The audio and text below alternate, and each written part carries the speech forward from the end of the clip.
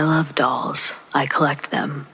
Personally, in regards to my own dolls, I've never been afraid of any of them. It's quite the contrary. They're my plastic, vinyl, resin angels, and they make me feel more at home than not having them around. That being said, I saw this one antique doll in a junk shop that gave me shivers. She was a composite doll, probably from the 30s or 40s. She was very pretty, but you could see her age. She had tiny cracks all over her. The guy who owned the shop loved dolls, and he knew that I loved dolls. He was closing up the shop, and he said she wanted me to have her. But I was like, thanks, but no thanks. There was just something wrong about that doll. Some vibe that she gave off that told me not to go there. I refused to even touch her, let alone take her. Interestingly enough, he wasn't offended by my refusal. In fact, he seemed to approve of my decision not to take her home. I don't think he wanted me to have her so much as he wanted to see what I'd do if he offered her to me.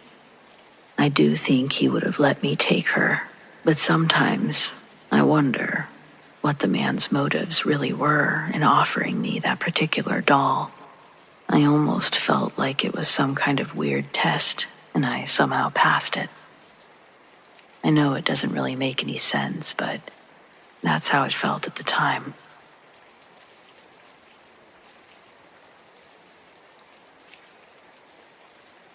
When I was a kid, I used to live with my grandparents. I have an aunt and uncle who are just 4 or 5 years older than me, and we would be home alone after school sometimes. One time, my grandparents were out a little longer. We were watching TV in the living room, and out of nowhere, we heard a little kid talking in one of the guest rooms.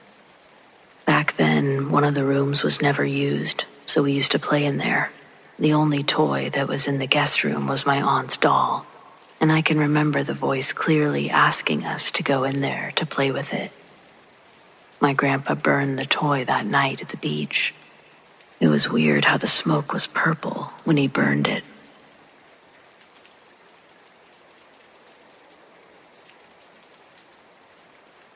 I've been collecting and working with haunted dolls for 7 years now.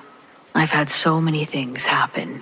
Even just last night, one of the spirits turned my lamp on and then off, but others have opened and closed my door. My downstairs door shuts every night at the same time. Every night I hear knocks and footsteps, and our toilet seat is slammed down a couple of times. I talk with them through a spirit box, and I've also had them touch motion-censored cat toys and turn on the flashing lights during our sessions. I've been selling them as well for almost 3 years now. There are so many different types. The positive, negative, and even non-human types, although those are incredibly rare. It's never a dull moment here. The non-human entities are much stronger, much more intelligent. They also behave in very negative ways, causing fear, depression, anger. Initially, they'll be drawn to these emotions, and then they will feed off of them and grow stronger, causing more of these emotions. Look for the intent on the activity. Do you feel extremely fearful? Do you feel like they're intelligent? You could tell their intelligence and strength by how and what objects they can move. If they're big objects, that takes a lot of energy. Human entities would only be able to do such things occasionally, and for a reason, as this drains them. I'd look for any marks on the body. Scratches, especially in 3s, are a good indicator. Anything in 3s is a mocking of the Trinity. Activity happening at 3 a.m., 3 scratches, 3 knocks, etc. If one of these examples are happening, watch to see if any other examples follow or apply. When I worked with a demonic entity, they would present in ways that terrified me the most. They also tricked me by mimicking my partner's voice in another room. I woke up with scratches, horrible nightmares, physically ill. When I left the house, I felt so much better.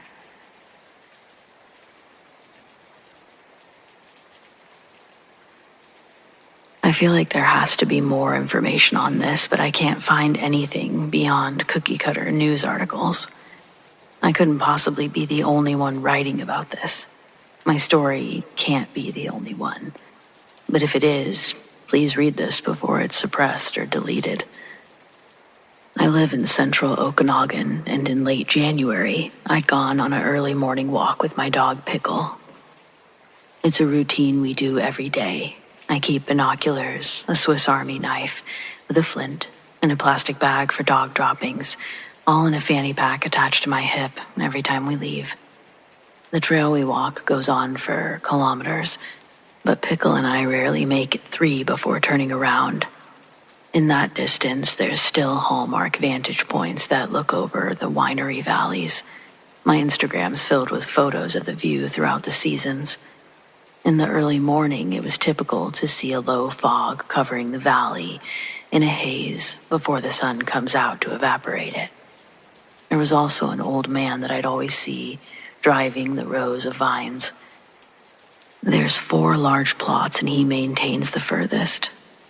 I don't think he's ever seen me up there, staring down at him. I'm pretty hidden behind trees and he's barely a speck from where I am, but it's always a fun sight to see. On this day, as we stopped to take in the scenic landscape, there was a slow fog drifting in from the hills unlike anything I'd ever seen. It was bright pink, opaque clouds that were slowly consuming the valley in front of me. The fog was probably about 5 to 6 kilometers away and lower in elevation than where I actually was, but still, watching the fog as it spread made me feel anxious. It floated in such an ominous manner. The crows and other smaller birds started to fly away in large clusters trying to avoid it. I didn't like seeing them do that. It also forced me to notice the lack of nature noise that I'm accustomed to hearing on the trail. I knew Pickle had come back because I could hear him breathing by my leg. I could hear the wind rustling the grass, and it sounded like ocean waves around me. The silence actually rattled me. I'd never heard the world so quiet, so empty. And then a sound began to echo from the valley. It was barely a hum, but I was astonished I could hear it from where I was. I started looking for its source on the furthest plot, and I spotted a large tractor emerging from the fog. It's going full speed and leaving a clear path of destroyed trellis fencing in its wake. It hurtled right through the rows, trying to outrun the cloud. Plumes of brown and green lifted off the ground every time the tractor bucked. I put up my binoculars again to get a better look, but when I got a view of the tractor, I could see through the rear window of the tractor, unobstructed. If there was someone in the driver's seat, their body would be in front of it, blocking out the light. The cab looked abandoned while it creamed through the fields. I put down my binoculars and watched it crash into a bigger piece of machinery before it fell over on its side. No sign of the old man anywhere, and soon the tractor had been completely devoured by the pink looming fog. Pickle started whimpering. He was staring out into the valley, equally as focused on this thing as I was. It spooked me. I didn't want to be in the hills if the fog somehow made its way up. So I grabbed Pickle's leash and we ran home. I made sure to close the doors and all the windows, even going as far as taping the vents shut, but the fog never made it to us and eventually burned off with the morning sun. I spent that day calling everyone I knew to see if they'd seen it. Few folks living east of the valley and one friend right in town said that they'd all seen it. My friend in town, her name's Danny, she said that her house had been surrounded by it around 7 that morning, but she didn't go outside to investigate. She did the same thing that I'd done, which was to seal everything off. The folks living east of the valley told me their dog went missing. They think it used its doggy door to go outside. It got lost in the fog. They were asleep during the time that it would have taken place, and therefore they can't know exactly what happened, but they've had that dog for over a decade, and it's never wandered off before. Their backyard's also lined with a wooden 6-foot fence. that the dog no doubt could scale over if it tried hard enough. But again, this is not the dog's personality. They blamed the fog for its disappearance. No one knew what to make of it. I too blamed the fog, but my theory as to how it happened would have sounded crazier than theirs. And that's because when I got home after seeing it, I'd closed everything up, and the next thing I did was sit down at the computer and Google pink fog. The first few websites only mentioned it as an atmospheric phenomenon when sunlight hits water droplets. That makes sense enough, but it wasn't what we saw. This fog was something different, and it had nothing to do with light tricks. Then I found a collection of reports from the United States involving a carnivorous pink cloud from 1955 to 1966. Residents of Daytona, Florida were terrorized by a thick, creeping ground fog. It's on record being blamed for 12 deaths within that span. The descriptions I read were more in line with what I'd seen in our valley.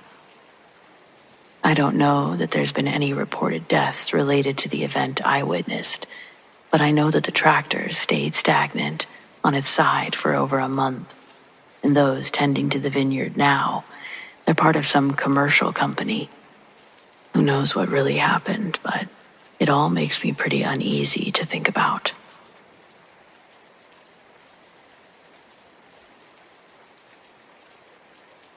When I first started learning to drive, I was working for my dad. One afternoon after work, he asked if I wanted to drive us home. I said sure. It was my first time getting on the highway behind the wheel, and I remember being nervous but excited. Somewhere along the stretch between exits, I glanced into the rear view and I saw a guy on a sports bike. He was coming up fast behind us.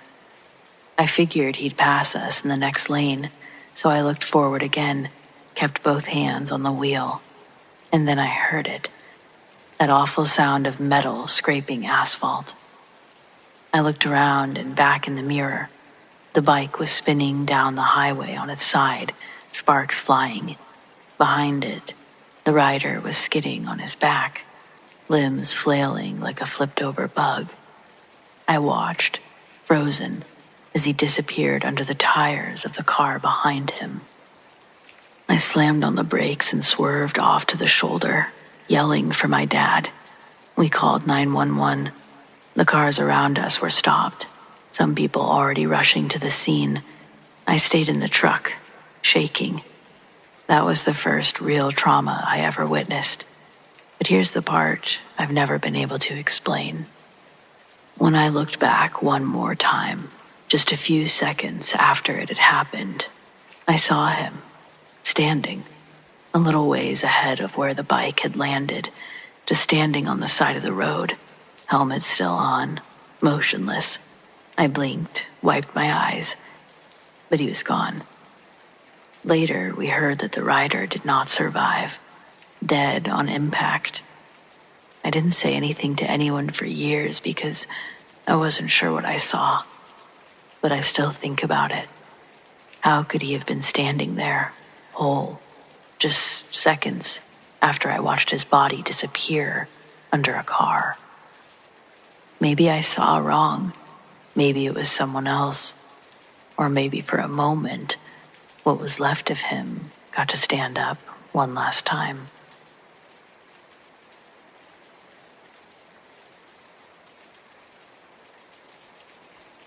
This happened when I was trying to make the 19-hour drive from Connecticut to Florida without stopping to sleep. I was on I-95 South after about midnight, somewhere in South Carolina, and I was about 100 miles away from running out of gas.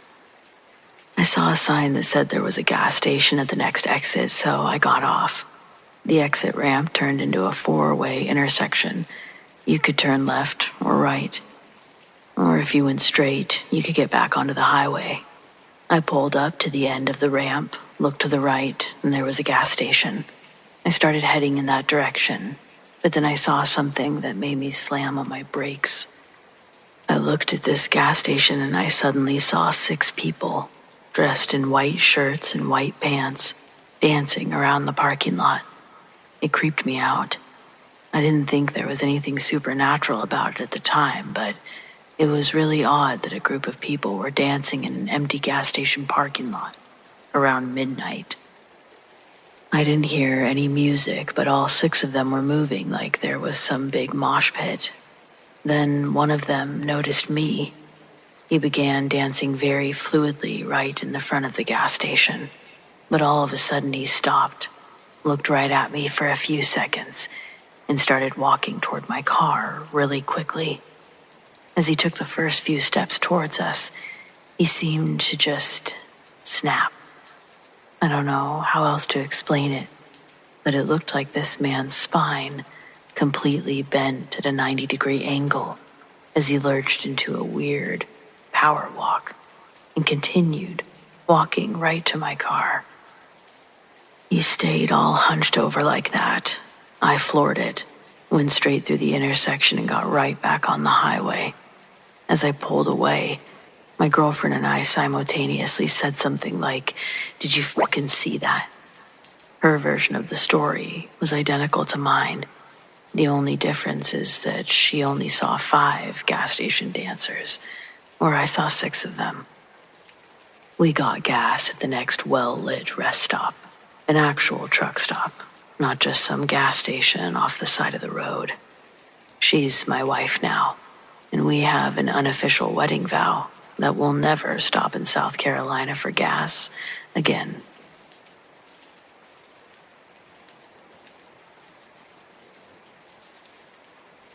I knew there would be somewhere I could send my story. It's the only time I've dealt with someone like this.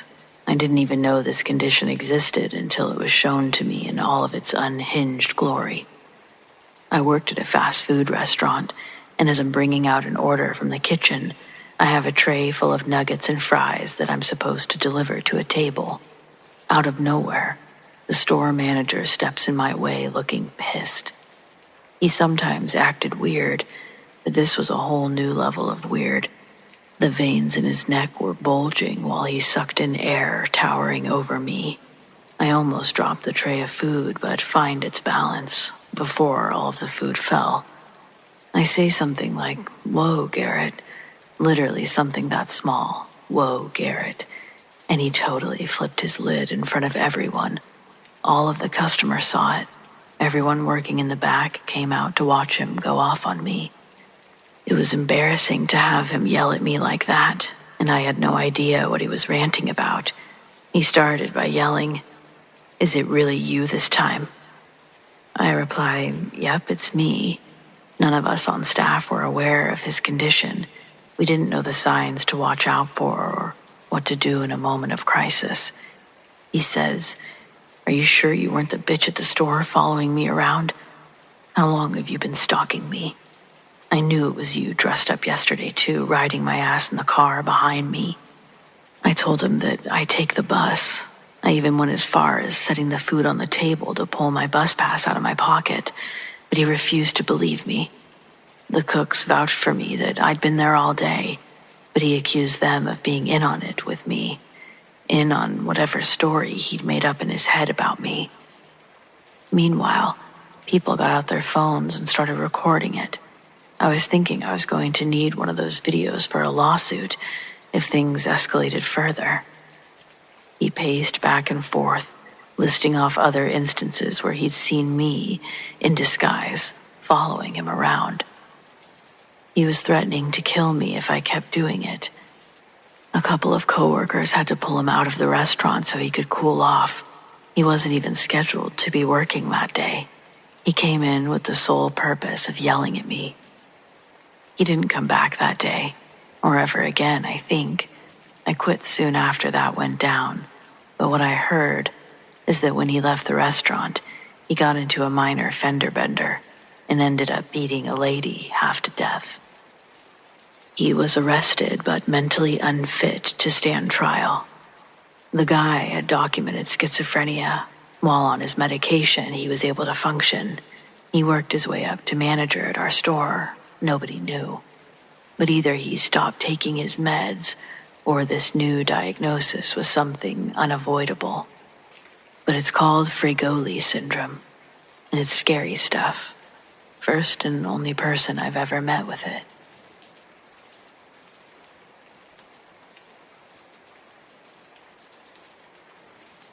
My friend, when I was 9, lived in a 900-year-old family-inherited farmhouse in England.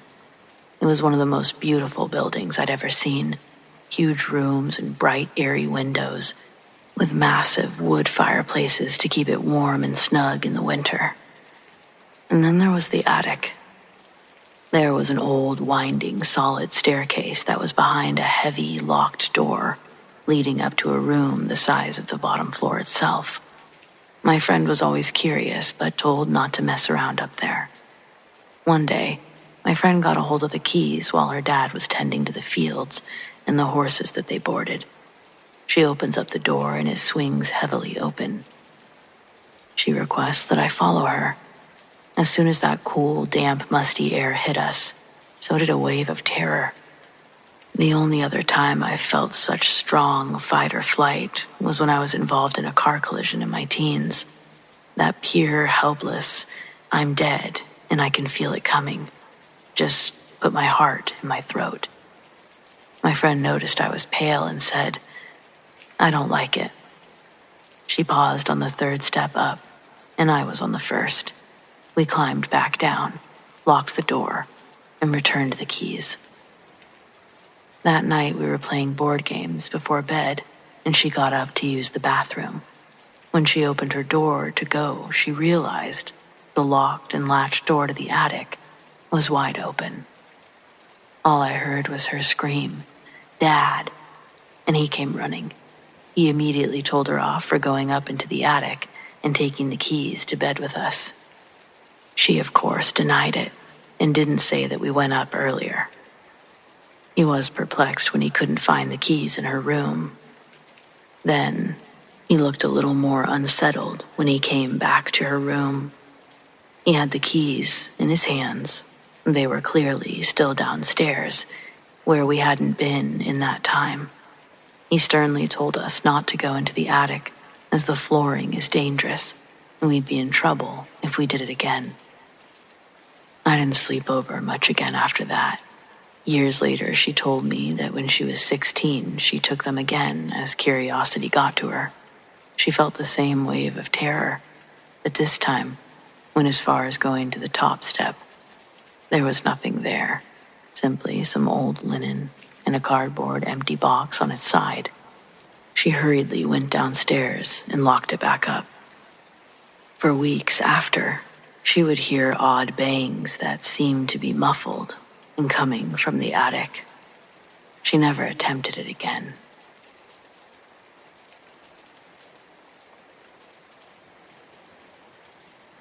This is my brother's story, but it's a good one. He was working as a night porter at an old hotel from the 18th century in the northern English countryside. One night, a woman came down to reception, as white as a sheet, with her suitcase, saying that she could not sleep and did not want to stay there. My brother inquired why. She said that she could hear children laughing all night, and a child had entered her room with a candle, was standing at the foot of her bed, and wouldn't leave. My brother mentioned it to the manager the following morning.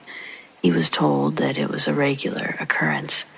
Before the hotel was a hotel, it used to be used as a school, and it was a kindergarten for over 100 years.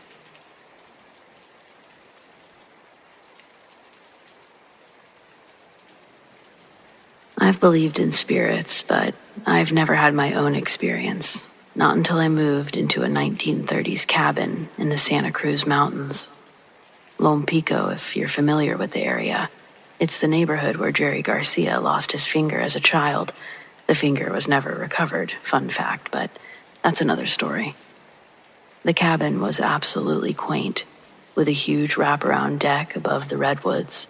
Magical. We were immediately in love. The only creepy thing I noticed at first was that the laundry room or basement was only accessible by stairs outside of the house, meaning if you needed to wash at night, you had to go out in the pitch black darkness and down the stairs. Super creepy. To brighten the basement up, I strung a long string of fairy lights around, but due to the moisture, the batteries in the box corroded and I took them out. This is important for later in this story. My boyfriend at the time worked nights, so I was alone a lot. I would work on my computer in the living room, and fairly often, out of nowhere, I'd feel a presence standing in the hallway, watching me. Nothing was ever there, but it always came from that same place. One time, I dog-sat a cute old pup. The second his owner left the house, the dog started growling at the hallway and stood in front to protect me. I sort of smirked, thinking how strange, he senses it too. And he didn't know me at all, no reason to protect me, really. Jump to a week before the big occurrence. I felt the presence in the hallway again and decided to speak to it. I went in the hallway and was like, "Listen, dude, you can be here, but you can't scare me like this. It's creeping me out. If you want to show your presence, just don't scare me." A week later, Santa Cruz was hit with the worst winter storm in 30 years, and our power was out for a week. One night, the boyfriend and I decided to go into town for a few hours. Before we left, we went around and turned off all the battery-powered lights that we had turned on. It's pitch black at night with no power. I turned off my headlamp, twinkle lights around the windows, and boyfriend turned off his flashlight. Then we headed into town. Around midnight, we returned. As we pulled into the driveway, every window in our house was pulsing light. I was totally freaked out. My boyfriend assured me that we must have left a light on. As we entered the cabin, I saw that all the twinkly lights were on blinking mode. I yelled for him to turn them off. There was no way I left them on. But he brushed me off. Except then, I looked at my headlamp on the table. It was also on blinking mode. "Ghosts, ghosts," I yelled to him. And just as he was about to brush me off again, he entered the bedroom where his flashlight had been. He said, and brought the flashlight out. It was also on blink mode. I was excited for a little while, but eventually it wore off and I went to sleep. The next day, I forgot about it, and that evening I ventured down to the basement to do laundry. Remember how it's pitch black outside? As I approached the basement door, I gasped. From under the door, I saw blinking lights. I couldn't stop laughing, and I was in disbelief. I knew there were no batteries in that light box. I opened the door, and sure enough, my string lights were on blink mode, and there was no batteries in the box.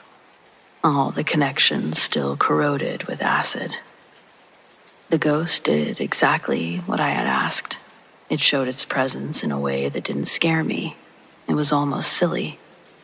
I never felt him again in the house.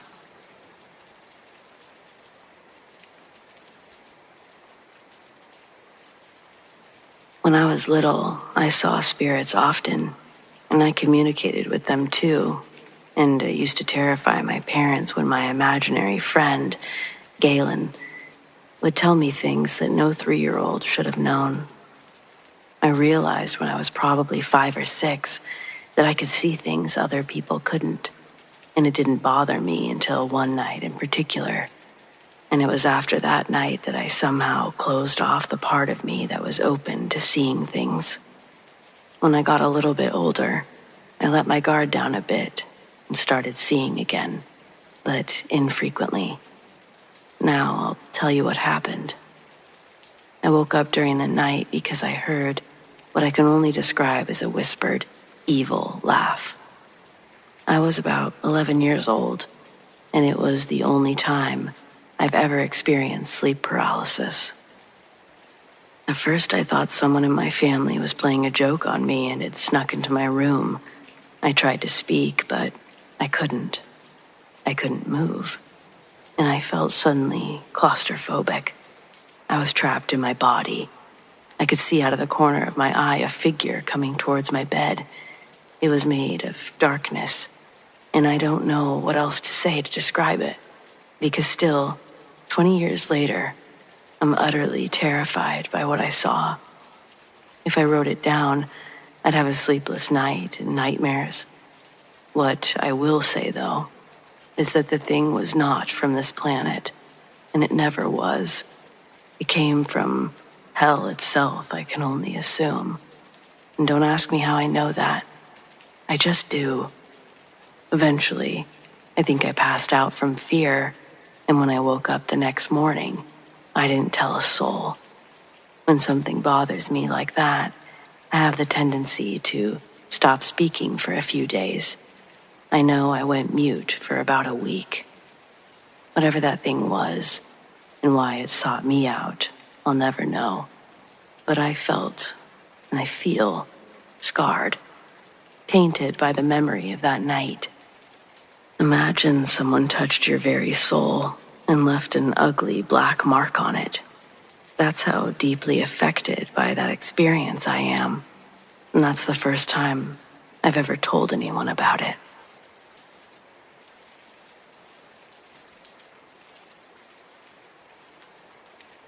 We saw ourselves drive past, and I still can't really explain how. We passed the exact same car going up a rural mountain road in the middle of the night. It was a very distinct vehicle, so the chances of us being mistaken were much lower, even in the dark. It was a 1985 Dodge Omni with aftermarket spokes on the hubcaps, and one of the doors was a different color than the rest of the car.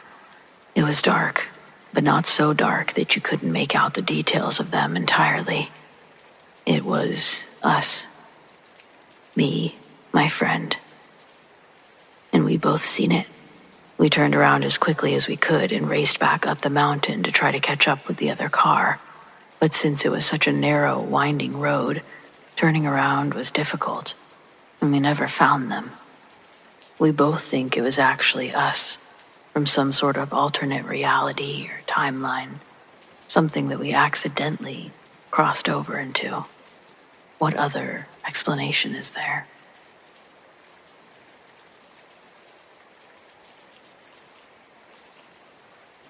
I've spent a good deal of my adult life behind the wheel, long-haul trucking across the country, days and nights blending together, learning quickly that the road can be just as unforgiving as it is familiar. But strangely enough, the closest call I've ever had didn't happen in a rig. It happened while I was driving a cargo van. It was a one-off job, smaller load, short run, so I took the van and hit the freeway. Somewhere along the stretch, I picked up a hitchhiker. Middle-aged guy, polite, didn't seem strung out or shady, just quiet. We got to talking a bit, nothing too memorable. The freeway was moving fast, and I was tucked behind a large SUV that was blocking my view of anything ahead of it. Then the guy next to me suddenly shouts, "Tire, tire," and starts pointing frantically ahead. I slammed on the brakes without even thinking, more out of reflex than anything. The SUV in front of me swerved too late. A massive runaway tire, looked like it came off a semi, had rolled directly into its lane. It smashed into the front end of the SUV like a wrecking ball, and then shot into the air. It came down hard right in front of my van. I watched the steel band snap and uncoil like a whip, the tire finally rolling to a stop just feet from my front bumper. If I hadn't hit the brakes when I did, I'm almost certain that that thing would have landed right on top of us. The guy got out at the next gas station. I don't remember his name, and he didn't say much before heading off, but I think he saved my life that day. And that's the thing about the road. You expect danger to come from careless drivers or bad weather, but sometimes it's a loose tire with your name on it, and a stranger in the passenger seat telling you when to stop.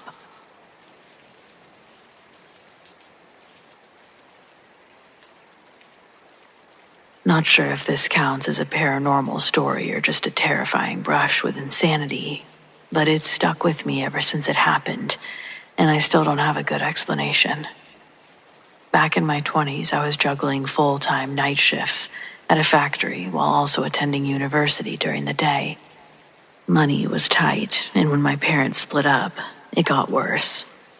My dad went into a spiral of depression, stopped working, and I ended up picking up a second job just to keep us both afloat.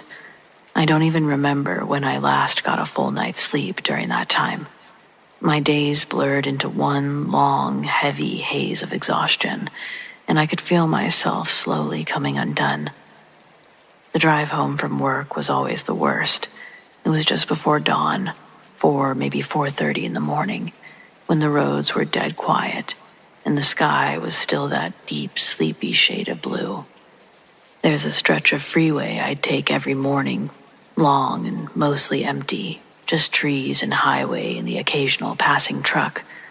I can't even count the number of times I caught myself drifting off behind the wheel, only to jolt awake at the rumble of the shoulder lines or the sudden flash of a road sign. But this time was different. I was maybe 15 minutes from home, fighting to keep my eyes open, blasting the cold air and slapping my face to stay alert. And that's when I saw something unusual. Crocodiles. Half a dozen of them. Massive, prehistoric-looking things sprawled across all 4 lanes of the freeway, like they owned it. Their jaws open, tails twitching, some of them actually turning their heads as if reacting to the sound of my engine. I screamed and swerved hard to avoid them, so I nearly drove off the road and into the embankment. My heart was in my throat.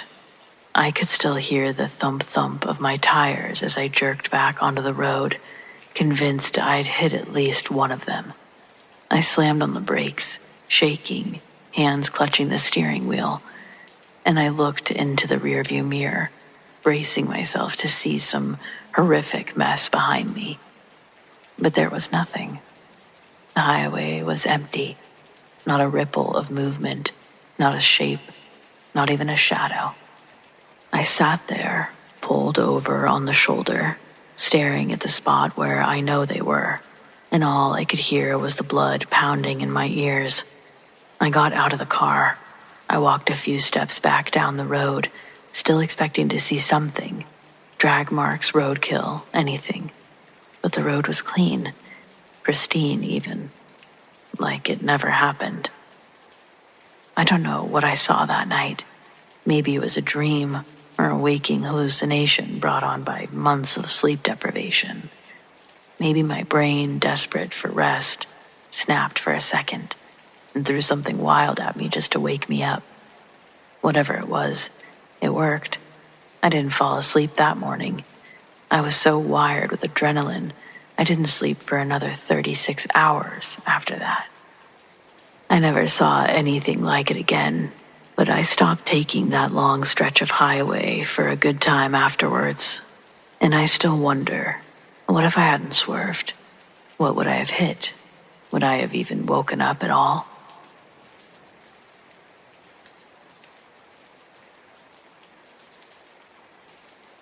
I've never posted here before, and to be honest, I almost talked myself out of it. But I've seen enough stories lately that reminded me of it, and I just can't keep brushing it off like it didn't happen. This was a few years back, mid-fall, somewhere along 287 in northern Pennsylvania.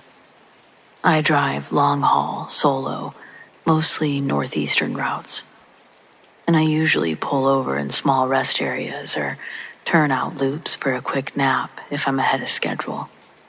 This night, I was doing just that. Parked along a wooded stretch about 30 miles south of the New York state line. It was pitch black, just me, the trees, and the quiet hum of the engine. I woke up around 2:30 a.m. for no reason at all. No sound, no movement, just awake. And I immediately felt off, like I wasn't alone. It was that crawling kind of unease you can't reason your way out of.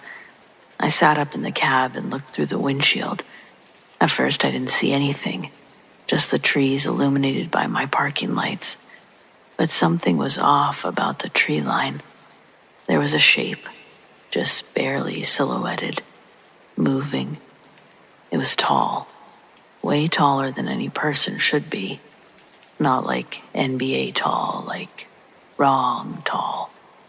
Its limbs were long too, and it was walking smooth, like it had practiced how to be quiet. But it didn't look human.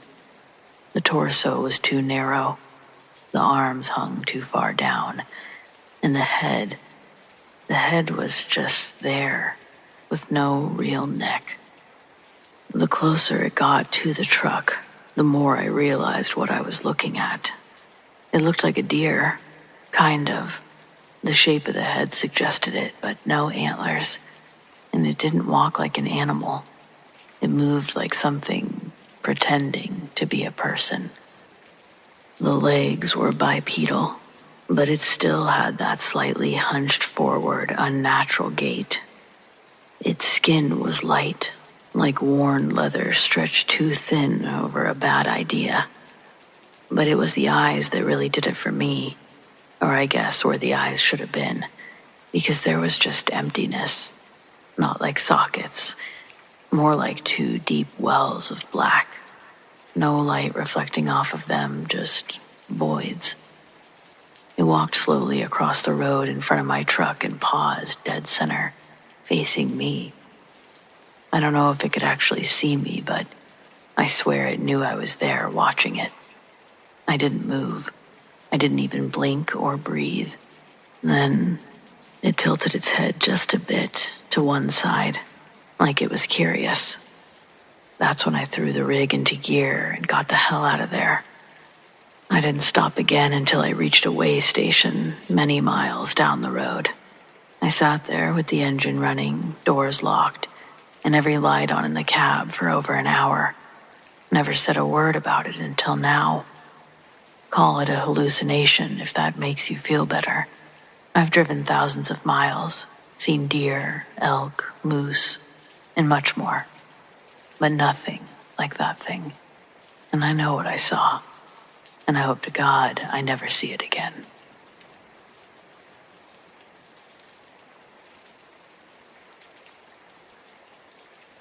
I've never actually seen a ghost.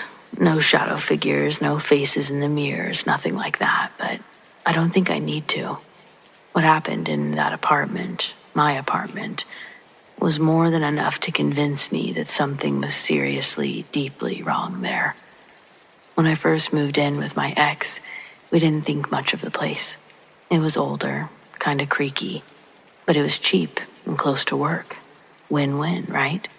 Friends and family would come by and immediately they would say that something felt off, that the energy was heavy or weird, and honestly, that might seem rude if we didn't completely agree.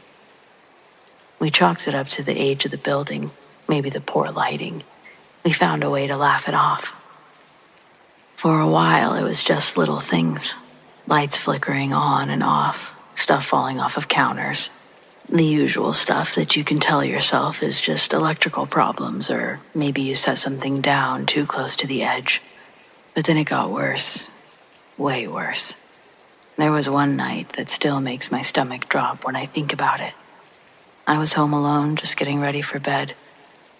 I had this long scarf, nothing fancy, just one of those knit ones with little tassels at the bottom, and I had it draped over the top of the bathroom door earlier in the day. As I was walking past the door, something caught my eye. The bottom half of the scarf was lifted, suspended at an angle. Not the whole thing, just the bottom half, including the tassels. Held out like someone was pulling it up mid-air and holding it perfectly still. It didn't wave like a draft hit it. It didn't fall right away. It just hung there, tilted, defying gravity for a good 2 or 3 seconds, and then it dropped. I stood there frozen. I didn't even go into the bathroom. I just stared at the door like if I looked long enough I'd see something there. I didn't, but that was kind of the theme with this place. I never saw anything, I just felt it. That night, I couldn't take it. I threw on my shoes and jacket and walked outside the building, trying to convince myself I was overreacting. I made it halfway down the block before I started crying, full panic mode. I called my grandma and begged her to come get me. There was another time, a totally different night, when my friend and I were outside the building smoking a cigarette. We were just hanging out, talking about nothing, when suddenly we heard what sounded like absolute chaos coming from my apartment. I'm talking chairs being dragged or thrown, shelves being knocked over, bangs against the wall, not just creaks or footsteps, thrashing, like someone was inside tearing the place apart. I dropped my cigarette and ran.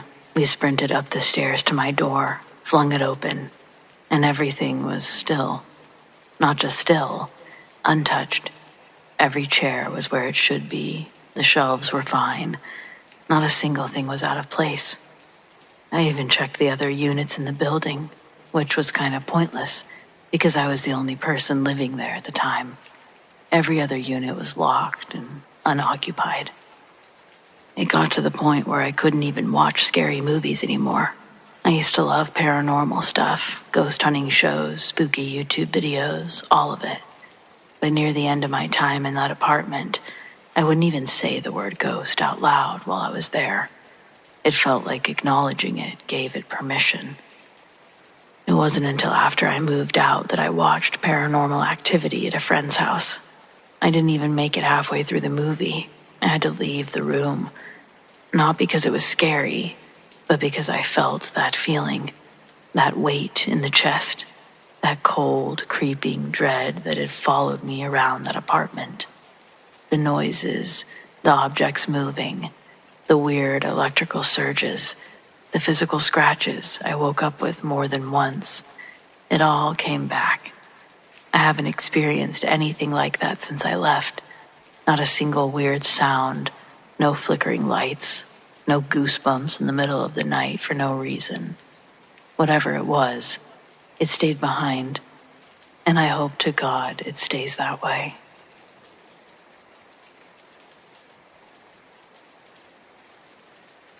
The googly eyes on my child's art project moved the other day. I watched them as they moved from left to right and back again. At one point during their cycle, they both stopped in the middle of their domed enclosures, like the eyes were looking back at me. It sounds completely absurd. It felt absurd confirming with myself that these black dots were actually moving. The googly eyes are glued on a clay cup that over the last week she'd painted, put it in a kiln. When my daughter brought it home, we put the eyes on.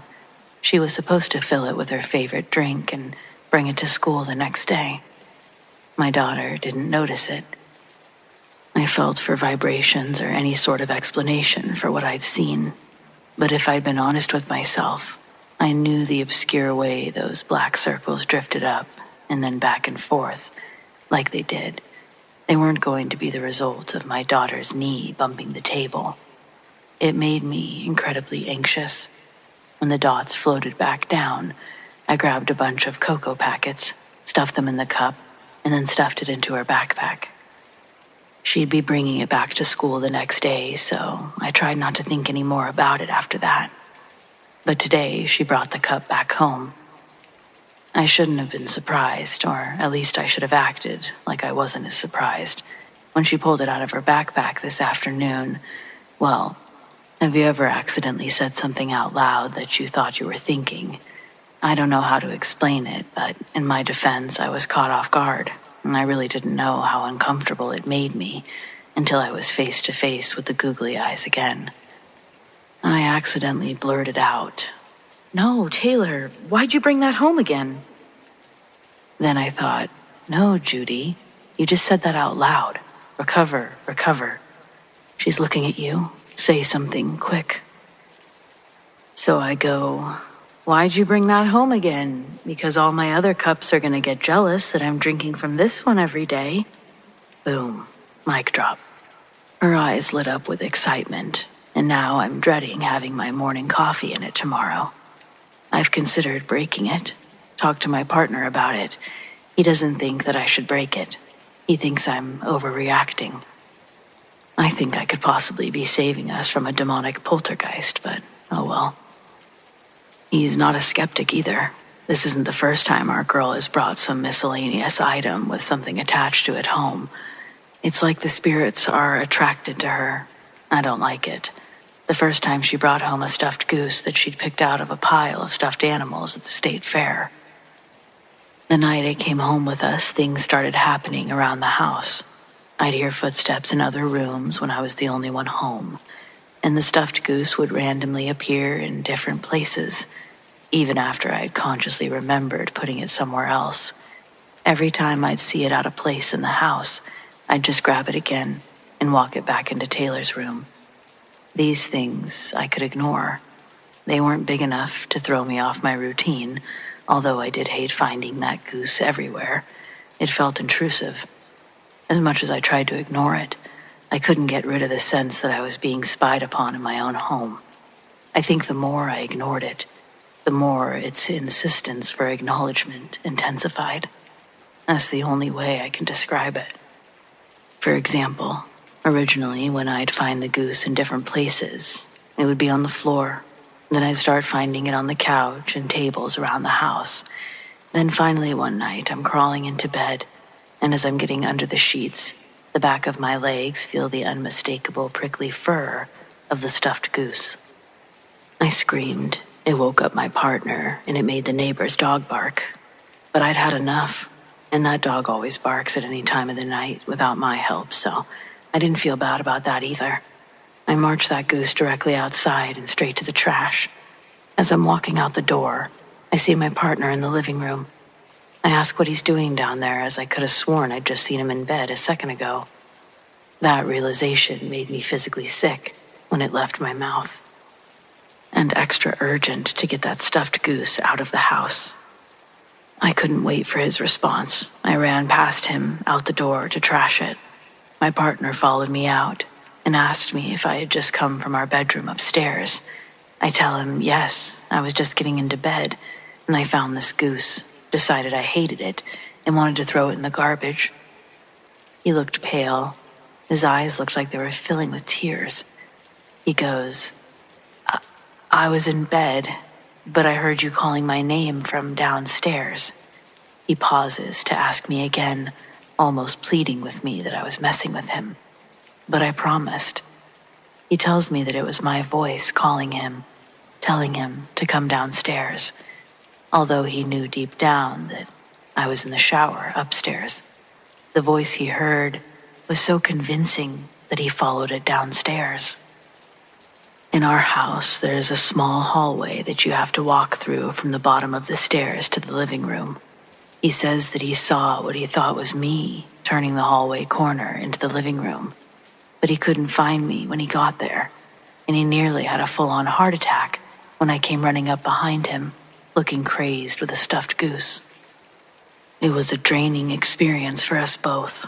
I had the chance to tell him all the crazy stuff that had happened with the goose, and that's where I thought all the energy was coming from. The next morning, when Taylor asked where it was, I told her that the goose was infested with bugs, so we had to throw it out. Not my best, but the latter was telling her that it was infested with the devil. Taylor's asleep now. I passed by her bedroom a few moments ago, saw her curled up under the covers, breathing softly, safe. The mug is still on the kitchen counter. I tried moving it to the cabinet earlier, just to get it out of my sight. But I only made it a few steps before something inside of me said nope. Back on the counter it went. I can't keep it, but I also can't just throw it in the trash, not like the goose. She made this thing. She was proud of it. She watched it come to life with paint and glitter and a gallon of glue, even with the eyes. And I saw her face when I joked about all the other mugs being jealous. I gave her that moment. I can't rip it away now. At least, not in a way that she'll notice. So I've been brainstorming. Maybe it accidentally falls off the shelf tomorrow. Maybe it gets a chip and becomes too sharp to keep. Maybe it goes into a donation box and finds its way to a very unlucky thrift store. But it has to go. I know how this starts. Small things, subtle shifts, feelings you try to ignore, until one night you find yourself questioning your own reality while your partner insists nothing is wrong and your daughter is calling out from her room, saying she saw something move in the hallway. I'd rather deal with the disappointed 6-year-old than open that door again. And I know this sounds crazy, but the longer it stays, the more I can feel it. Not just the movement of the eyes, but something else. Like it's aware of me, the way I'm aware of it. Like it's waiting for me to slip up, let my guard down. No, I've learned my lesson. The mug has to go. Quietly, carefully, before whatever's inside decides to stay.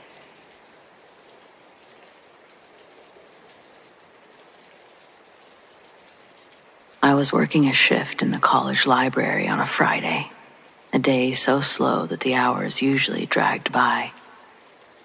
The silence was that thick and undisturbed kind, the one that fills the air when you're nearly alone in a place that usually buzzes with life. I wandered through the aisles doing my usual rounds, and I found myself in the literature section, surrounded by worn spines of classic novels and poetry volumes. As I turned down one of the aisles, I noticed a student sitting cross-legged on the floor, deeply engrossed in a book. At first glance, he seemed out of place, exceptionally well-dressed for a college student. He wasn't wearing the usual jeans and t-shirt. Instead, he had on a perfectly tailored suit, almost old-fashioned, like something out of another era. His clothes were pristine, even polished, which struck me as strange. I approached him, offering a friendly smile. I asked if he needed help finding something. He looked up, his expression warm but slightly distant, as though his mind was somewhere far off. He told me he was searching for a book in German. Intrigued, I asked him which one, and that led us into a fascinating discussion about literature in its original language. He spoke with such depth and understanding, like someone who had spent a lifetime reading and studying. The way he chose his words, so articulate and formal, struck me as unusual, even a bit unsettling for someone his age. But I dismissed the thought. I assumed he was just an exceptionally studious, maybe old-souled young man. We sat there for a while, side by side on the floor, browsing through the sparse selection of German books. The shelves in this section were old, dusty, with only a few German volumes scattered here and there. After a while, I stood up, realizing I had an idea. I remembered another section where he might find more books. I told him to wait and turned to take just a few steps down the aisle. Then, suddenly a strange feeling washed over me. The aisle was silent, empty, eerily so. I spun around expecting to see him sitting there, but he was gone. In those few seconds, he had vanished without a sound. I hadn't even left the aisle yet, and there was no way that he could have slipped past me. I walked to the end of the row, peering around the corner. I even checked the nearby aisles. My heart was thumping a little harder each row that I found. The feeling of unease was growing. It was as though he had simply faded into thin air. I stood there, rooted to the spot, my mind racing, trying to make sense of it. Had I imagined him? Was my mind playing tricks on me? Later, the story of the library's history crept into my mind. The library was built on the grounds of a turn-of-the-century estate, with a history much older than the college itself. Buried somewhere on the grounds were 2 young boys, stepchildren of the estate's original owner, both around college age when they died. The thought that I might have encountered one of them sent a chill through my spine, a whisper of something unexplainable and timeless. In my heart, I'm certain of what I saw. That young man, with his polished suit and distant gaze, he hadn't been a student, not in any ordinary sense. I truly believe that I met one of those two boys, someone who'd been dead for over 100 years, lingering just a little longer in the place that was once his home.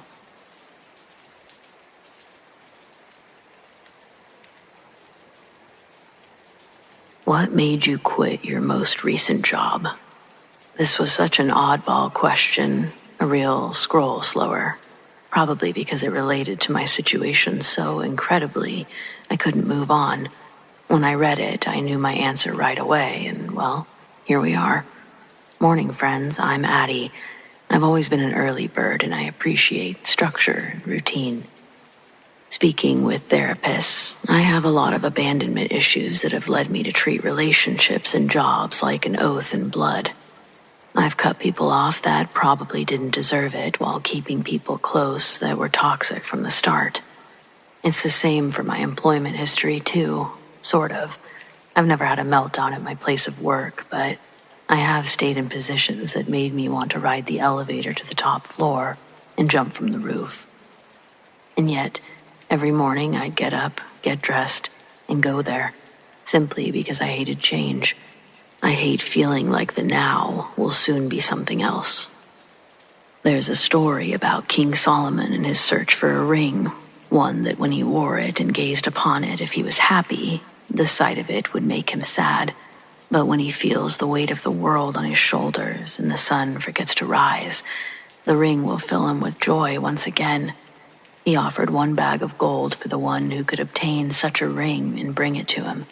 It seemed as though he'd given an impossible task to anyone who volunteered. Over the days, he was brought rings from all around, most of them adorned with expensive jewels and rubies. Some changed colors depending on the amount of light it was given. All of them were rejected by the king. Seeing all these beautiful rings being tossed aside led one of his followers to think about the obscure request in a different way.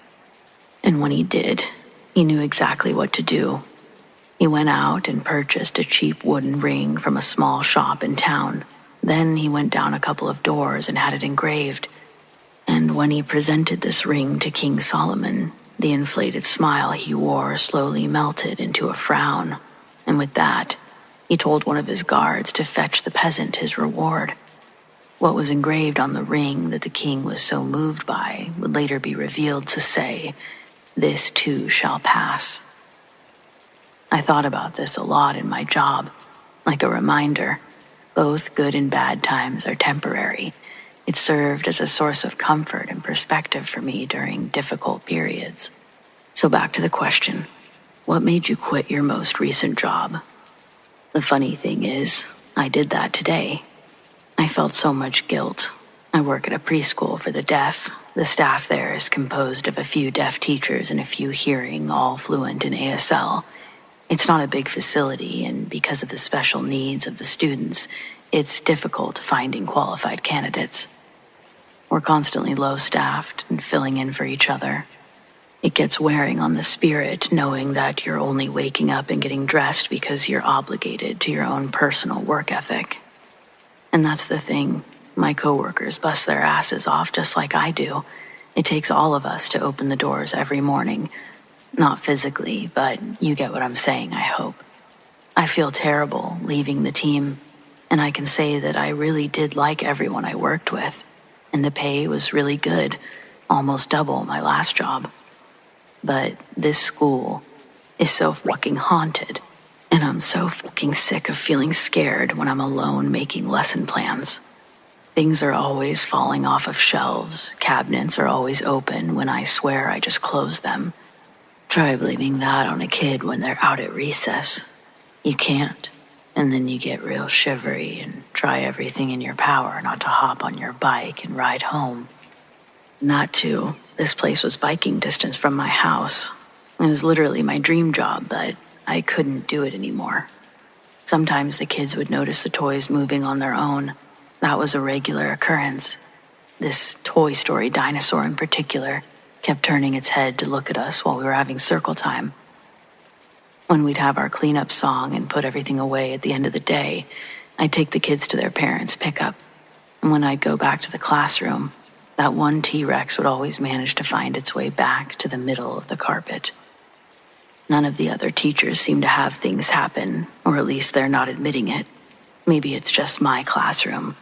This is or would have been my second year teaching there. The first year, I didn't experience any activity. Over the summer, they did a lot of construction from the grant, and the old building that's been around since 1970 got a whole new renovation. Returning this year, we had a chance to get our classrooms ready before the kids came in the following week. When I walked into my room and saw the touch screen and everything, all new countertops, sinks, cubbies, all of it, it was insane, all the technology upgrades they expected us to learn and get down in a week, but it was exciting. And then we had one more staff meeting in the cafeteria the night before the first day of school. It goes a little late with all the questions that we had about how to use the new equipment, and by the time the meeting adjourns, it's dark out. Before the meeting, I'd accidentally left my laptop plugged into the charger in my classroom, and I needed to go back and get it. The buildings are laid out in an L shape. The cafeteria is located at the center of the L, and my classroom is at the top, opposite the front doors. The double doors at the end of my hallway lead to the playground. With it being after hours, most of the hallway lights were off, and all the classroom lights were off except mine. I remembered turning them off before I'd left for the meeting, but I was also walking back to grab a laptop I'd forgotten. I could have easily bobble-brained the lights as well. Who knows, right? But as I got closer to the room, the lights turned off. I must have been preoccupied with what I was going to do after I left the school because I didn't think of it past, that was weird, before the next thought pushed the anomaly out. As I walked through the doorway, I flipped on the lights and headed toward where my laptop was plugged in. But before I got there, I heard the sink turn on in our hand-washing station. The new sinks are motion censored, and I was pretty sure I couldn't set it off from that far away, but it's possible.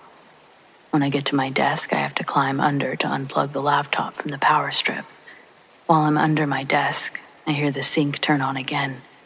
This time, I know there's no way I could have done it, and my heart starts to beat a little faster. I look up from the desk at a sleek rectangular faucet as it continues to spit water. That side of the room was darker, and when the sink turned off, I saw the red sensor on the bottom of the faucet and realized whether the sink was going or not, that red light should have still been visible. So what I had just watched was something unblock the sensor. I got chills and quickly exited that evening. The new school year begins, and throughout these past 4 months, the little stuff with the toys and the cabinets started happening. It felt like the energy had soured in my classroom. I dreaded waking up to go to that place every day. Sometimes I'd be sitting at my desk and suddenly feel an overwhelming wave of sadness for no reason. I became depressed. I've been depressed. It's been like something has been feeding off my normally bright and positive energy since the school year started. But I couldn't abandon my team, so I continued to go. But last night tipped me over the edge, and nothing could have gotten me to go back. It's conference week, and thankfully this was the last family I was scheduled to meet with. Both parents are hard of hearing and didn't hear the toys and books falling on the floor behind them. But I could see it all. I knew something was going to happen when they left. I anticipated it. I couldn't tell if the family felt anything, but the energy felt heavy when we all walked in, like walking into a sauna. The air was thick, but not by water molecules. As the meeting wrapped up, I tried to stall the family as long as I could so I wouldn't have to be alone, but they eventually did leave. I walked them to the front doors and locked them when they were out. I thought about following them out and hopping on my bike as well, but I knew I couldn't. I was the last one there and I needed to lock everything up before I left. Up to that point, I wasn't planning on quitting. My goal was to get in, get out, but that couldn't be further from what happened.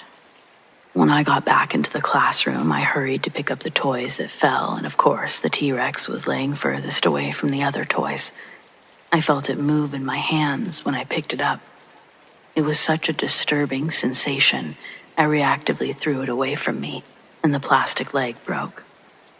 I should have thrown it away long ago, but now it actually had a legitimate reason to meet the trash bin. Not wanting to touch it again, I laid the bin on its side and gave the dinosaur a kick in.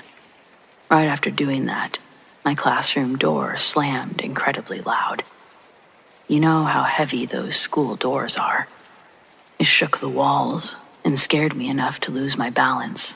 The shock of it put me on my ass and got me so mad, almost as mad as I was scared. But when I got to my feet, I didn't have time to fixate on the door because the rocking chair I keep in our library area began rocking back and forth. Every interval, its speed increased until it fell forward with another loud crash. And that's when I said, fuck it. That mix of anger and fear was now just fear. Whatever this was enjoyed fucking with me. And I was all done. So I quit. Do I feel guilty? Absolutely.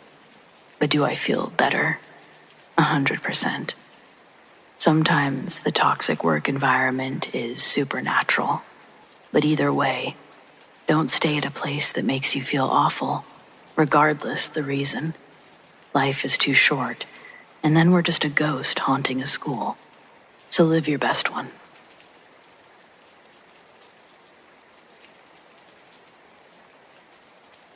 When I was 12, I spent 2 months in a foster home while my mom went through rehab. Ed and Patty were a nice older couple, nothing like some of the horror stories that you would hear. I was the only child in their home at the time, and they treated me like family.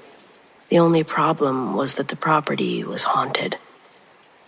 Patty warned me on the first night, but I chalked it up to her being old and kooky. However, by the end of the second week, I had become a believer. It started with wet footprints at the foot of my bed. There was a large pond on the property, but I hadn't been anywhere near it to track in water. I asked Patty about it, and she said that the spirit, this thing was a little more than a spirit, though, was just checking me out. That if I ignored it, it would ignore me. Sure enough, it stopped after 3 days. I didn't know what to make of it, but if they were gone, that was good enough for me. Ed was an avid fisherman, and he'd let me join him when I got home from school. I asked if I could swim in the pond, but he said no, because another kid almost drowned a few years before. The boy's older sister jumped in to save him, and he said something had pulled him under. Ed and Patty blamed the spirits and forbade anyone else from swimming. I wasn't even allowed to go near the water unless one of them was with me. That weekend, we spent most of Saturday fishing, but we were throwing back our catches. I walked up to the water's edge to release a small bass, and I saw a misshapen face staring up at me. It was twisted and mangled, like someone smashed the skull and moved all the pieces around. I screamed like a little girl. I thought there was an actual body in the pond, but when I looked back, it was gone. According to Ed, I wasn't the first one to see it. He called it Billy, after the zombie guy in Hocus Pocus, but Patty didn't like giving it a name. A few days later, we watched a movie before bed, and the temperature dropped like we'd walked into a freezer. Patty handed me a blanket and said it would pass soon. 5 minutes later, the temperature was back to normal. A few more uneventful days passed, and then all of the hallway doors randomly opened and closed, simultaneously, all while I was getting ready for bed. Patty came to check on me and reminded me to keep ignoring it. I asked what would happen if we didn't ignore it, and she said, "The more energy we give it, the more mischief it can make." I think she used the word mischief so that she wouldn't scare me, but I kinda wish she would have scared me, because now I was just intrigued. I'd gotten comfortable there, and it made me feel braver than I was. That night, I tried talking to the spirit, or whatever it was. Nothing answered, but there were more wet footprints on my floor the next morning. This time, they were right in front of the nightstand. like it stood over me while I slept. I didn't tell anyone about it. Instead, I kept talking to it. And that night, I woke up to a hand trailing down the side of my face. I was lying on my side, and I opened my eyes to see a pair of wet, gray feet and emaciated legs standing at my bedside. My entire body was frozen, but I didn't want to move anyway. The last thing I wanted was to see what the rest of it looked like, so I clamped my eyes shut again. Its hand left a cold, wet streak down my face, but it didn't physically hurt me.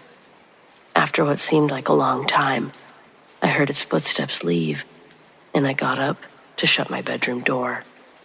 I slipped on the puddle of water it left behind, but at least it was gone. That was the last time I tried to engage with it. I told Patty everything the next morning, and she let me sleep on the floor in their bedroom for a few nights. There were still the occasional, small occurrences, but nothing ever touched me again. Thank God. I don't think I could have handled it a second time.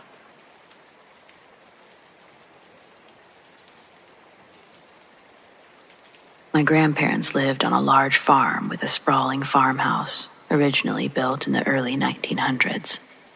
During the holidays, we'd have big family gatherings with relatives coming from all over, and one night the adults decided to go out, leaving my grandmother to watch the grandkids.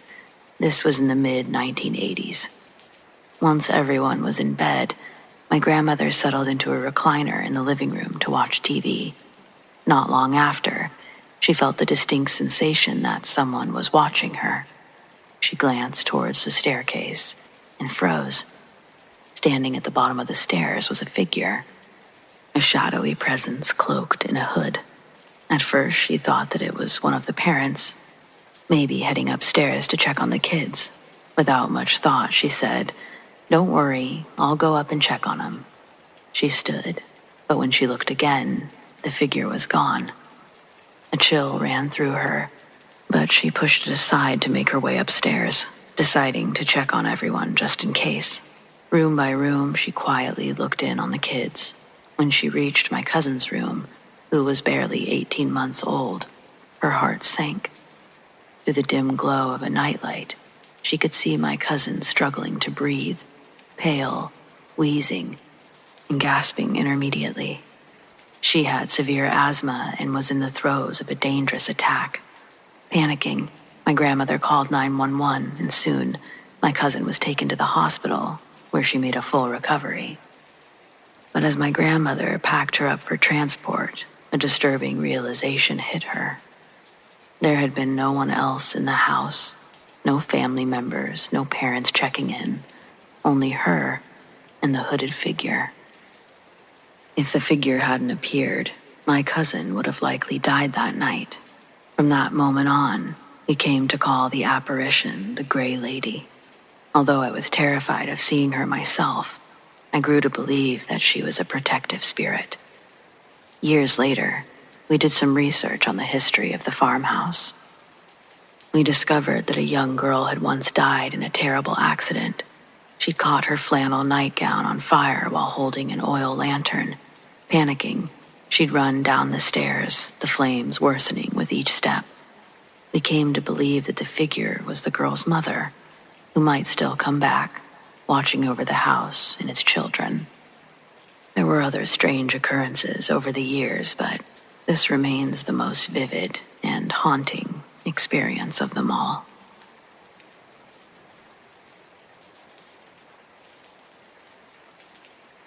Bakersfield locals know the Padre Hotel well.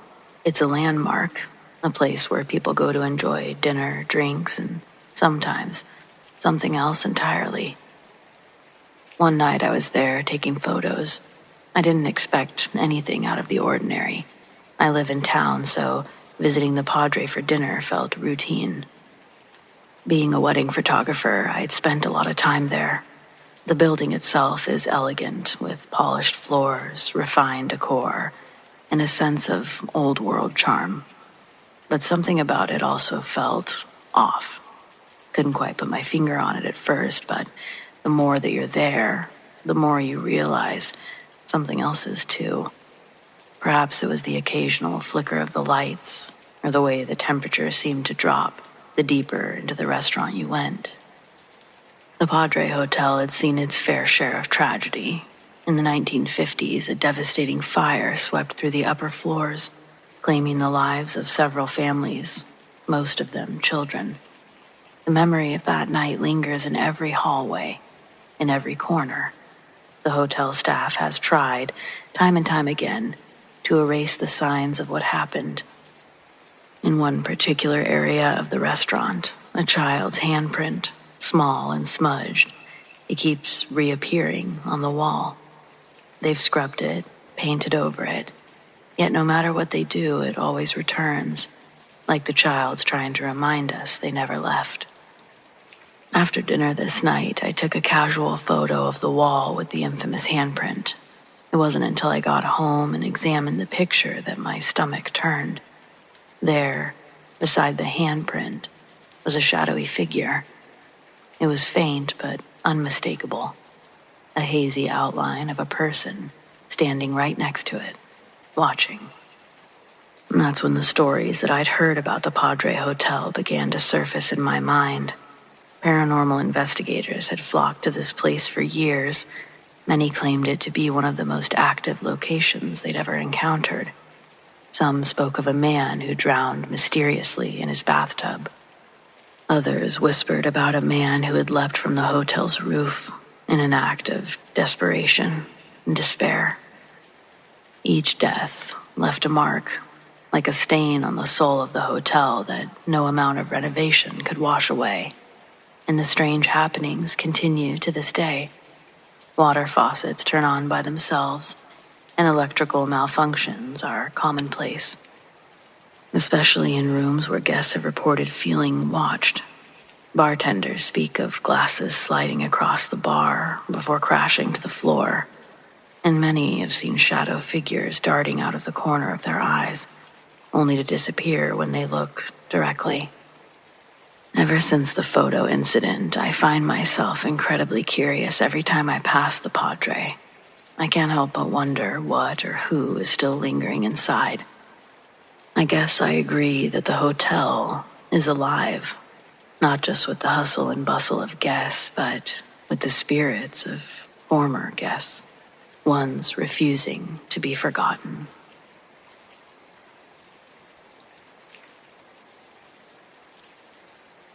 Some of my earliest memories are of visiting my grandparents' house. It was a cozy little place, faded floral wallpaper, the scent of old books and coffee. My grandmother was always in the kitchen, humming as she would be baking something sweet. And my grandfather wasn't much of a talker. He was a quiet man, always sitting in his favorite chair by the window. I remember the way that he'd sit there, watching the world outside, barely acknowledging anyone with more than a nod. He never played with me or spoke, but I never thought much of it. I was just a toddler, happy to be in the presence of family. When my grandmother passed away, I was about 3 or 4. After that, we stopped visiting the house and life moved on. I don't remember seeing my grandfather again after my grandmother was gone. Years later, when I was around 13, I was at home when something small but familiar caught my eye.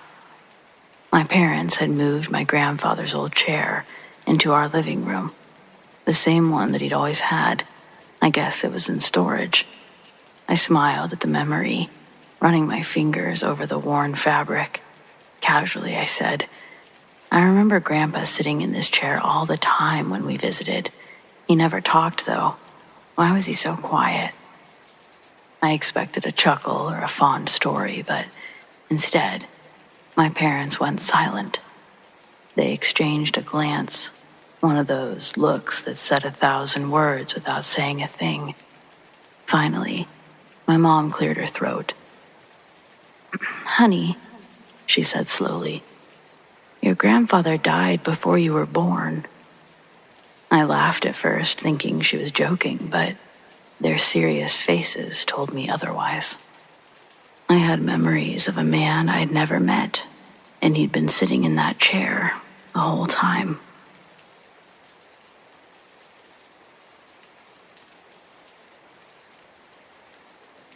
My aunt recently passed away, and our family is pretty small, so I helped my cousin pack up her belongings.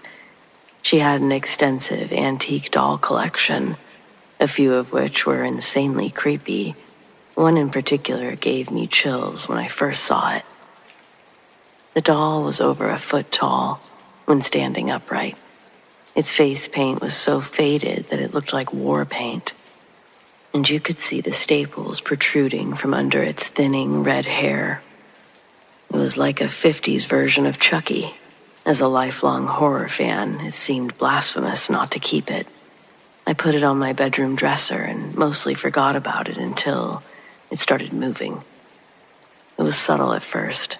Its arms or legs would be sitting differently, but I assumed I was bumping it when I used the dresser. Eventually, I came home to find it on the floor. It had been sitting against the wall at the back of the dresser, and there were other things sitting between it and the edge, but nothing else was disturbed. I put it back in place only to find it on the floor again a few days later. Not long after that, I saw its head move in my peripheral vision.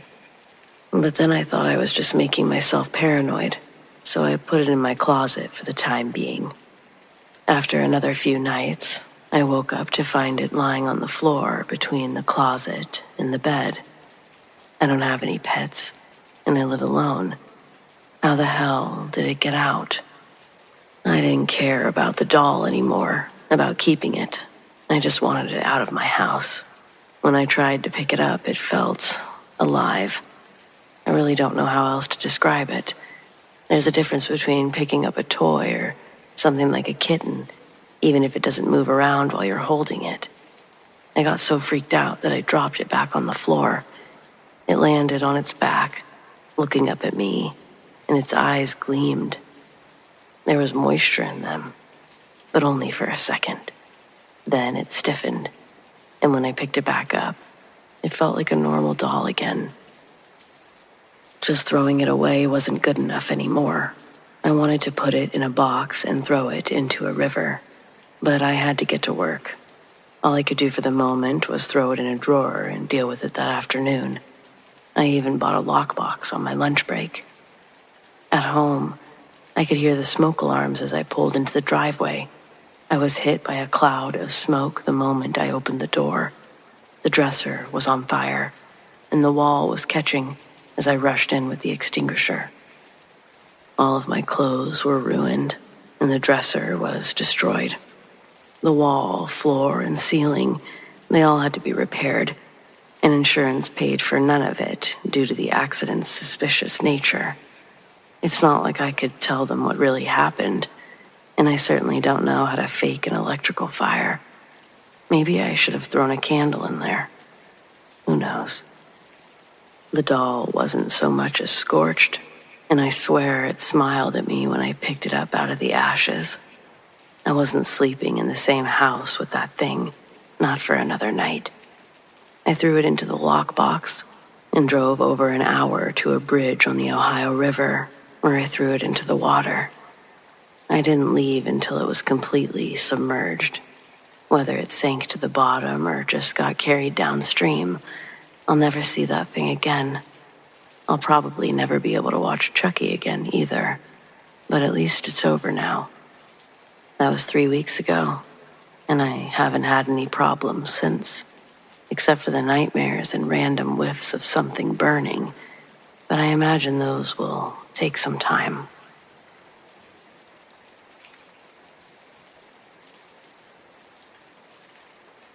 When I was about 16 or 17, I lived near some woods.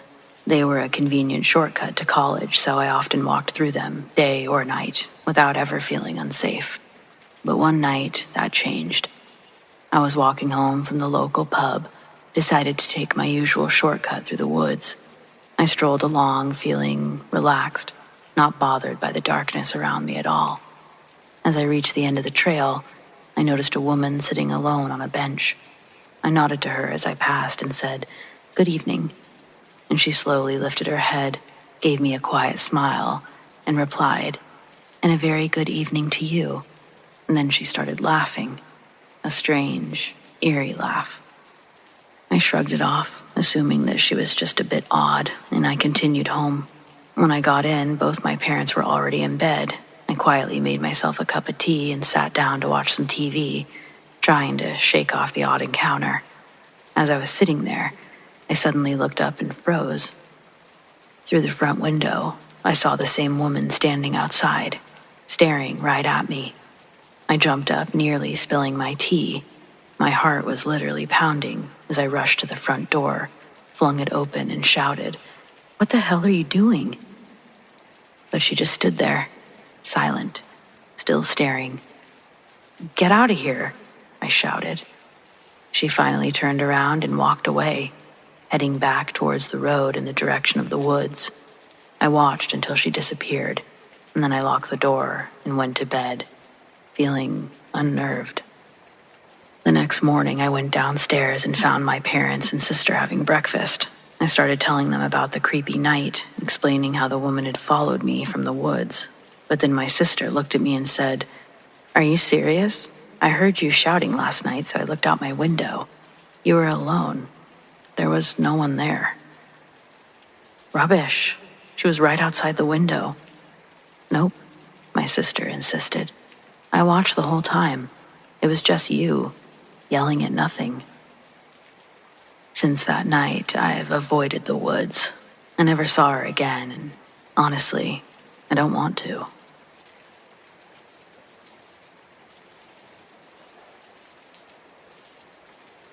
Dear Mom Squad, I do seek advice, but I'm keeping this anonymous for reasons I hope are obvious or at least understood. My daughter, who we'll call Allie, is about to turn 13. Yikes. A little over a month ago, she really started grilling me about how she managed to get a set of scars, 2 distinct lines stretching from her left shoulder to the middle of her neck, with no recollection of it. For years, whenever she'd look at them in the mirror and ask, I would remind her that she'd fallen off a horse and gotten a concussion when she was 6. Thankfully, the brush she tumbled into was easy on her bones, but the thorns weren't so nice to her skin. 7 years later, she's looking through a more investigative lens and starting to ask real questions while understanding the world around her. I do my best to answer truthfully. Recently, she asked, if I fell into thorn bushes and hit my head, why don't I have more scars on me? I say, guess you got lucky. However, she's right. The scars aren't from a horse accident. I'm sure there would have been more scars. But I've told the same story for so long, I can't change the narrative without fully coming clean. What is true, Allie was 6 when she received the long cuts down her shoulder to the middle of her neck, and she did sustain a very serious concussion during the incident.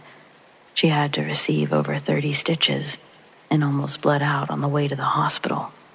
Her eyes opened in the ambulance. Then, her heart stopped for a short amount of time. She was brought back to life at the hospital. Allie thinks that her memory loss was just a few days before and after the fall. But there wasn't really a fall. The real timeline was over 12 days before it all happened. Her memory wiped completely of it all. We feared that she was possessed. The sweet daughter I once had became violent and loud. Her eyes even changed colors. We're not a religious family.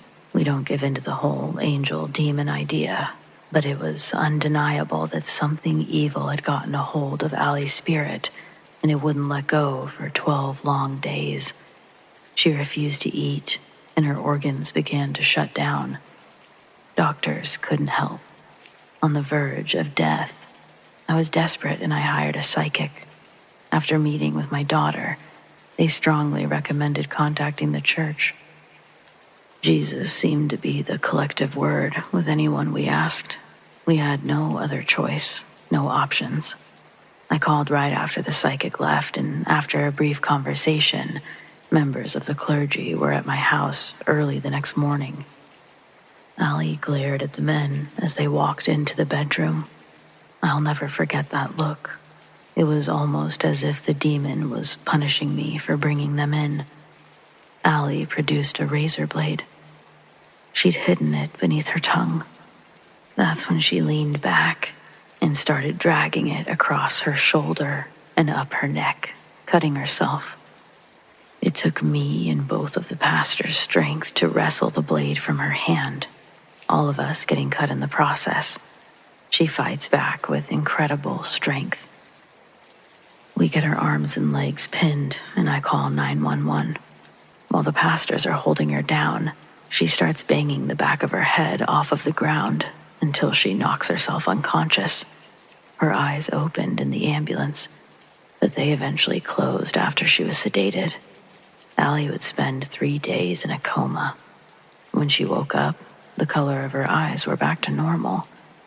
She was confused, and that's when I learned that her last memory was from over 12 days ago. At first, she was scared, didn't know why she was hooked up to all the IVs. I quickly made up the story about the horse, and it seemed to work. She had horseback riding lessons every Tuesday, so it wasn't so far-fetched at the time. I didn't know what else to do. I still don't. I'm afraid talking about it might stir everything up again. Is this something that I should tell my daughter? Would you? The priest didn't even have a chance to bless the place before emergency services were called. But I believe the demon left her body when her heart stopped. I don't want her to have to think about that. I don't want to tell her I don't know when she asks if it could happen again. What do I do? I guess when it comes down to it, what's going to traumatize my daughter less? Lying to her and possibly building a bridge of distrust in our communication, or the latter? I don't know. It really feels like a secret I could take to my grave. But, Mom Squad, it takes a village, and I'm in need of guidance. Thank you.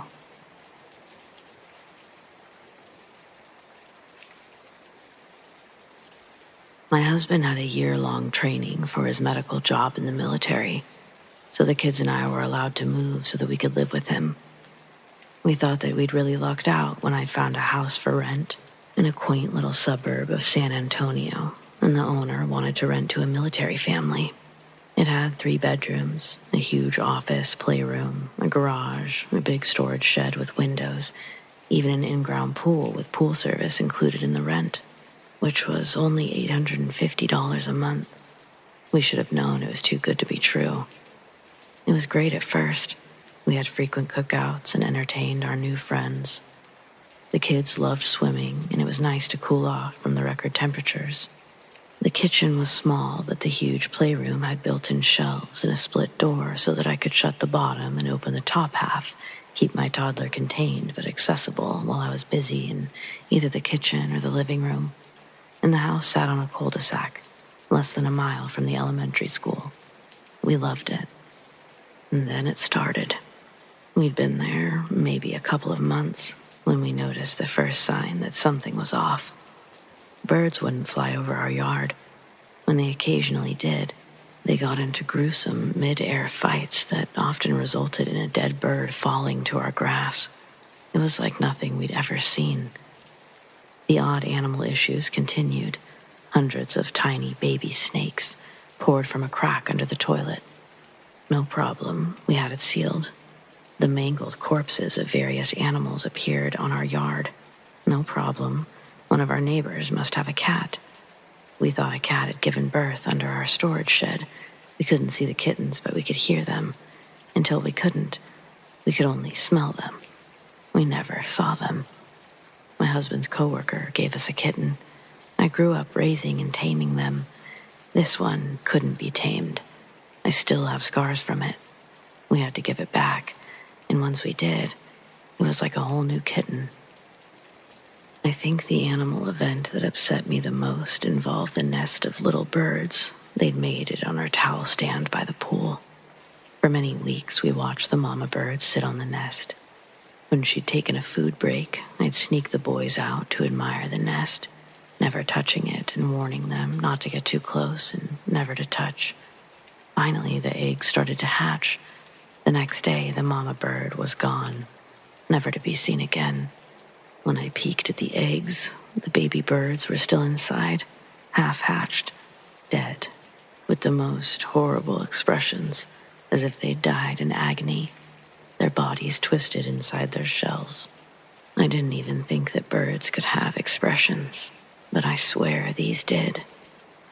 Probably around the time the baby birds died, the noises started. There was an odd scraping noise from the attic. We brushed it off as squirrels or a tree, but it didn't seem right. Then the knocking started. Steady, rhythmic knocking. It would go on for hours, but it took me forever to find the source. Sometimes, out of frustration, I'd scream for it to stop, and it would immediately. The knocking was coming from behind a door in the garage. I didn't know what was behind the door because it was screwed shut, with hinges on both sides that had been painted over heavily. I called the landlady to ask what was in the closet. I explained there were noises emanating from it. She said it was the water heater. I knew it wasn't. I reminded her the water heater was in the closet, in the hallway. She muttered some dismissive excuse and quickly hung up. It made no sense. One day, I crept towards the knocks. Just as I reached my hand towards the door, they stopped. My fingers were still about an inch away, so it wasn't as if I'd pushed shut a loose door. And believe me, the door wasn't loose. I went back inside, and they started again. I tiptoed back out, but again, they stopped when I got close. This went on for a couple of hours. I even said hello one time, and they stopped. But further questions did not elicit any response. I was baffled. Then the nightmare started. I was plagued by terrifying dreams. I was being stalked by a tall man in a tall hat. I never saw his face, but I heard his laughter. I also kept seeing images of these bizarre creatures in my dreams. The head of a dog or jackal, with the body of a raccoon, but the tail of something else entirely. They had red eyes, and I could find no reference to them online. Needless to say, I didn't sleep well at all. I also started getting sick a lot. My pain and fatigue were overwhelming. I spent much of my time in bed, crying. I became very depressed. The scrapes, knocks, and nightmares persisted. Eventually, I became determined to make it all stop. I searched online and in the phone books for paranormal research teams or psychics or anyone that would help me. I couldn't find much, and I couldn't seem to get in touch with anyone. Out of sheer desperation, I called the local Catholic diocese. I'm not even Catholic, but I figured they would know someone that they could put me in touch with, someone that would take me seriously. And they did. They didn't even flinch at my story. They said that I just needed to call this guy, that he was the one that handled cases like these. They had a guy who specialized in this. I thought I was crazy. I called him, told him everything. I was afraid he thought I was nuts. I told him I believed whatever it was intended to kill me, destroy my marriage, or both. He said that he'd need to talk to my husband that evening, and I thought to myself, yeah, he must be planning to tell my husband I need psychiatric help.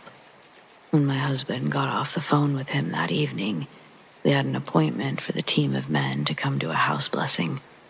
The man had told my husband that he'd had 5 other nearly identical calls that day, after mine. He said that we had an infestation. It was only later that I learned that's what Catholics call a house possession. They showed up with holy water, Bibles, rosaries, and scapulars like these. They prayed, burned incense and candles, read from their Bibles as they sprinkled holy water over seemingly every inch of the house and yard. It didn't help. We had to move. As my husband was packing up the last of our things alone, because I'd refused to go back to that house once I left, he met a neighbor from an adjacent street. Of course, he said nothing to her of the weird happenings, the ones that had driven us away, but she happened to mention something odd. She said that they had been bothered by scraping sounds from their attic. When her husband went to check it out, he saw a bunch of raccoon-like animals with glowing red eyes. She said it was enough to make them consider moving too. I don't know who lives there now or if the subsequent residents have had similar problems, but I've often wondered, but never dared to try to find out.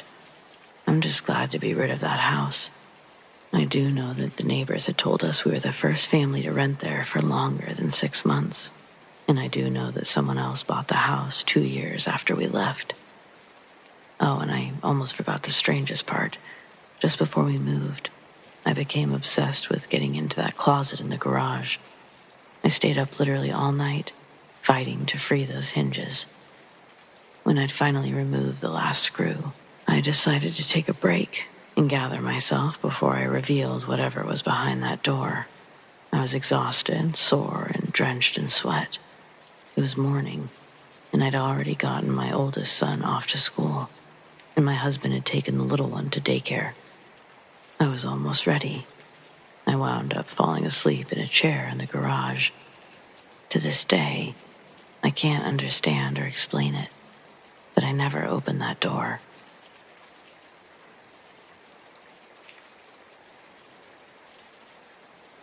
One of the most haunted places I've ever been. It's a place in South Africa in an area called Northcliffe. I just did a quick check on the Google Maps and I couldn't find it, so perhaps this house no longer exists. It was an old house in a strange part of the neighborhood. The street was always deserted and quiet. No dogs barking and no children playing. You'd think nobody lived there, but you'd be mistaken. People lived in the houses, but they were not often seen outdoors. I heard rumors that they were Satan worshippers or witches, but I put that down to gossip. One of the houses did have a statue outside of Lucifer reading the Bible with a smirk on his face. I thought it was odd that someone would put up a statue like this in their yard. Nevertheless, you can't make judgments just because everyone in a particular street seems weird. The house I'm talking about today apparently belonged to a mining engineer. Johannesburg is known as the City of Gold because it was built around gold mines. The story goes that this miner worked on one of the big mines and had a family with 3 small kids. Apparently, one day he went crazy, killed his wife and kids, and then committed suicide. It was said their ghosts haunted the place. I don't know if the original story was true, but based on what I've heard, there may be some truth to the stories that followed. My ex-husband owned a health studio and coached athletes and bodybuilders. One of his clients was a young man. We'll call him Kay. He was a cadet in the police force and was also competing for the title of Mr. South Africa. He won this title and had dreams of going on to win the Mr. Universe contest. I just remember rippling muscles, blonde hair, and a shy smile. Kay and his family moved into the house. They were a normal Afrikaans family, but when they moved into the house, strange things began to happen. It started with unexplained poltergeist activity. Plates would fly out of the cupboards, and things would inexplicably fall off the walls and drop onto the floor. Kay would tell my ex, let's just call him G, about what was happening, and of course G was curious and he was also very skeptical. One day, he went to pick up Kay. He was waiting out in the yard, leaning up against the hood of his car, when a huge tree began to shake violently. Only problem was, there was no wind, and the earth remained quite still. My ex got quite a fright and was left bewildered by the experience. One night, Kay's mother heard the gate creak open. It was a spring-loaded gate and had a distinctive sound when opened. She picked up her gun and went to the window right above the gate and watched it open by itself and slam shut again. She pointed the gun out the window and called, "Who's there?" Suddenly, she felt a strong grip on her hand, and later, she said it felt like an invisible force was twisting her arm around. The gun went off, and she shot herself. When she recovered and was released from the hospital, she was never the same. She dyed her hair black and walked around like a zombie, never made eye contact with anyone. Kay's father also began to act weirdly, and Kay spent most of the time at the gym working out. One day, Kay invited my ex into the house and they enjoyed some social time with a couple of other young men. Kay took a puff on a cigarette, and while he was inhaling in front of everyone, the cigarette was whisked out of his mouth and broken up into little pieces, and then fell to the ground. My ex said he thought he was hallucinating, but everyone there that night witnessed the same thing. They also saw an African tribal mask fall off the wall and then twist into a grotesque shape. No, they were not smoking anything stronger than tobacco. There were many strange stories that came out of that place, including the story of Kay's uncle who stayed overnight and woke to see a little girl staring at him. He said she put her hands on his face and pressed with such force he was unable to breathe. I could share many more, but the worst part of the story was that eventually Kay also began to change. He developed serious anger issues, and then we learned that he got into a fight and killed someone with his bare fists. He was jailed for manslaughter. There's so much more to this story, and I could write a book about it, but I'll end on this note. When Kay's family eventually moved out of the house, it was left empty, and it stayed that way for years. I'd drive past it every day on my way to work. My office was just a few blocks away, but I also drove that way because I was curious about the place. I'd slow down as I passed to see what was going on. It really did look like a typical haunted house and never failed to give me cold shivers. Then one day I saw a for sale sign outside, and a short time later, a sold sign replaced it. When the new people moved in, they completely renovated the place. I remember thinking that it didn't look like a haunted house anymore. They fixed the garden too, but then built a wall and I could no longer see the house and stopped driving by. The story should end here, but it doesn't. One day, when I arrived at my office, I picked up our local newspaper, the Northcliffe Melville Times, and a headline grabbed my attention: Poltergeist activity in Northcliffe House. I immediately read the story, and sure enough, it was the same house. I don't know what happened to the family that moved in, but not long after that article, the house was demolished.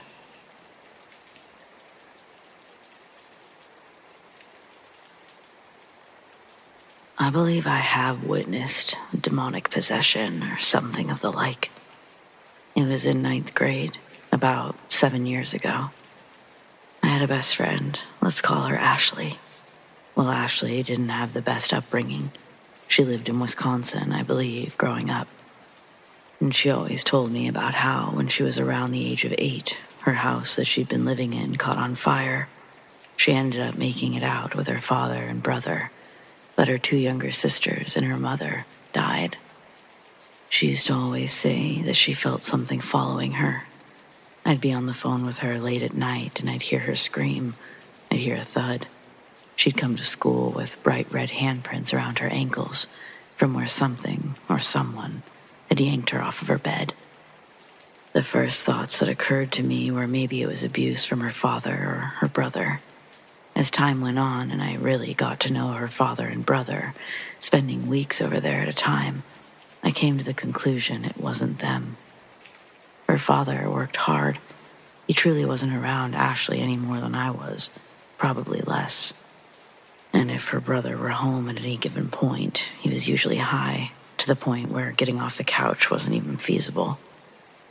When I'd be over there, weird things would happen. I'd be getting something to drink in the middle of the night.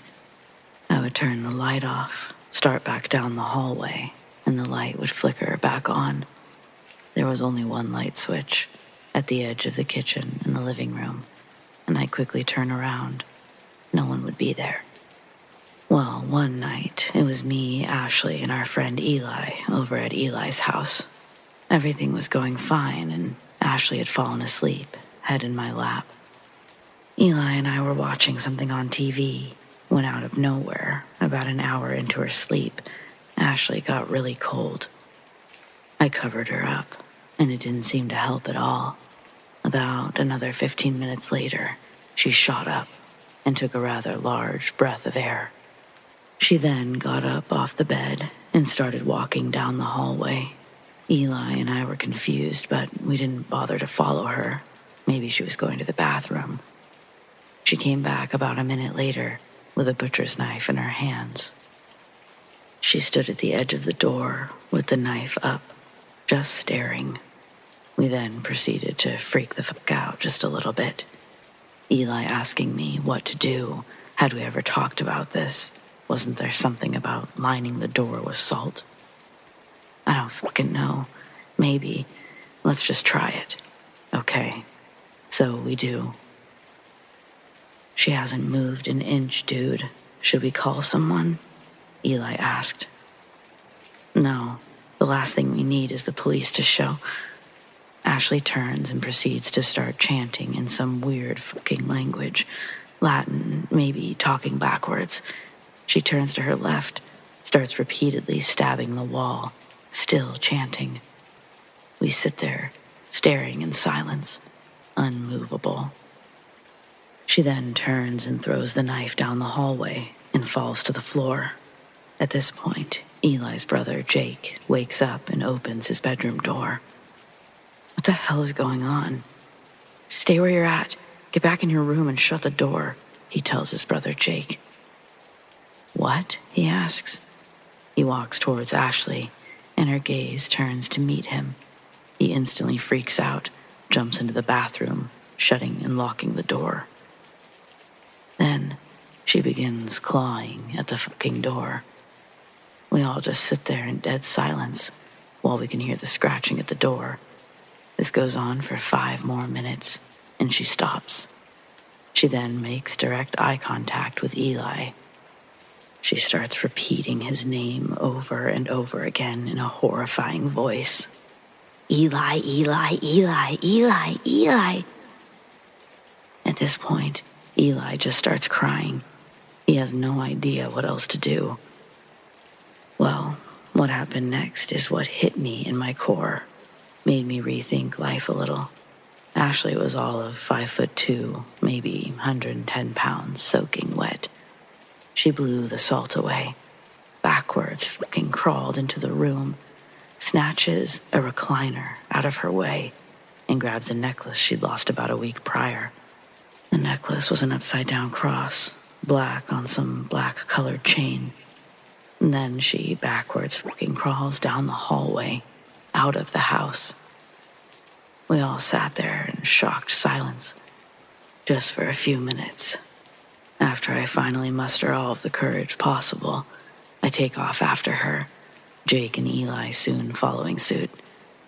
We searched for about an hour, and we couldn't find her. This time, we went back inside and called her dad. Keep in mind, it was about 3 a.m., and he doesn't answer the phone. Eli, Jake, and I gather in Eli's bedroom, confused about what to do. We just sit there, and at some point, almost against our own will, we fall asleep. I'm the first one to wake up. I do so in a panic. I walk down the hallway and turn into the kitchen. I glanced right, and their front door was wide open. Then I looked down. Ashley was asleep on the threshold of the door. I wake her up, and she quickly freaks out. How the fuck did I get in here? Last thing I remember, I was laying down with my head in your lap. It's a long story, I tell her.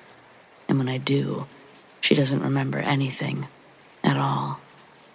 I don't know if I encountered a demon or something of that nature, but rest assured, that changed my beliefs quickly. And I don't know if it goes without saying, but I didn't spend the night in the same house as Ashley for a while.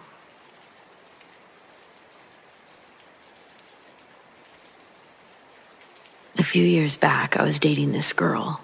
She told me her parents' house was haunted. Skeptical as I was, I thought she was playing with me.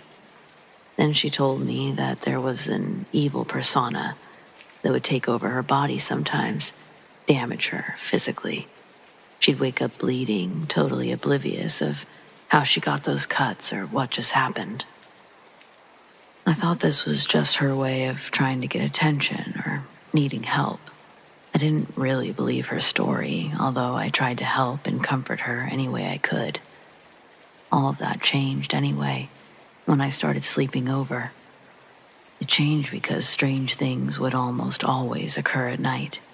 These experiences all occurred when my ex and me, usually the dog too, were alone in the house. It started with her laptop randomly turning on in the middle of the night and actually logging into their account. Shortly after, I started to hear things as well. Footsteps coming from the ceiling or roof, right above the bed we slept in.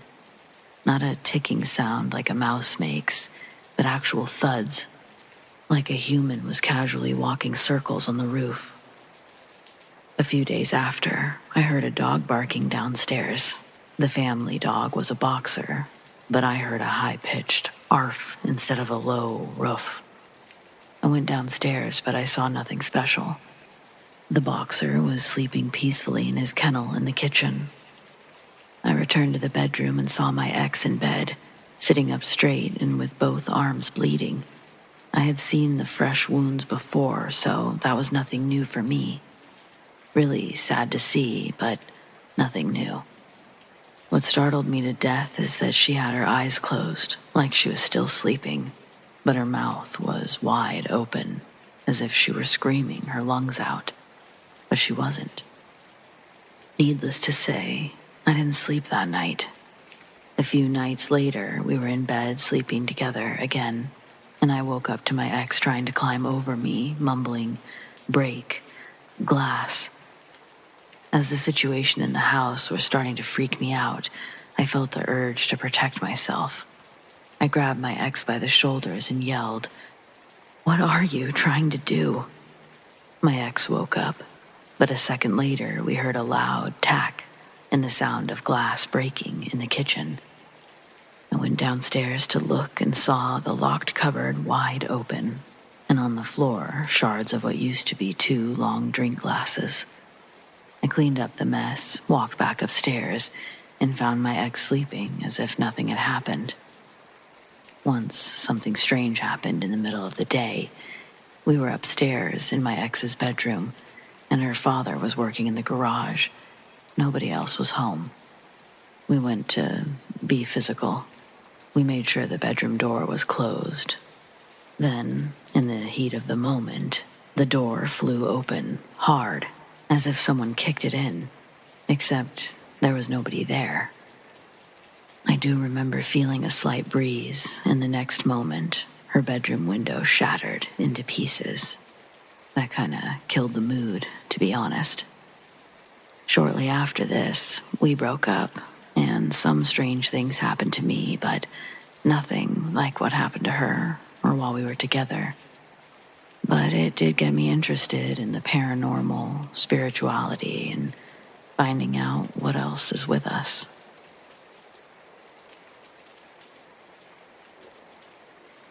When I was 8, my family and I took a beach vacation, staying in a condo with 20 floors, our condo being on the top floor. One evening while we were there, I was in the elevator on the way back up from the beach to have dinner, when suddenly the elevator stopped on the 13th floor. Even though the 13th floor button hadn't been pushed. Yes, this building actually had a 13th floor and didn't skip it to 14 like most. When the elevator stopped on the 13th floor, the door flung open to reveal total darkness. No light at all, even though the floors were supposed to be lit at night. While the elevator stopped on this floor, I heard eerie noises. After a minute, the door closed quickly. The elevator proceeded to the 20th floor, where my family was waiting.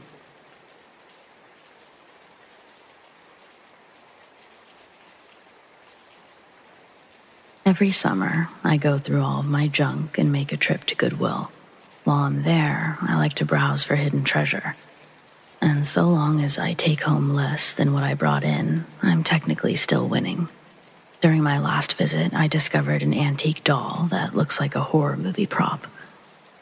Her brown hair is in ragged pigtails, her yellow sundress faded, and she smells like mothballs, but her blue eyes are wide and shiny, as if brand new. It really felt like she could see you.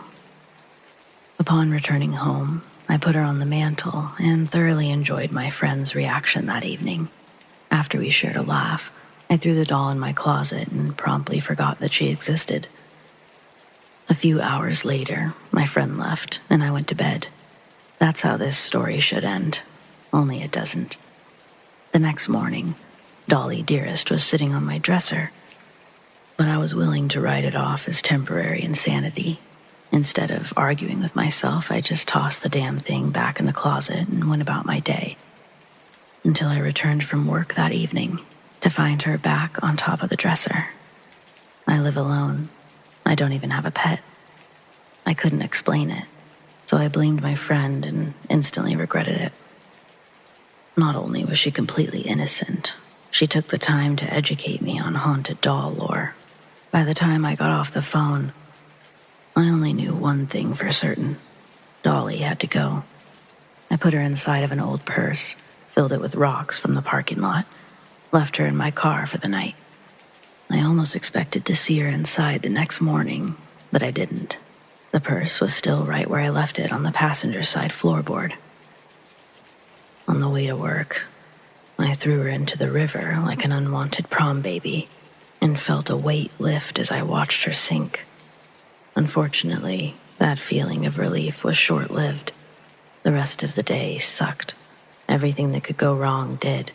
When 5 o'clock finally rolled around, I wasn't even sure if I was coming back the next day. Then, on the way home, I almost caused a wreck when my brakes failed. I would be dead right now if I hadn't thought to use the emergency brake. Once safely back at home, I leaned across the center console to reach my bag, which had fallen into the floorboard during the drive. I think that's when the doll got inside.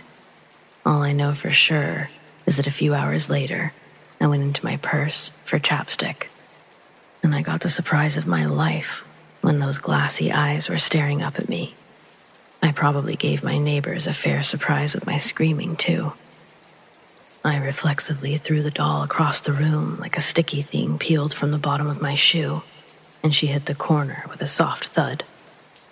I sat motionless, staring at her for a long time, before finally tearing my eyes away. Her body was bent into a sitting position, with her legs propped against the wall, her head turned away from me. I would have never been able to stare into those eyes for that long.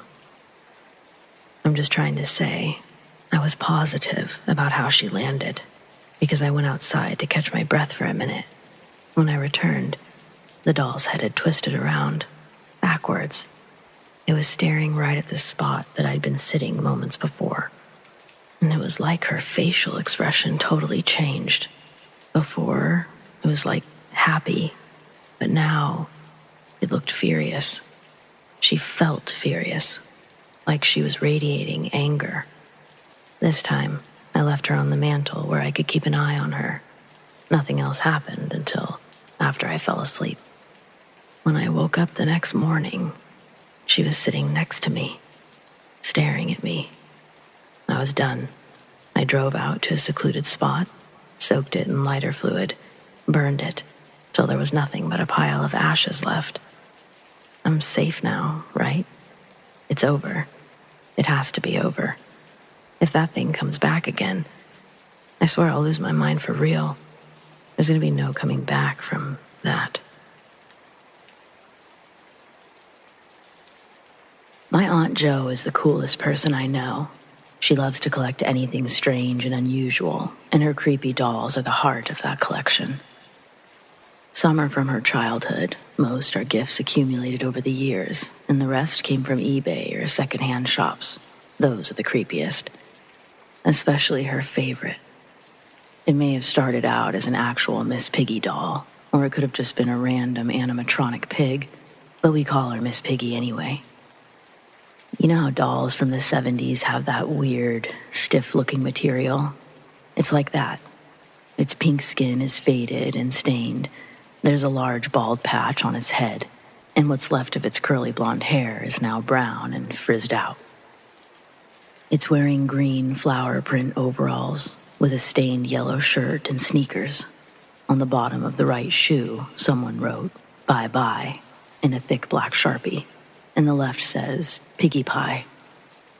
Another weird thing is that the ink has never faded. Aunt Jo has had the doll for at least 20 years, but the words look like they could have been written yesterday. Dad teases that she just colors them in herself. But Mom remembers helping Aunt Jo unpack her storage shed when she finished college. She was the one who pulled Miss Piggy out of the box, and she swears the ink almost looked wet. It freaked them both out. My aunt just so happens to enjoy being freaked out. My mom, not so much. It genuinely bothers her to talk about this, and she refuses to be in the same room as the doll. So I truly believe she's telling the truth. Several people have had weird experiences with Miss Piggy. Most of them were small things, like her eyes would suddenly look in their direction, or one of her limbs would move.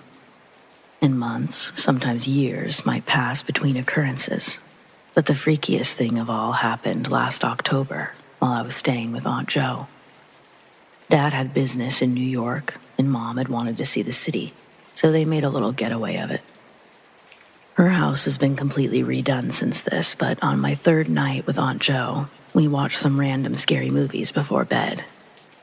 The couch we sat on was directly across from the TV, which sat in the middle of a huge entertainment center, with shelves on 3 sides and cabinets across the bottom. Miss Piggy sat on the shelves to the right, closest to the wall with the patio doors. The blinds were open so Jo could see when her cat was ready to come inside, but until he triggered the motion lights, the glass panes essentially acted as mirrors.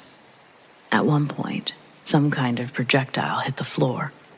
It sounded like a giant June bug flew into it at full speed. Aunt Jo and I reflexively turned to look, and at the exact same time, we both let out a startled scream as Miss Piggy's reflection very slowly turned towards us. Not thinking, we quickly looked back at the real thing to see that she was still in her original position. Only her reflection had moved. At first, we were pretty freaked out, but once the initial shock wore off, we started getting excited about what a great story we had. Don't forget, these events are usually few and far between. We had zero expectation of anything else occurring that night, let alone multiple incidents. We were about halfway into the next movie when a small glass vase sitting next to Miss Piggy suddenly toppled to the ground and shattered. There was nothing near it, and the pebbles inside would have made it too heavy for a draft to knock it over, even if there had been one. That vase had been sitting there for years with no problems, and then all of a sudden fell over on the exact night Miss Piggy was acting up. That just feels like too much of a coincidence. Especially when you factor in this last part. The movie ended about 45 minutes later, and we turned off the TV to get ready for bed. The house was completely silent as we walked across the living room, and out of nowhere, we both heard the soft giggle of a small girl.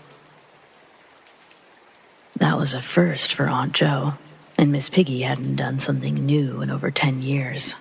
It was so loud and clear, we thought the TV came back on.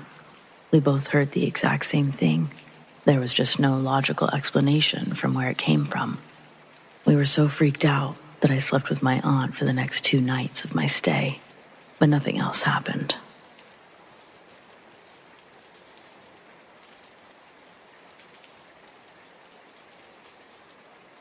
I've lived in my current home for over 17 years now. It's in Cape Cod, in a quiet neighborhood, built in 1956, and I'm a single mother, which will be relevant later. The house has 2 bedrooms upstairs and 2 down. My girls were preteens when we moved into the home, and I, in my infinite wisdom, decided that they should have the upstairs bedrooms so when they became teenagers, I could tell if they were trying to sneak out of the house. I did not consider the possibility that they might climb out the windows, but that's a story for another day. After the first night, my oldest daughter told me that her bedroom was haunted. She knew this because the fan blades moved on their own. I scoffed at that, said that it had to be the wind, but she swore the windows weren't open. I still didn't believe her. Still, the atmosphere was kind of creepy upstairs, and I didn't really like being up there, especially in my younger daughter's room. It was just unsettling in there. Within a couple of months, my younger daughter told me that her ceiling fan blades moved on their own also. I blew her off like I did her older sister, but she insisted that they moved, stopped, and then moved in the opposite direction. I thought it was an exaggeration because she was a dramatic child, but I couldn't deny that there was a little something going on. I could hear footsteps when no one was there. In fact, a few times I hollered up the stairs because I heard someone moving around, and when I got no answer, went up to check, and there was no one there. The years went by, and my oldest daughter moved out. Younger daughter moved into her room, and they had long since stopped complaining because I didn't take it seriously. I figured even if it was true, what was I supposed to do about it? I still heard the footsteps occasionally, but whatever. Then one day, my youngest daughter and I were in the kitchen, and we heard a loud thump in the living room. I had a heavy Waterford crystal clock. It was on the sofa table, and now it was on the ground, several feet away from the table. There was no way it just fell over, and no way it could have launched itself a couple of feet. Again, unsettling, and I was pissed because now my clock was chipped. My oldest eventually had a daughter, and she spent a lot of time at the house. As she learned to speak, she started asking me who the mean man in my house was. I said, "Honey, there's no man in my house." But one time, my youngest daughter was there when she said it. She glared at me and said, "Mom, she's pointing at the upstairs window." More time passed, and my youngest daughter moved out. After all these years downstairs, I decided it was time to occupy the master bedroom upstairs. My oldest daughter and her boyfriend were now living with me. Her boyfriend was Native American, practiced saging. I asked him to help me prep the room so I could occupy the upstairs. He came downstairs looking ill. He said, "Miss Julie, the vibes in that room are so bad. I got sick." He burned some sage and cleansed the room. It was better and allowed him to work, but it still wasn't good. I'd made up my mind though, so we prepped the rooms anyway. We scraped and painted and replaced the floors, and I moved my furniture upstairs. The second night in my newly remodeled room, the television popped on at 3 a.m. It startled me, but I thought maybe my granddaughter had inadvertently programmed a timer to turn the TV on when she was playing with the remote. I checked the settings on the TV the next day, and there was no such function available. I told my youngest what happened, and she said, "The lights used to pop on all the time in the middle of the night. Welcome to the upstairs." I then consulted with a local psychic, one who's famous for working with the police to solve crimes. I told him nothing about the incidents, except to ask if there were any entities in my house. He said that there was an angry male that occupied the upstairs. He said the man was disabled, couldn't navigate the stairs easily, so he spent almost all of his time up there and was very resentful. He correctly identified that the room in between the 2 bedrooms, now a bathroom, was once a walk-in closet. He also said that sometimes, when he identified an entity, he or she would leave just because they knew he was onto them. So, as a single female, One of my biggest fears in life has always been waking up and finding someone standing over me. It's a huge trigger for me. One night, soon after consulting the psychic, I woke up and felt someone standing over me. There was no one there that I could see, but I could feel them, regardless, as if they were right next to my bed. I sat up and yelled, telling them to get out of my house. You're not welcome here. Get out. I haven't felt that presence in my house ever since. It's been nearly a year, fingers crossed. I don't know if it was the psychic who was onto him, or me telling it to leave, but I think we're good. I still burn sage though, just in case. A lot of sage.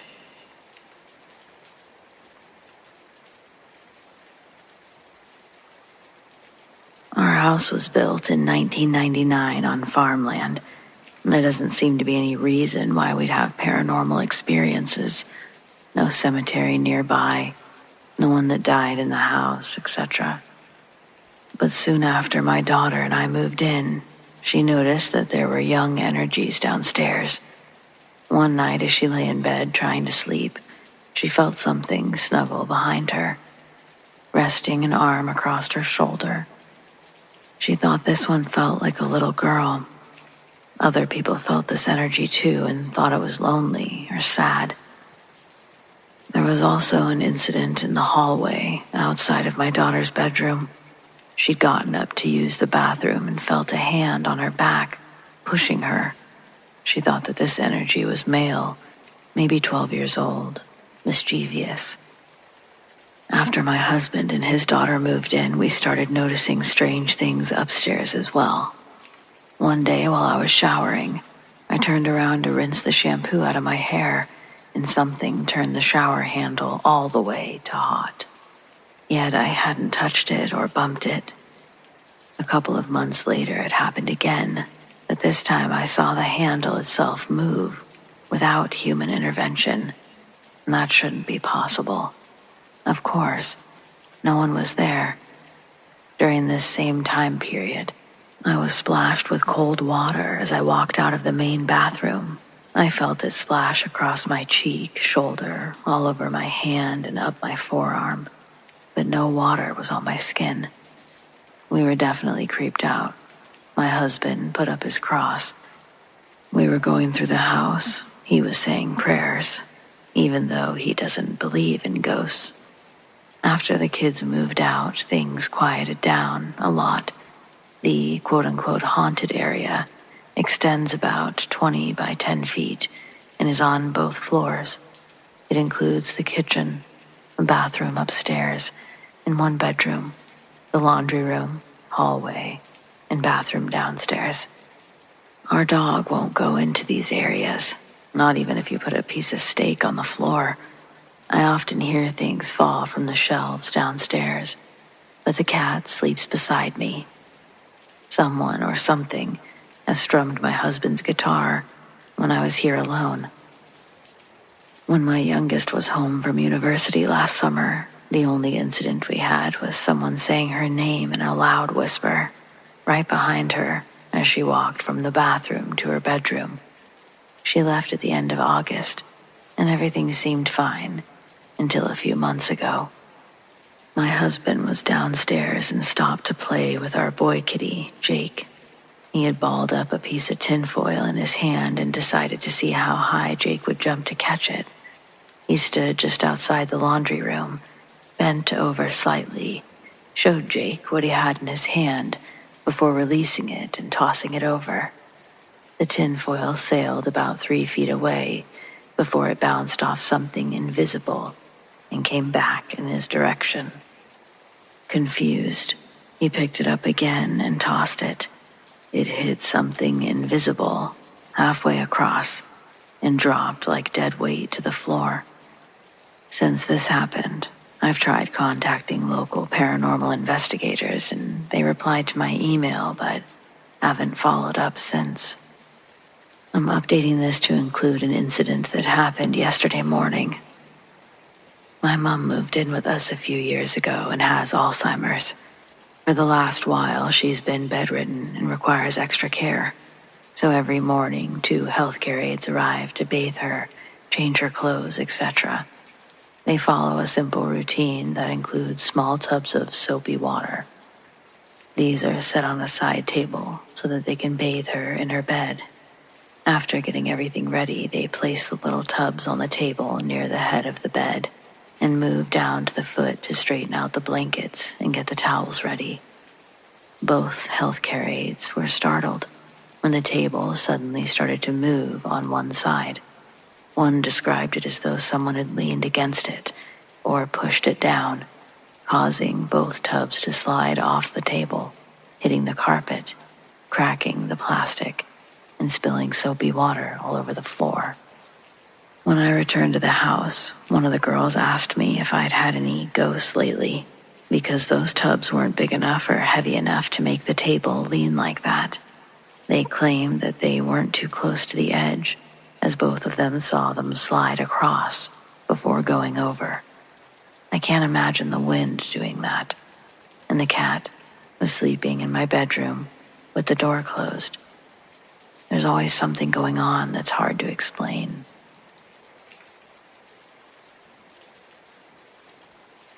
I'm not here to claim demonic possession is real or that I know a goddamn thing about it. I'm just here to relay a story, one that I experienced firsthand but can't really explain it outside of what I'm going to share here. I was sitting in the doctor's office waiting to have some lab work done. This was all for physical required for employment, and yes, everything came back normal. Then the nurse lady called me back and I followed her to my exam room. She was really nice and we just kind of made small talk on the way there. Just as we were about to walk inside the room, she stopped and said, "Oh, I don't know where my head is at today.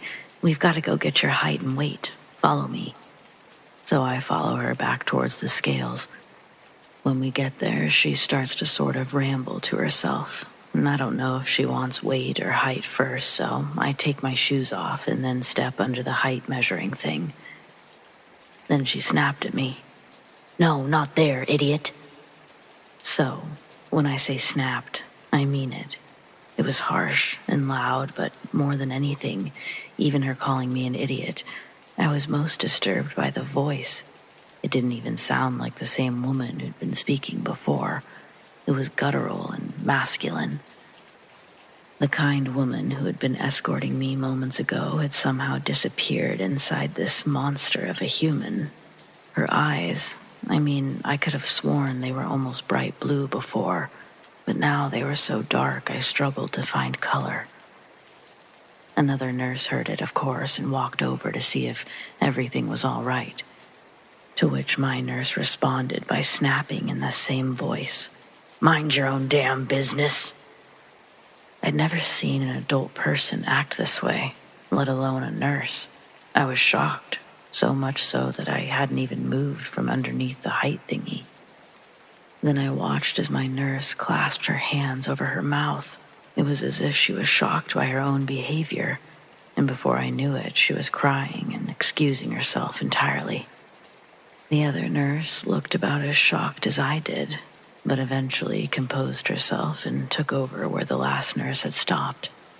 Honestly, I was about ready to leave and reschedule the whole thing, but it already took me so damn long to get this appointment I couldn't bring myself to bail. I never saw that nurse again, but I heard her. It was while I was waiting in my room for my new nurse to bring me some pamphlets on smoking cessation.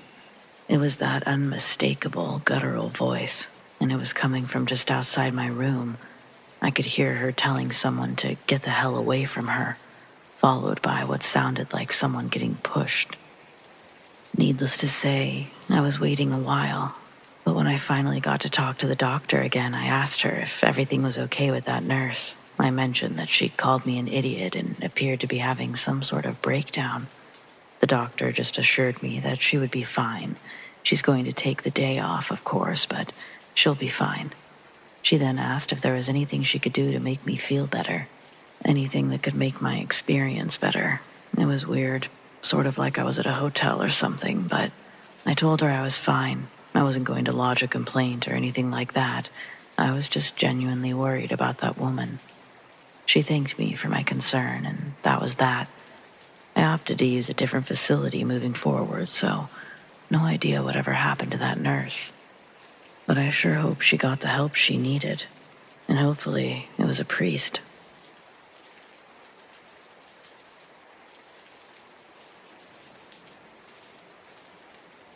"8 years ago, I was a field technician for one of America's largest cellular carriers. Part of my job was being on call after hours for 1 week a month. And this year, that included a call on Halloween night. As is often the case, it happened just as I was getting ready for bed at midnight. I told my wife that the only place I wouldn't want to go was a particular old church, built in the 1820s.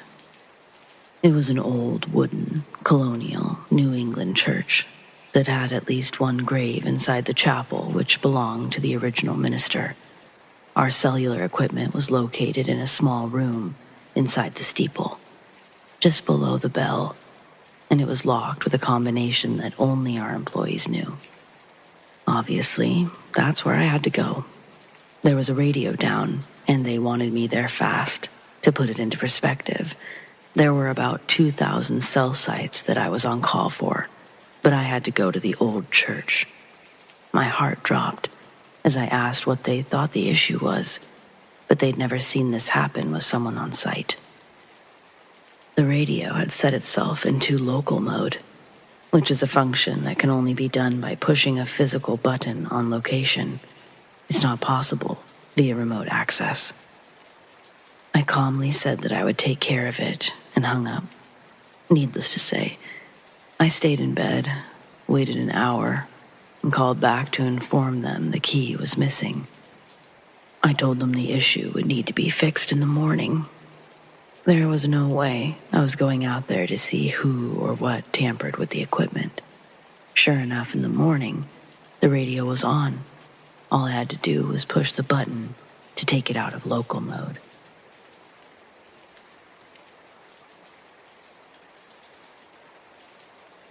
I hate New Year's. Actually, I hate most holidays, but New Year's is the worst. Somehow, my dates always end up kissing someone else at midnight, even the ones I was actually in a relationship with.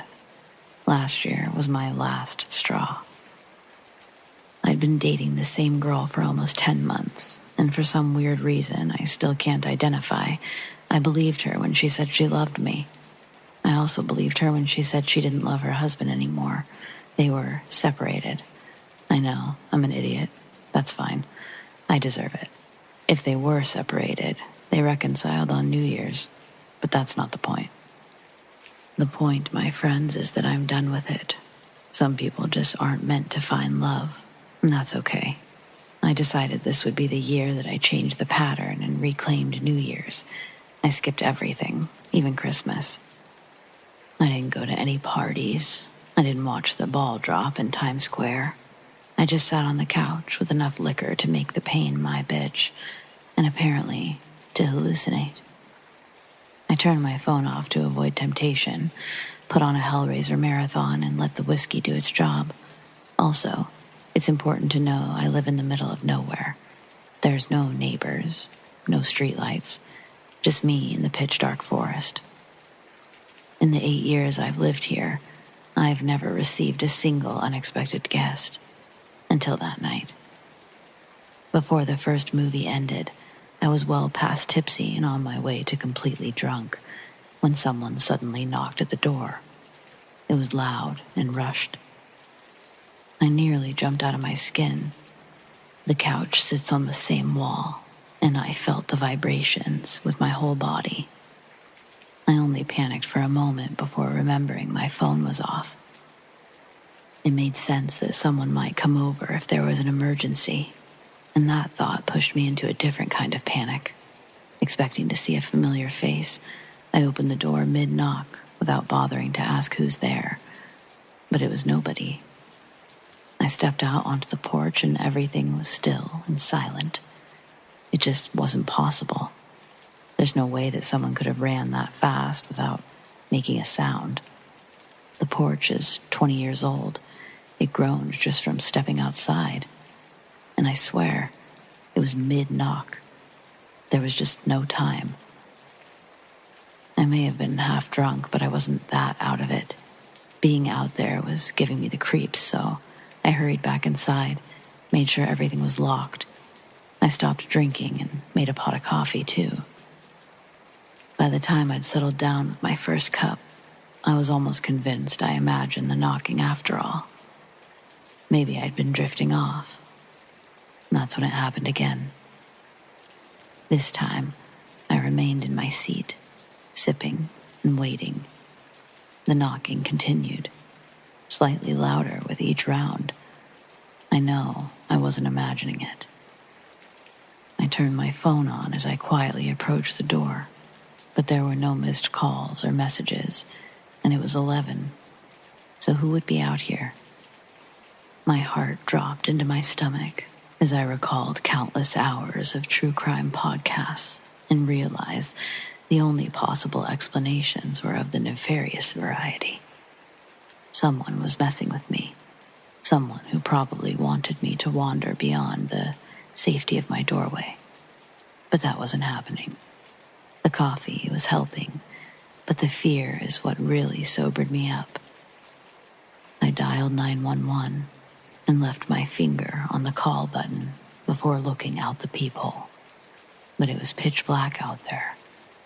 I thought I saw a shadow outline of someone tall, bulky, but it could have just as easily been my paranoid imagination. It was just too dark to be certain, and everything was happening so fast. No more than 20 or 30 seconds passed from the first knock to the last. It ended the very instant I reached over and flipped on the porch light. I never even looked away from the peephole. Everything just fell silent in the same second that I saw no one was there, again. My door is centered on the porch. There's 12 feet on each side and 16 feet out. Even if someone could jump at the exact right moment, they would never make it before I saw them. I couldn't call the police and say nobody is pounding on my door, and I didn't want to call my family. They would have just thought I finally snapped. I'd probably still be in a psych ward. I didn't know what to do, so I went back to drinking my coffee. The more I sobered up, the more I wondered if maybe I had snapped. Maybe I should have called my dad. I stared at his number, trying to work up the courage to press call, when I noticed the no service symbol at the top. That was a fairly rare occurrence. It never lasted more than a couple of minutes. But even when I restarted the phone, there was still no service. It was 11:55 by then. I didn't give a shit about New Year's anymore. I just wanted to go to bed. But I was too frightened of waking up to the sound of those damn knocks. The coffee was running straight through me. I wanted to avoid going to the restroom because I knew the knocking would start back the moment I did. But I was wrong about which door. I shut the bathroom door behind me, and the very second I began to relieve myself, bam, bam, bam. And that's when I screamed. No one else was supposed to be in my house, but someone was banging on that door hard enough to make it shake in its hinges. Luckily, I was in the best possible place for my bladder to void itself. I didn't have a choice. I couldn't stay locked in my bathroom all night with that incessant banging, so I grit my teeth, ripped open the door, and whimpered at absolutely nothing. Then, as I stepped into the hallway, a blast of cold air rushed through me, and my heart stopped as I heard the sound of a New Year's party fill my home. I was so shocked, I didn't realize what happened until I saw the TV on and at max volume. It showed the ball dropping in Times Square. I rushed to turn it off, but the power button wasn't working. I had to unplug it. This was genuinely the most terrifying night of my life. Nothing else happened after that, but I stayed awake all night, dreading what would happen next. Maybe I really am just cursed when it comes to New Year's.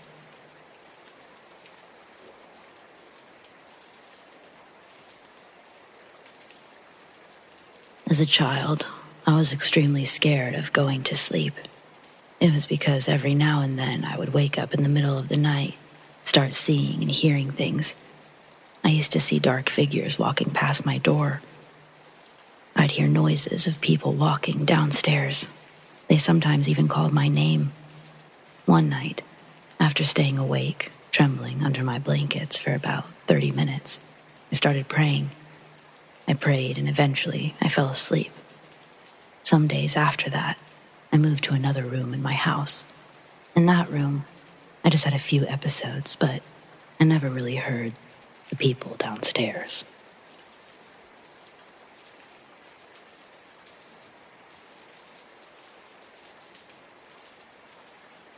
So I used to work in this half-shut-down hospital. The original hospital had closed. However, the hospital I worked for had just bought it for a satellite emergency room. Being how no one wanted or knew to come to us the first few months, they were pretty boring.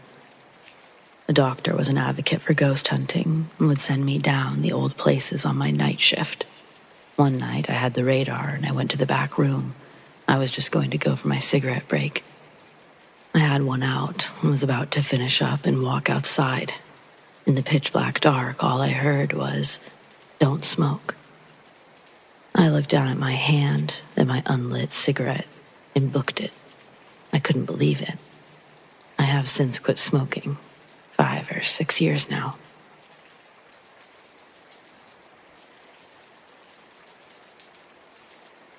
I was sitting on my bed with my computer, watching a movie when suddenly my Alexa activated, listening in from the opposite direction of my bed.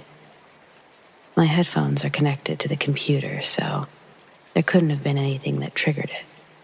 I took my headphones out immediately and listened. My mom had her show paused in the living room, and I could hear her in the kitchen making toast. It's not unusual for her to make toast before she goes to bed. Anyway, my Alexa has activated for some reason, and I can tell that she's listening to something. She's deactivated after about 30 seconds of listening, and I want to ask her to turn the lights off. She kept saying my light isn't responding, to check its power supply. I got a little freaked out and used my computer light to see. Since it wasn't too bright, I couldn't see much, but something moved. I scrambled out of my bed into the light switch. It wasn't on. I flicked it on, and it didn't work. I did it over and over, and it refused to work. I couldn't leave my room without a mask because my parents had COVID. My mask was not on the door handle. I took the wooden sword next to the door, and I held it in my hands as I flicked the light up and down repeatedly. Slowly, fast. It didn't work. When it finally turned on, I was shaking to no end. There was nothing there. I grabbed my phone, which was on the floor somehow, turned on the flash. Looking around, there was nothing. Not a single trace of someone or something in the room, except my Xbox controller on the floor, knocked off of its charger. It was late, so I didn't sleep that night. I kept my phone and wooden sword next to me, under the covers, held tight in my hands. I ruled out the possibility of an intruder because me and my mom are home all the time. My dad is too because it's Christmas break and he's got COVID. No one could possibly get in without being seen in my small house. I've had more than one encounter with odd occurrences in this same house, but this, by far, the scariest.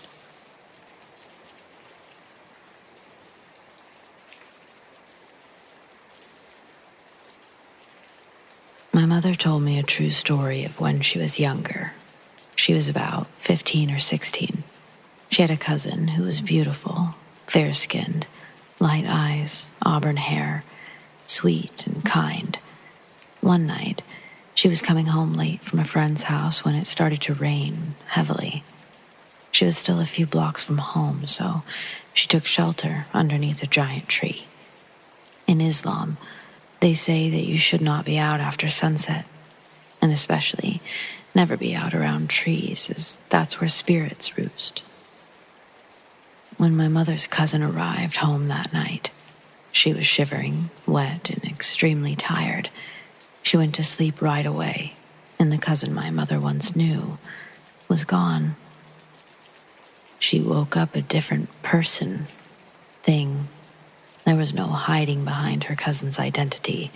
This thing claimed he was a male jinn, and he found her to be very beautiful. He wanted to marry her, and he wouldn't be taking no for an answer.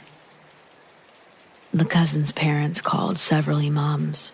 Each one tried prayers and to coax the jinn out, to leave this body, release her, let her go free. The jinn refused. My mother said it was so odd seeing her cousin. It was her cousin's body and face, but when she spoke, a deep male's voice came out. It would talk about places and faraway lands it had visited. My mother's cousin had never left the small town or village.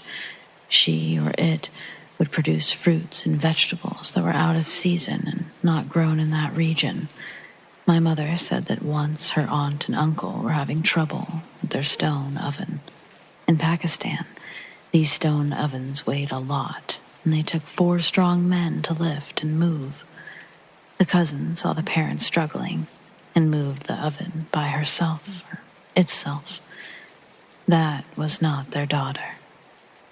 The strength and the power that it displayed might as well have been magical.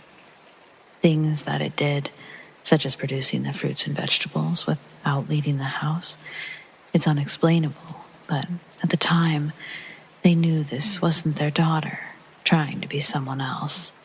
This was someone else. My mother said the jinn stayed in her cousin's body for almost a year until her aunt and uncle's story reached a very poised and renowned imam. He traveled to the home and read Quran. They had prayer, had the cousin drink Zamzam water, didn't leave her side until the jinn finally left from the torture. My mother said her cousin didn't remember anything. It was as if her life started again from the night she originally came home from standing underneath the tree. My aunt and uncle didn't tell her and had everybody else promise to never tell her anything about the possession. My mother said her cousin was back, the same happy, sweet, and kind girl that she used to be. She went on to get married to a nice man from her college, and they had 4 cute children. She's in her 60s now, and she doesn't know what happened to her all of those years ago. My grandmother hesitantly confirmed the story, providing more details, only after promising I would never speak of it to anyone in Pakistan when I go to visit relatives.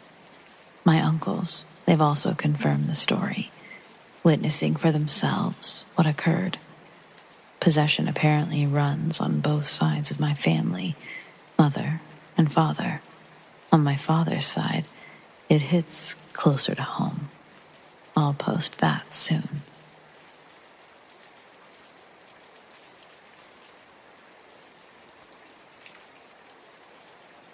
The other day, while walking down the street, just for a normal walk, I passed by a man that was sitting down on a bench. He was mumbling something, but I couldn't understand what he was saying. The look on his face was terrifying.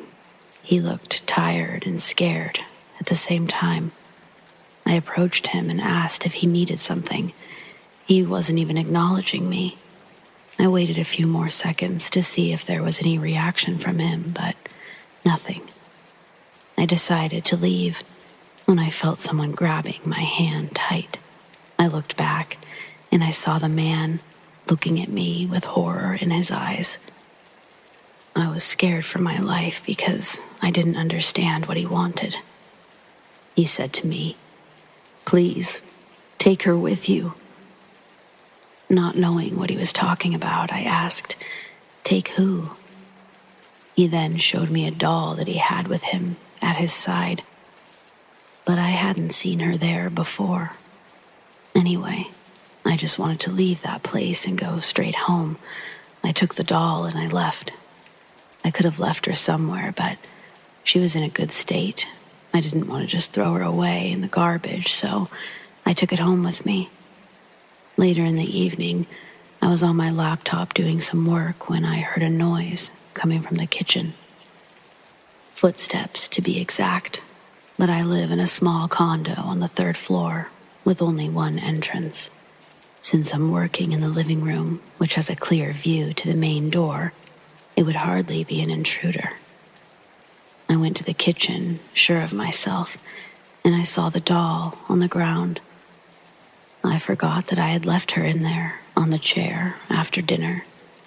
I picked her up and I took her to the living room, just dropped her on the couch and kept working.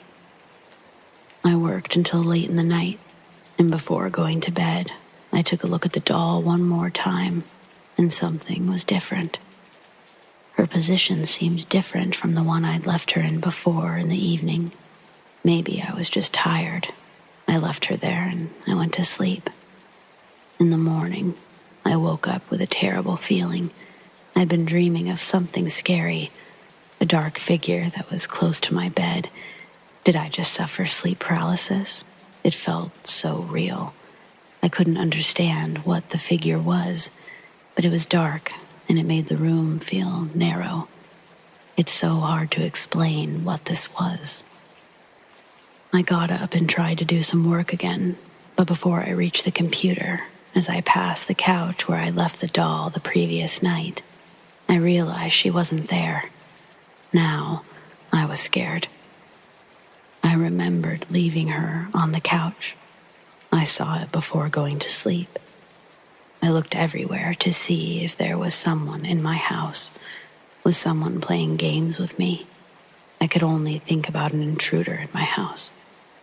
While I stood there in the middle of the living room, breathing heavily and looking everywhere, I listened to a noise coming from the basement door.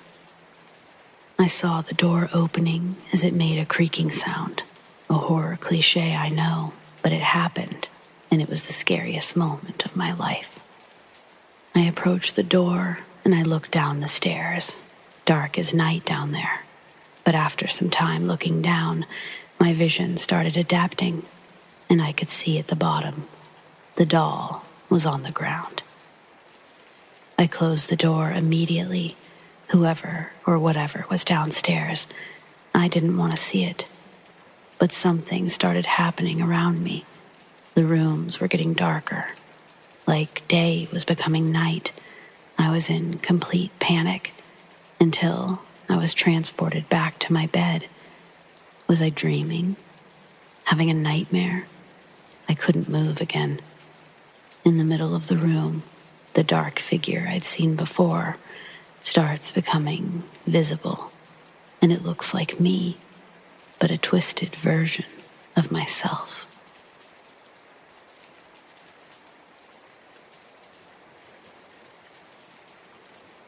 So this happened maybe 2 years ago. But one time, my older sister and I were sharing a room while living with some family members. One night, I was trying to sleep while my sister was on her phone. As I was trying to sleep, I kept hearing seagulls, and I kept thinking, oh my God, why won't she change the TikTok? Finally, I was upset to the point that I sat up, told her to turn it down. She looks at me with wide eyes and says, I thought that was you. My eyes go wide, and I thought, what the fuck? Well, Sis texted one of our guardians because their room was across from ours. Then, my sister and I walked into the hallway to talk to said guardian. I was ahead of Sis and realized, wait, that's coming from the end of the hall, in the bathroom. I told Sis, then started to walk that way.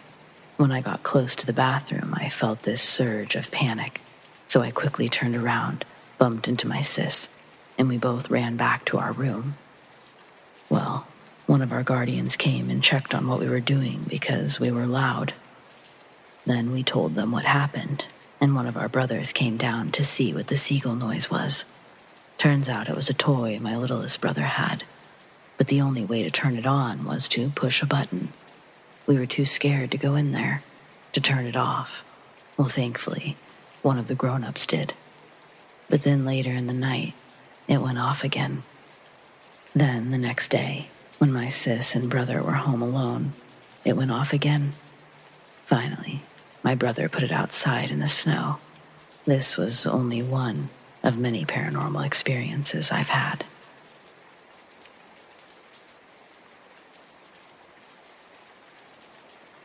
When I was about 8, my half-brother got married, and he had the wedding in his wife's Welsh hometown. The little hotel we stayed in was terribly haunted. For context, I stayed in a room with my older sister, around 20, and my mother. In the next room, my dad and brother had their space, but they experienced nothing. We did. Here are some creepy things that happened. On the first night, we left to get dinner, and upon coming back, could not open the door. The key we had refused to turn any kind of way, and the door was locked, firm. We rattled and pulled the handle literally every way that it would turn, to no avail. Then a member of staff came around the corner from a smoke break, looked at us strangely, and casually opened the door without any kind of key or struggle. That was fucking weird. Next, the room. The shower was absolutely being messed with. When any of us except my mother tried to get in the shower, it would quickly burst up to boiling for my sister and freezing cold for me. And when we jumped out and tested the water, it would stay perfect for ages. It literally did not change until we got in the shower. Then it would immediately rise or fall. I also mentioned feeling watched and scared to my mother after showering. On our last morning, a lot of chaos was happening trying to get packed and ready to go. I woke up having put my DS on charge all night, next to my bed as I always did, and it was gone. Nobody had packed it, and we couldn't find it at all. We were only there for a few nights, so we hadn't bothered to unlock the big wardrobe, since there was hanging space by the beds anyway. But in looking for my DS, I insisted we open it. Now, I'm the tiny height of a child. My mom and sister are both 5'3" at most. DS isn't in there. My dad comes in to look, and he finds the DS switched on low battery, and with the cord wrapped tightly around it, on top of the shelf of the wardrobe. We couldn't even reach, and it was pushed right to the back. As my mom was packing, she had all of her underwear and such in a drawer. She opened it to pack it all up, and it was gone. So she assumed my sister packed it. She had not. Upon opening the drawer again, it was still gone, and everyone saw this. She opened every single drawer in the dresser, and they were all empty. She left it about 10 minutes to look elsewhere, and when she opened it again, everything was back where it was. This last thing is probably the worst, and I'm glad I didn't see this. In the night, I heard taps turning on and stuff, but always assumed it was my sister. I was later told it was not. Thankfully, I slept through this. My mother woke up at random and looked up. My sister, who has long, dark hair, was sitting facing away from her at the end of her bed, gazing out the window. Concerned, my mom said, "Are you all right, darling?" In response, my sister, asleep in her bed, murmured back. The girl was still sitting there and didn't move an inch, but disappeared after a while. My mother said it wasn't like she got up and left or faded away. She still can't describe it, but she just disappeared. So yeah, that was scary.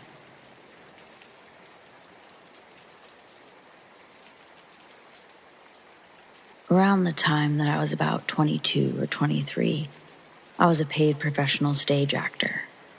It was one of the most wonderful gigs I've ever had in my life, with the exception of one experience. The theater building itself was supposedly haunted. I, myself, by now, can sort of confirm that it is. Unless what happened to me was something else that I just straight up cannot ever explain for the rest of my days. To give backstory, the theater building I worked at was a library prior, around the 1920s through the 30s. However, when a young girl was assaulted and murdered and left in the middle of an aisle upstairs, without anybody noticing or hearing, the library was immediately shut down. It was a thing. A few decades went on, and then, around the 1960s, they turned the old library into a round stage theater with a catwalk up by the ceiling.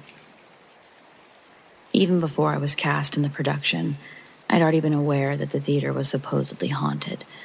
Of course I was intrigued, but I knew better than to tempt spirits by taunting them or making fun of them.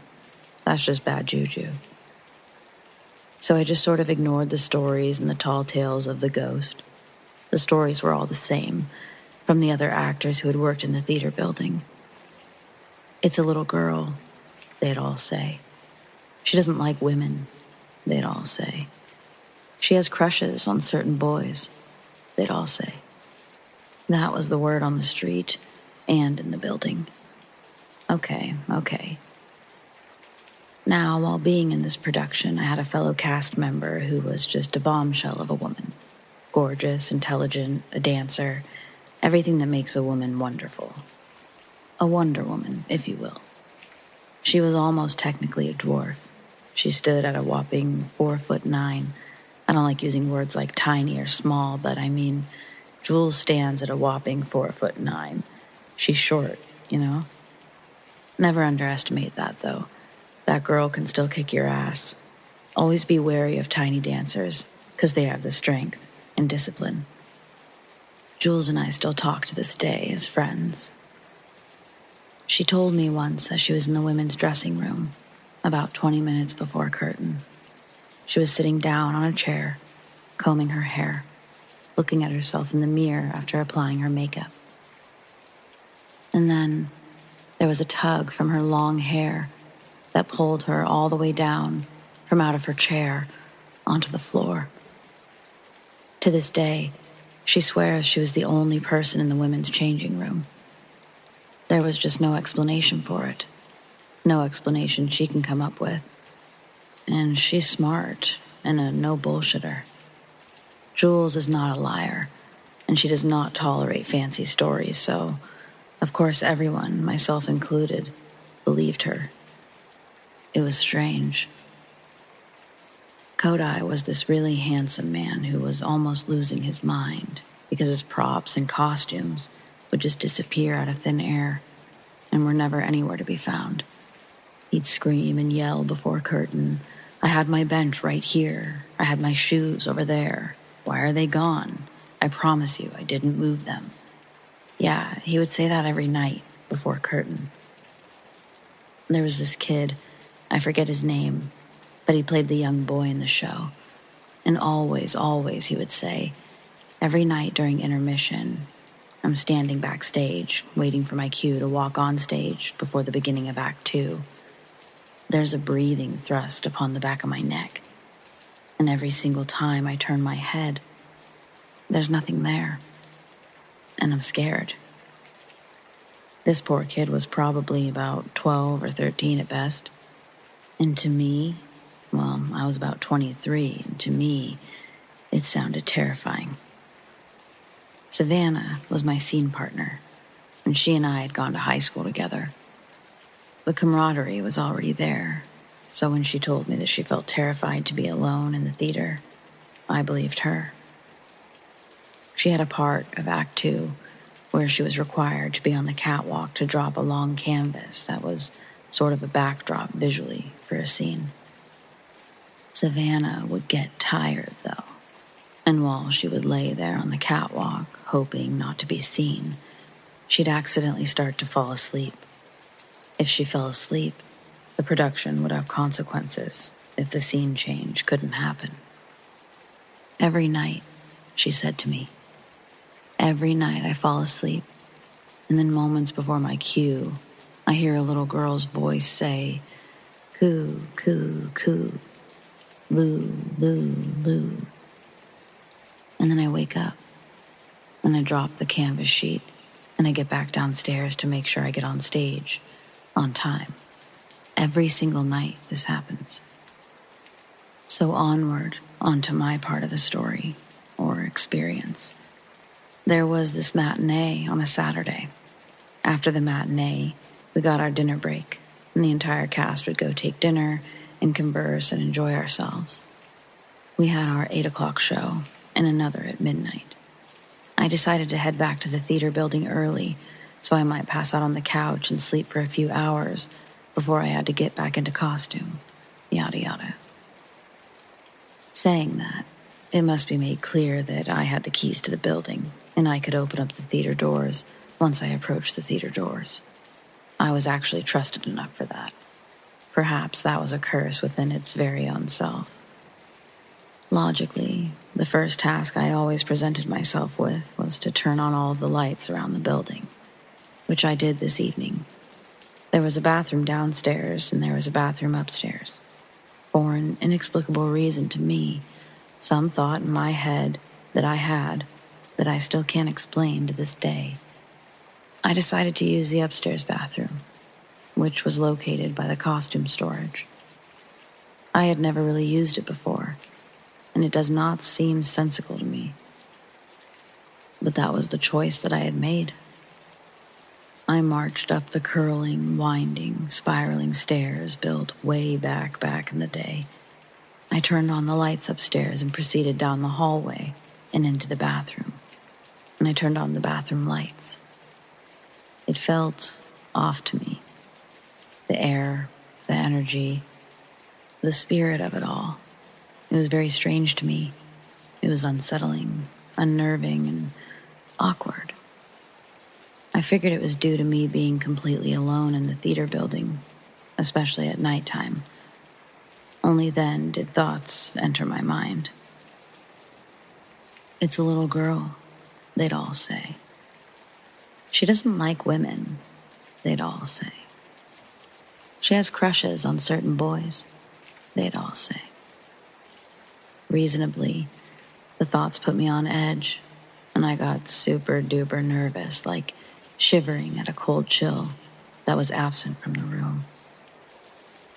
When I had finished with my business, consistently looking back behind me, I opened the bathroom door to find that all of the lights had been shut off. The entirety of the theater was pitch black, with the exception of the bathroom, whereupon I had just turned on the lights. Through that little light protruding from the bathroom, it traced along the hallway, and looking down it, I saw the silhouette of Jules. Ah, I said to myself playfully, she turned off the lights and wants to fool around. I had been feeling tired and sort of wanted to take a nap, but no young man in his right mind turns down the opportunity to get in some frisky action, especially with such an attractive lady insisting. I marked where she was standing in the hallway, and as the door closed behind me and the hallway became breached with complete darkness, I'd already calculated where she was standing. Saying, "Hey you," as I approached where she stood, I put my arms out for an embrace. There was no response, though. There was nothing there. "Oh, I see," I said excitedly. "You want to play games with me?" So I walked further and further down the hallway, putting my hands out in front of me. I realized I'd made it to the costume storage. Racks and racks of old clothes and wardrobe and costumes. Aisles and aisles of them. In the complete darkness, I put my hands here and there, feeling my way around, touching the fabrics that hung on their hangers on the racks. Expecting to find Jules, but it ended up just resulting in more searching. "Where are you?" I asked. "Come on, where are you?" That's when it started to sink in. That's when it hit me. This feeling of being watched, being witnessed, being warned. There was this insatiable amount of dread percolating through my blood vessels. Immediately, I was very, very uncomfortable and scared. That's when the giggle came. Not a laugh, a soft, silly, child-sounding giggle. "Who's there? Who's that?" I asked. A jacket of some sort or something fell off of its hanger and landed on my shoulders, draped around me. I cannot remember if I screamed. I just may have. But I know I ran. Into the dark, into 100 other clothing racks that shook and fell. It took me some time to readjust where I was and to get my bearings and figure out what part of the room I was in. Finally finding the spiral stairway, I ended up completely bombing it, completely failing and just falling down the stairs like a rag doll. After a loud moan from feeling like I had just busted my ribs, I found my footing and ran into a few walls before I finally found the front doors. I burst them open so quickly and I just ran. I didn't care if I left them unlocked. Running down into the parking lot, the whole cast and crew were approaching. There was Jules, along with all of them. There was no way that she was ever in the theater. "Hey," I shouted at her. "Did you just fuck with me?" "What?" She looked at me inquisitively. "No, what are you talking about?" "I thought I saw you in there," I told her, panicking. "You turned off all the lights." The stage manager for the show just looked at me, calmly, plain as day. "Oh, that's just the ghost. If she turns off the lights, it just means she likes you." The entirety of the production prior had led me to no experiences with said ghost, and nothing ever happened after that either. So I grow curious from time to time whenever I ponder upon it. What happened? Was it in my head? A trick of the light? And when I grow more curious, I wonder, why then? When so many others were having these strange experiences and I wasn't, why did it happen then, when I was all alone? It's a little girl. She doesn't like women. She has crushes on certain boys. As flattered as I should have been, to this day, I'm still terrified whenever I think about it. I haven't worked for that theater since that production.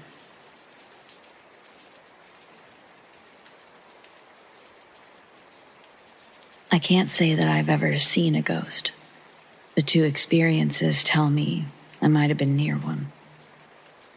The first one, I was on recruiting duty in New Jersey for the Army.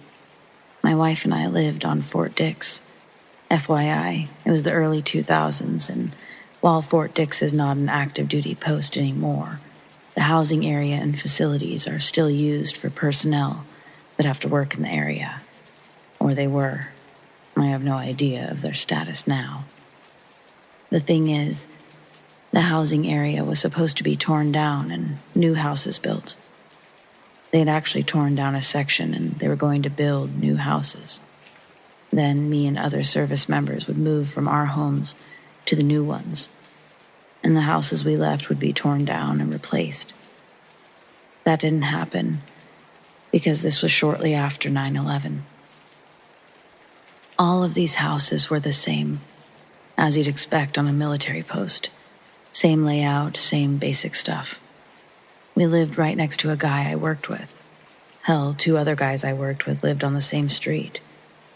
We all got along, but as you can imagine, even though I liked these guys, seeing them 12 plus hours at work and then after work, on days off, got old fast.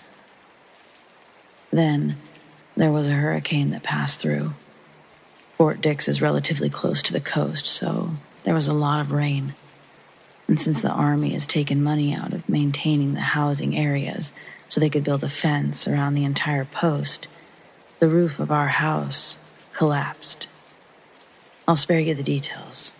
Basically, we had to move. The government was at fault, blah, blah, blah.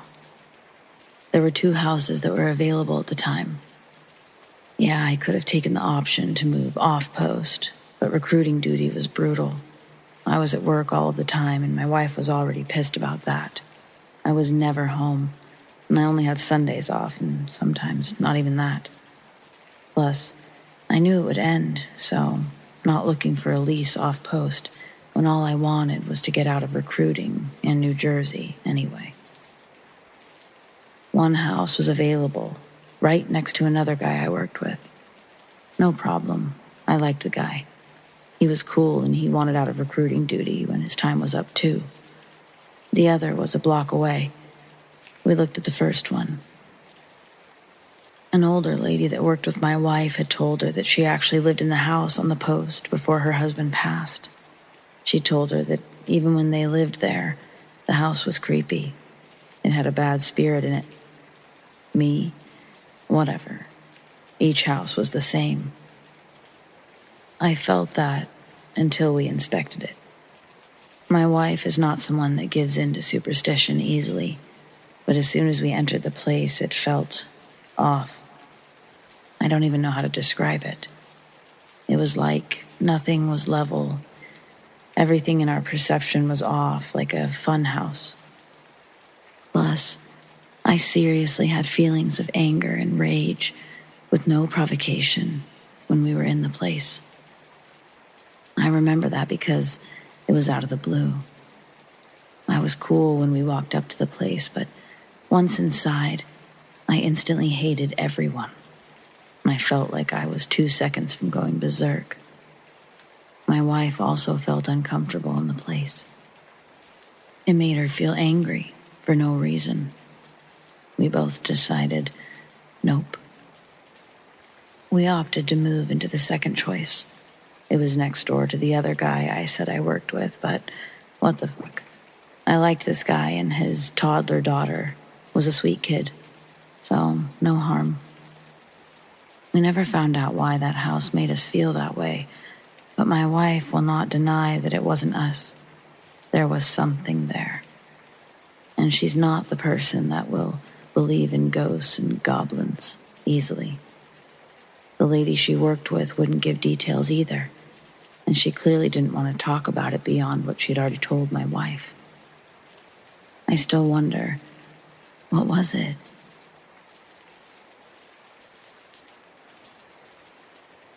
My friend and I are swim instructors for our local town. The pond was closed due to contamination, so our boss man agreed to ship us over to the old school youth center to clean the hell out of it. The place had not been adequately cleaned in 15 plus years, so my friend and I, we'll call her Your Highness, loaded up with hardcore chemical cleaners and set to work, sweating our tits off in 90-degree heat while rigorously scrubbing every inch, every corner. A week went by and nothing happened.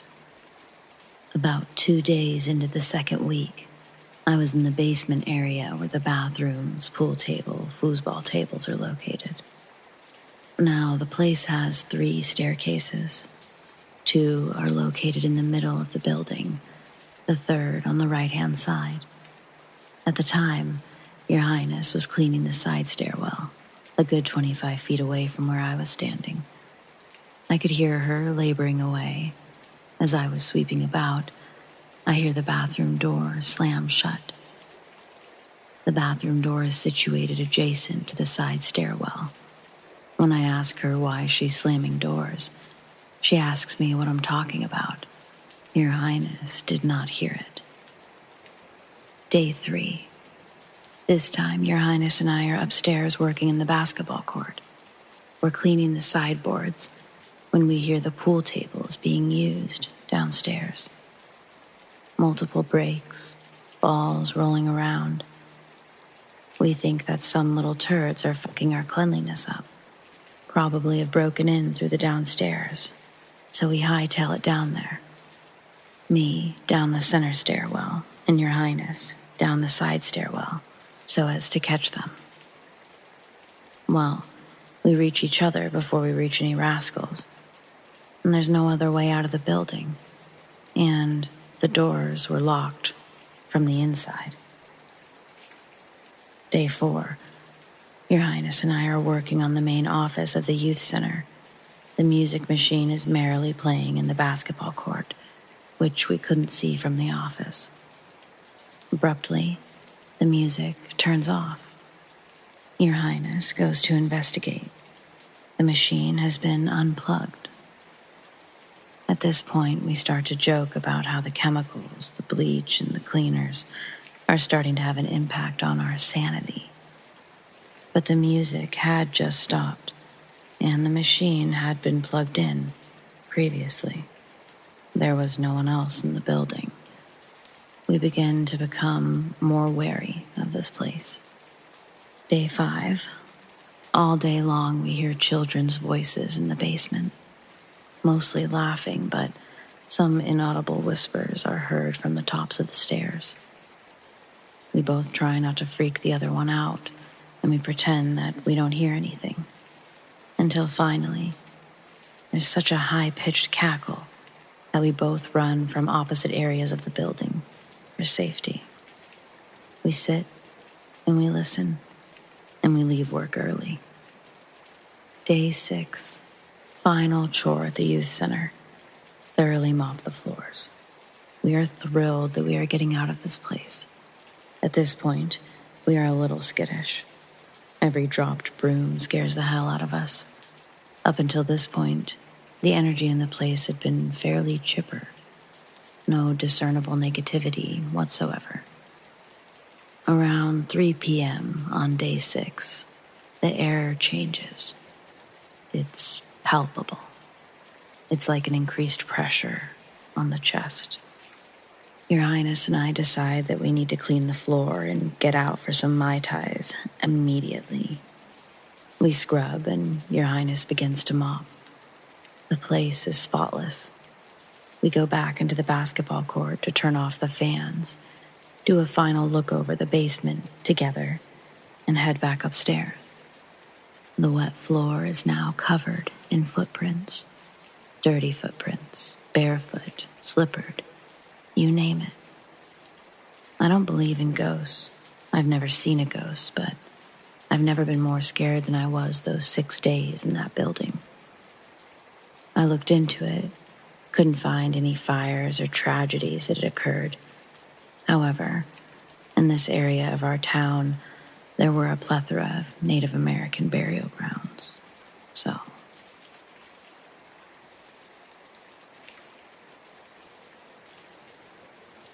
One night, when I was maybe 10 or 12, I had trouble falling asleep.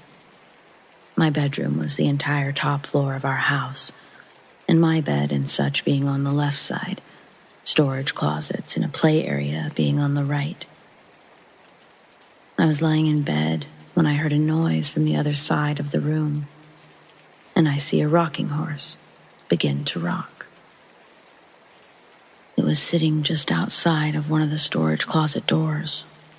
It proceeded to rock its way halfway across the room and stopped dead under the ceiling light.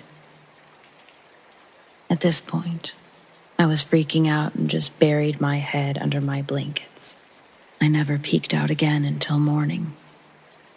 It was all confirmed to not be a dream, as the rocking horse was sitting in the middle of my room when I woke up. Furthermore, I got a stern reprimand from my parents for being up out of bed and playing with toys well past my bedtime. Their bedroom was directly below the storage closet play area. They had heard the creaking of the rocking horse shuffling across the room.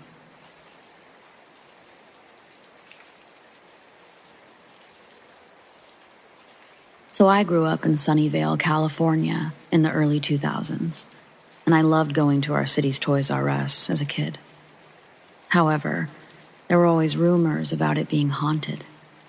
I remember some kids at my elementary school telling stories about how boxes would inexplicably be pushed off the shelves by a ghost.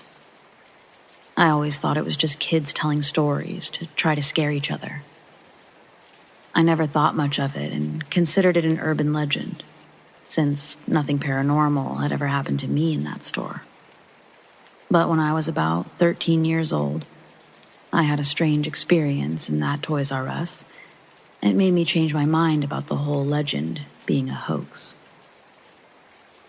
On the day in question, my family was going to Toys R Us because my little brother wanted to buy something.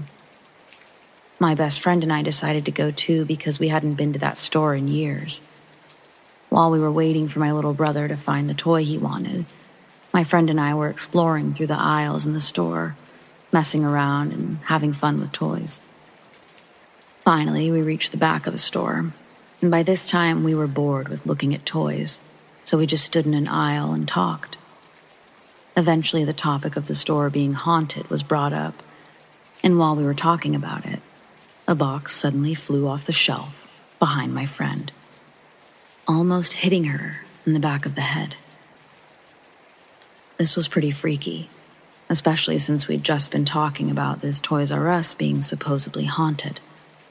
We weren't too scared at this point, though, since this could easily be explained by the box not being placed on the shelf very well and falling off due to gravity. Although I did remember seeing the box before it fell off the shelf, and I remembered it looking like it was pretty stable. But we just brushed this off and continued talking.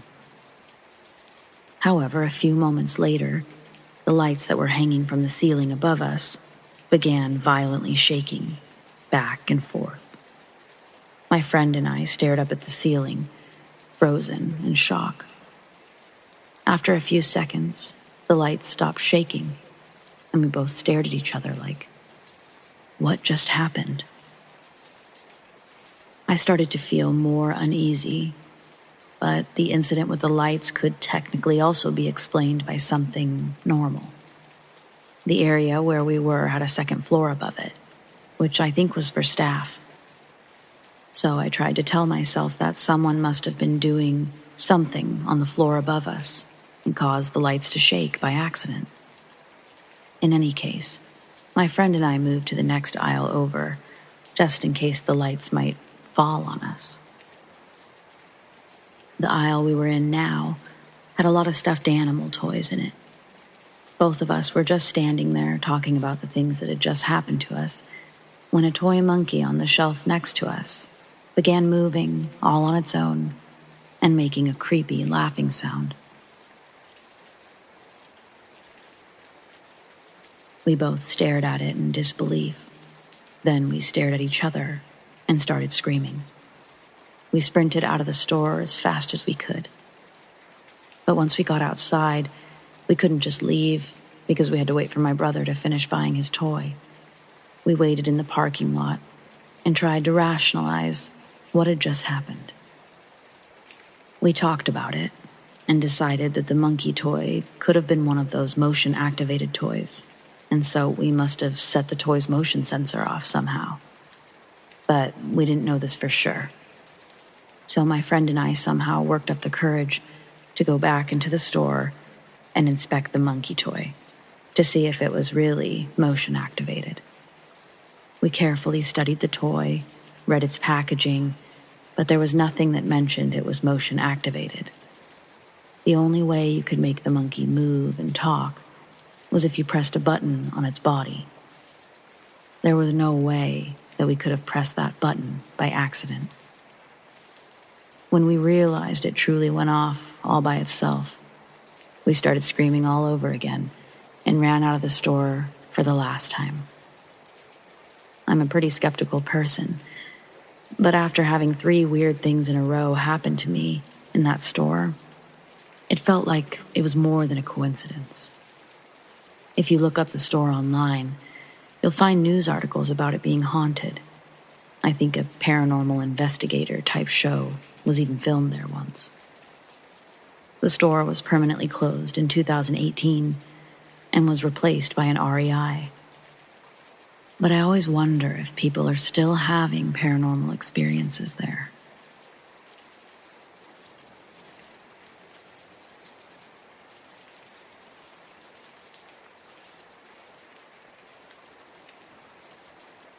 I've always felt inclined towards the spiritual side of life. Maybe that's why in my adult life I'm a pagan and practice witchcraft. Most of the stories of the house I grew up in happened before I started to dabble into the unknown, though I've always been careful in only having and promoting good energy. The short incident I'm going to tell you about, in my mind at least, isn't menacing or evil at all. Just a little nod at the strange things going on, and more confirms on a physical level that all was not as it seemed. I grew up on a kind of busy street in a kind of major city in Western Canada. I lived there with my parents and brother, even though he was much older and moved out when I was little. We had a main level and a nice redone basement in addition to a yard and a 2-car garage. Since I could remember, like 2 or 3 years old, before I entered the garage, I would knock 3 times before me or anyone else would open it. I didn't make a huge production out of it like I do most things, but it was just something I felt inclined to do. When my mom would ask me, "Why do you do that?" I would say, "So the children who live in there can hide before we come inside." Now, something you need to know is that not only am I not that old, young adult at best, but I have the memory of a freaking elephant. I can tell you things that happened 15 years ago, as if we're watching an HD movie. So, unlike little kids who say creepy things and don't remember, I remember why I said it, why I believed that. As a very visual person, when my mom asked me that, I had a very clear image in my head, one I'd been referring back to every time I knocked. I could see, like I was there, the same shadow-like looking children. They'd be running around having fun until I'd knock so they could stow away and not be seen. If I knew then what I know now about my visions, I probably would have been more freaked out. But to be honest, I was pretty chill about it. Of course, that's not the end. So I grow up, I still knock, every single time, until I don't. Again, I remember the day exactly. Normal tween day. I'm fighting with my mom before school, so I rush into the garage without a knock and plunk into the passenger seat to wait for my mom to drive. She's kind of fast behind me, and we notice at the same time that something small and pinkish is on the hood of the car. It's small, but totally noticeable. From where I was, I thought it was a dead bird. I screamed at my mom not to touch it because I thought it was gross. She got out and retrieved whatever was on the hood. It was puzzling, but only for a moment. It was a small moose figurine or toy. It was resting on its side like it had been dropped without care. I was fucking freaked. This confirmed that the weird image of children playing in my garage that circled my mind when I knocked was true. Instantly, my mom was upset too. She totally thought it was me who had done it to freak her out. I had, of course, relayed to her over and over again my ideas about children. She kept the moose. I still live with her, and I'll attach a picture to the post. But here's where the bombshell really drops. I'm sitting in the same garage only about a year ago, partaking in the devil's lettuce with the same mother. Of course, in the time of venerability, moms recall the memories that will shock us the most. Out of the blue, we start talking about the crazy dude who lived in our house before us, and how, when he made any repairs, they were awful and half-assed. Then we're talking about the garage. I didn't even have time to bring up the moose before she says, "The dude who built this garage got really drunk one day, drove into a school bus, killing like 3 kids." What, Mom? It's not like I've talked about feeling the energy of children up here. I was able to find a little bit about it, and it only happened a short time after our place was built. It was a family business, so his energy was all up in there. Like I said earlier, I was less scared of the actual event then. This just put a lot into perspective.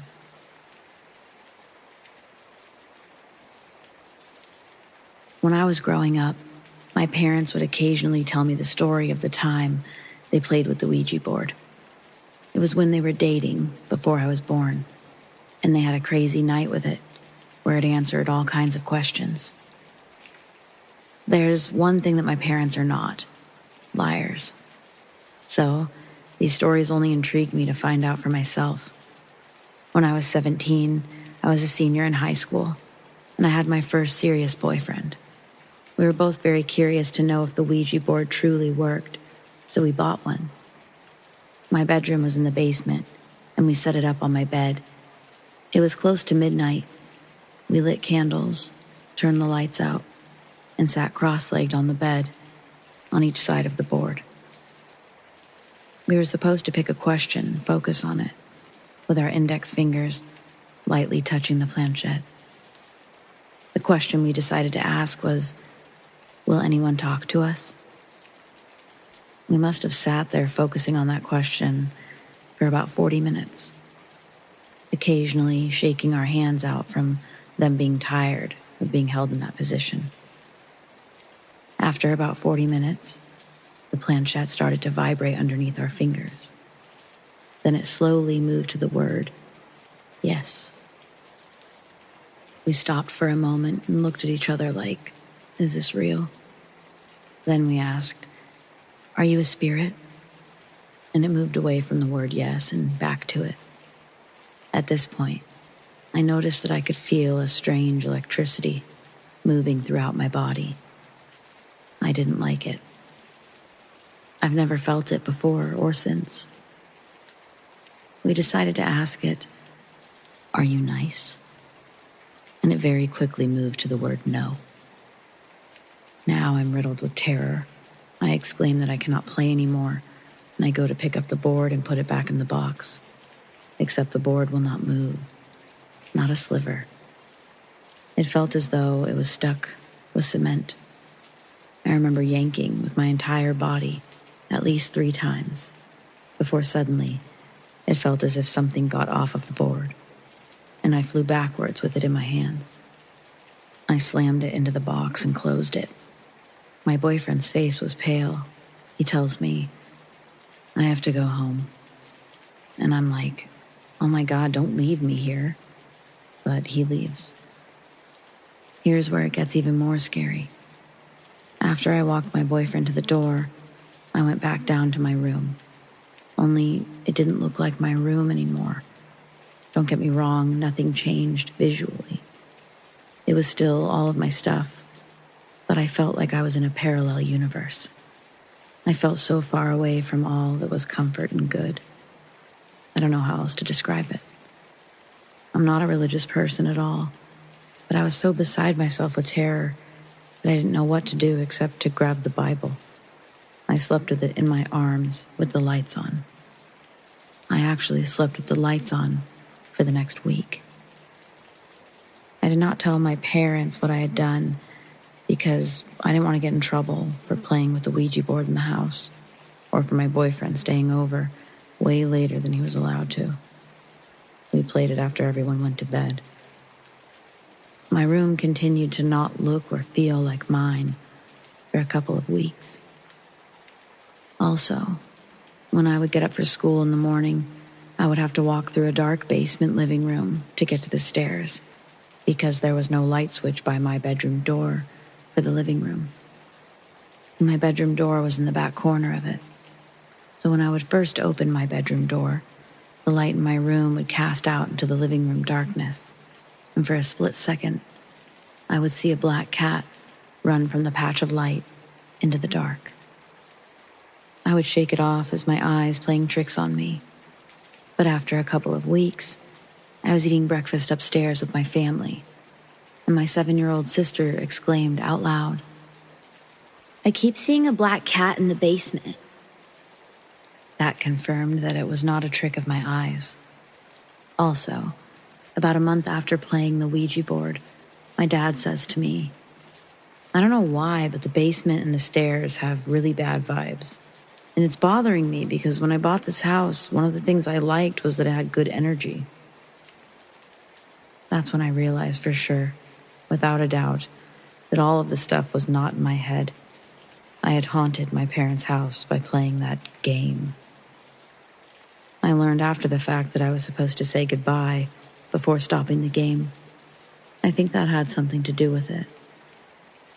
Another strange thing that happened, I always slept with my bedroom door locked. A few weeks after playing the game, I woke up in the middle of the night to somebody jiggling my bedroom door handle, violently. In the morning, I asked who was messing with me, but everyone acted like I was weird for asking. About 6 months after playing it, my stepmom was cleaning the house, found the Ouija board, and threw it away. Things started to calm down a little bit after that, but it took years for that basement to feel okay again. And honestly, it never went back to feeling the way it did before I played. I finally owned up to my dad and stepmom about what I had done. I wasn't in huge trouble, but my dad was like, "I knew the house felt different, damn it." And to this day, I feel bad for bringing that energy into the home. After that experience, I want absolutely nothing to do with Ouija boards, and they're not allowed in my home. I've learned.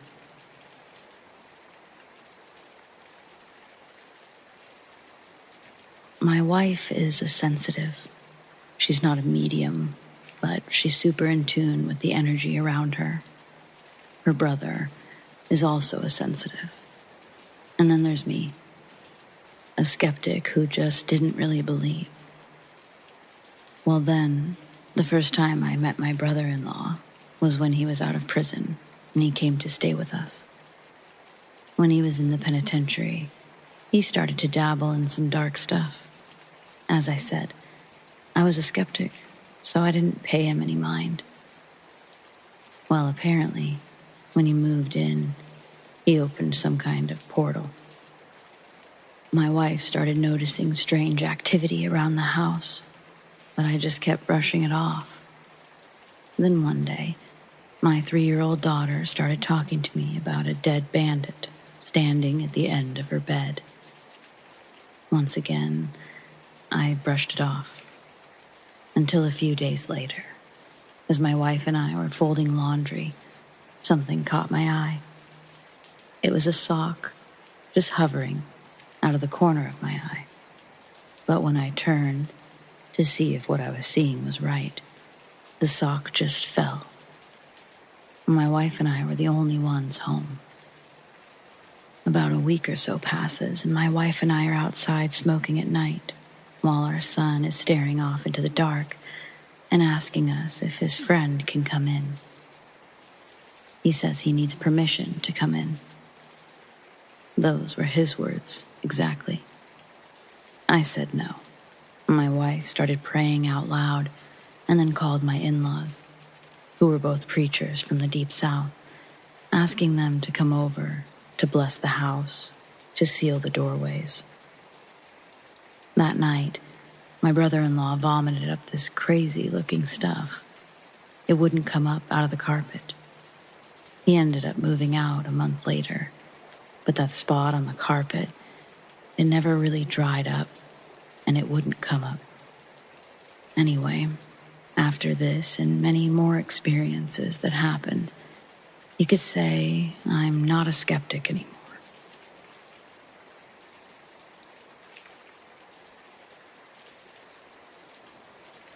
I grew up in southern Pennsylvania, not far from Gettysburg. When I was 8 years old, my parents decided to build a house on vacant property. It was surrounded by fields, and it was beautiful. I lived with both of my parents and my 2 older brothers, who were 15 and 17 at the time.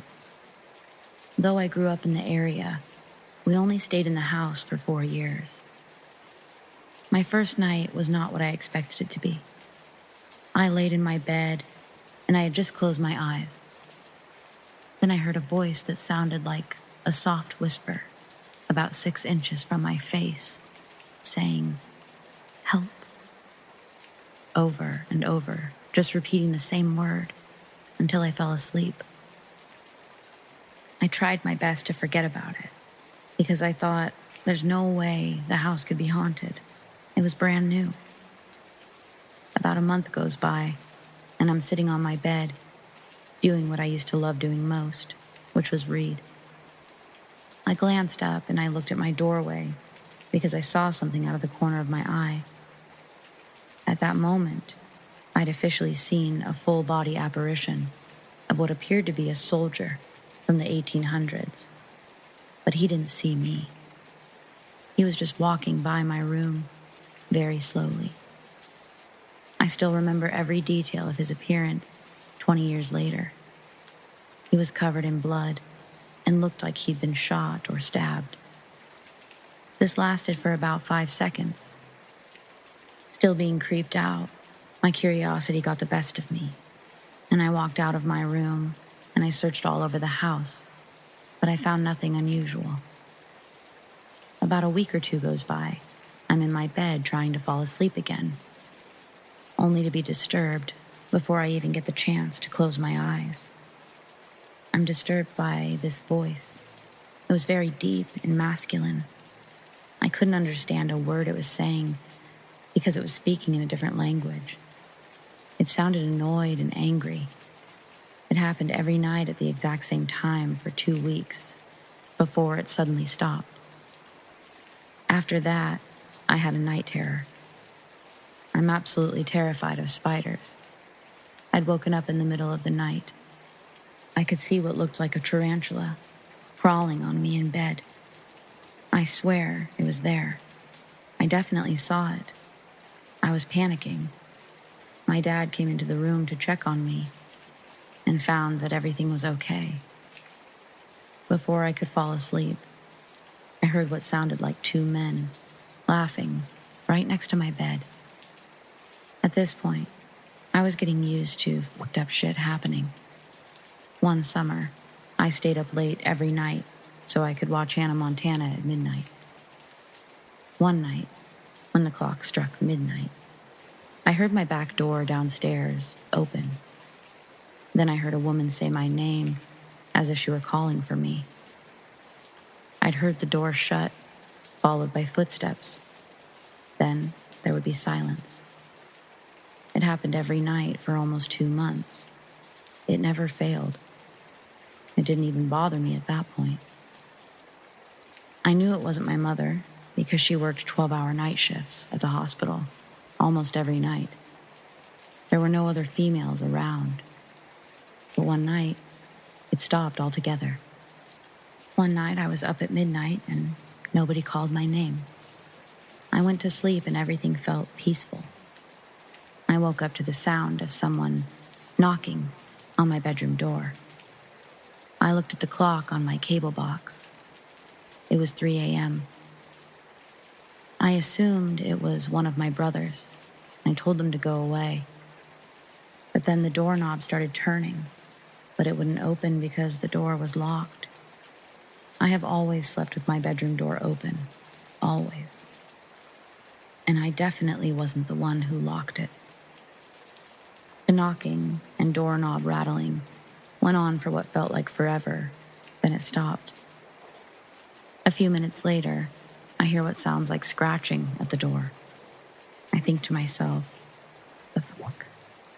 Is that my cat? But then, the knocking, scratching, and turning of the handle started happening at the exact same time. No way in hell my cat could do all 3 at once, let alone the knocking and turning my doorknob. It would happen for about 30 seconds, and then it would stop. It happened at least 5 times. Sometimes the knocking would be so hard, it sounded like pounding. My whole door was shaking. Whatever was on the other side of that door really wanted to come in. It got so bad It woke my dad up. He heard all of the commotion, and as soon as he opened his bedroom door, it all stopped instantly. He called out to me, but I was too afraid to say anything. He went back into his room and closed the door. But the same scenario repeated itself 3 more times. My dad made me sleep in his room. We never spoke about it, ever. Things seemed to be fine for a while. Then whatever was in my house struck again. My brother had got up to go to the bathroom. He turned the hallway light on, noticed that my bedroom door was closed, as it was across the hall from the bathroom. He comes out of the bathroom, and the hallway light is off, and my bedroom door is wide open. He looked inside my room, and he saw me still sleeping. Everyone else in the house was still sleeping. He woke up my dad and my brother, told them what happened, and they searched the house for a possible intruder, but found nothing. More months go by, and we're all awoken by the smoke detector going off in the middle of the night. We all went downstairs in a panic, just to find out that our stove was on, full blast. Big ass flame on top of the stove, in the middle of the night. What the fuck? One day, it was just my father and I. My mom was at work as usual. My oldest brother was at work, and my other brother was at baseball practice.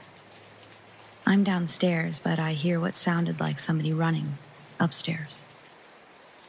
Forgetting that both of my brothers aren't home, I go up the stairs, and I see someone run into my brother's room and slam the door. It was loud. I thought for sure it was my brother, and I wanted to go in there and see what was up and ask why he was running around like that.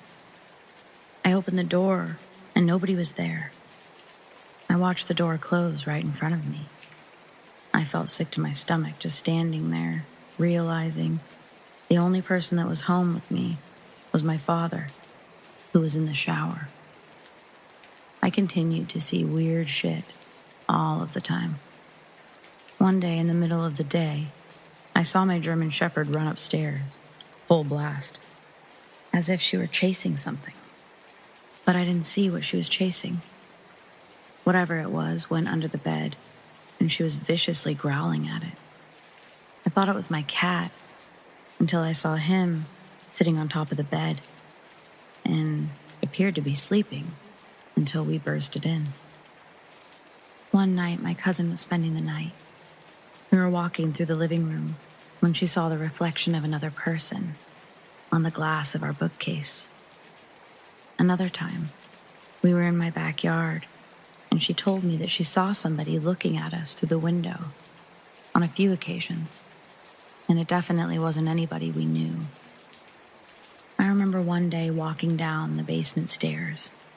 When I got to the bottom of the stairs, I saw what looked like another apparition. Except this apparition looked exactly like my oldest brother, but it also didn't look human. It was almost white and blue, and his eyes were pure black. When he saw me, his eyes got really big, and he looked terrified. He ran away and went into the crawl space. I ran my ass upstairs to find out my brother wasn't even home. I never went back down there after that. A few months later, I was with the same brother, and we were in the living room watching George Lopez late at night. I'm into the show, but he muted the TV. He looked at me and said, "Did you hear that?" I told him no, I didn't hear anything. We sat still for a minute, and then I heard it. Together, we both heard footsteps coming up the basement stairs. My brother grabbed a baseball bat, and we went to the basement to investigate, but to no avail. The rest of our family was sleeping upstairs. The next night, my mom was up late, sitting at the dining room table doing whatever it was that she was doing. Around 3 a.m., the shelf on the dining room wall flew off the wall and put a hole in the wall adjacent to it. We looked at the nails in the wall, that held up the shelf, and they were still perfectly straight. We moved out of that house when I was 12. I still experience paranormal things, but not anything comes close to what we dealt with in that house. I believe there were a lot of spirits there, and I'd love to know about what happened there previously to create so much activity. We were a regular church-going family, so I'm sure if there was anything demonic there, that just pissed it off even more. What do you think it could have been? Ghost? Demon? Poltergeist? All of the above?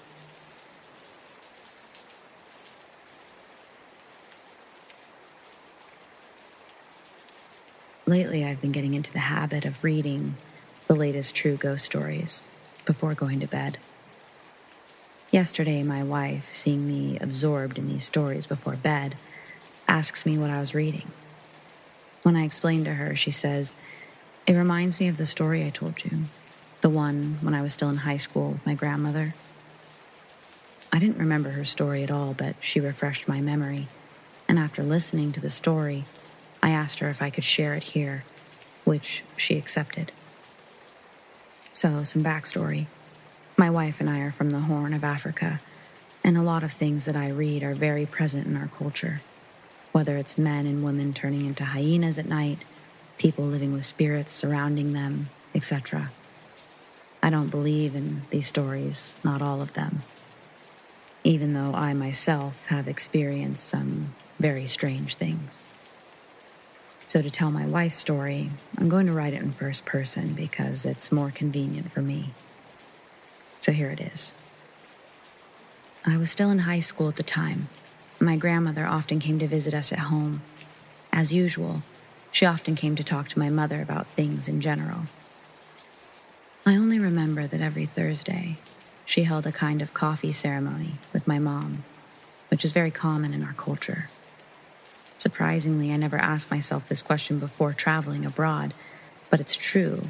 Our coffee ceremonies, not only ours at home, but in our country in general, are very much like a kind of religious ritual. We roast the coffee, we light a lot of incense so the room is filled with smoke, and often we recite prayers. It is often said that it cleanses and purifies the home. That day, I stayed with my grandmother and mother in the room where they were holding the coffee ceremony. I listened to them talk, and out of tiredness, I started to doze off, my head resting right next to my grandmother. After a while, my mother and grandmother stopped talking, and I felt that something was happening around me. I was wide awake, but I didn't want to show it. I don't know why, but I pretended like I was still asleep. After a while, I heard my grandmother speaking, but it wasn't her. It was a very husky and masculine voice. My grandmother, or whoever had taken her place, greeted my mother. My mother replied with a lot of respect, but above all, a lot of naturalness. At that time, I had problems with my tonsils, and my mother was very worried. She asked the spirit if I was going to recover from my tonsil problems, and the spirit told her not to worry, that everything would be fine. It was strange, my mother addressing my grandmother in the plural, as if she was talking to several people. She spent at least 20 minutes asking all sorts of questions, which my grandmother answered. The spirits possessing my grandmother finally warned my mother that my grandmother was not doing as they commanded, and that this is why she was in poor health.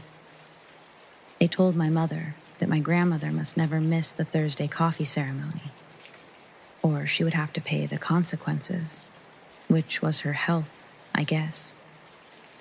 After 20 or 30 minutes, my grandmother came to her senses and asked my mother what they said.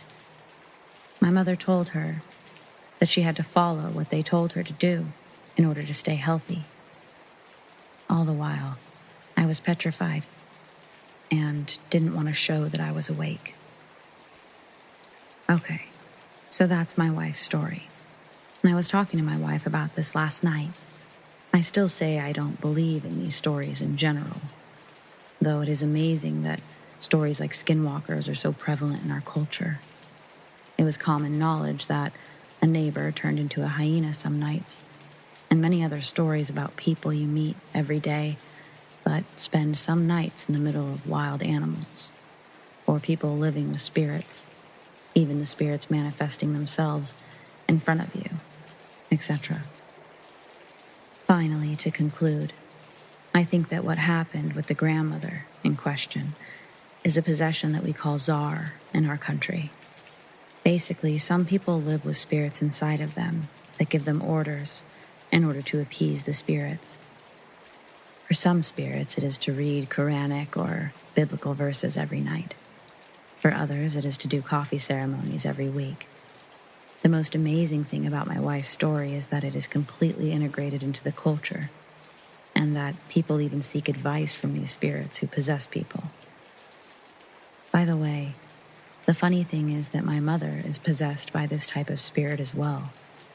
For her, she also has to organize a coffee ceremony, but only once a year, when she makes an animal sacrifice, usually sheep or chicken, and she's dressed entirely in red from dawn to dusk. I know it's super weird, but I come from a very traditional country. For us, it is totally normal.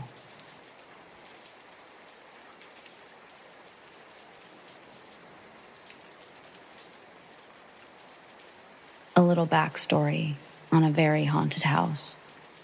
I live in an old home built in 1917. Been here since 2012, when we moved from a house that was certainly haunted. But anyways, I lived here with my dad and my mom until she tragically passed away in October of 2020.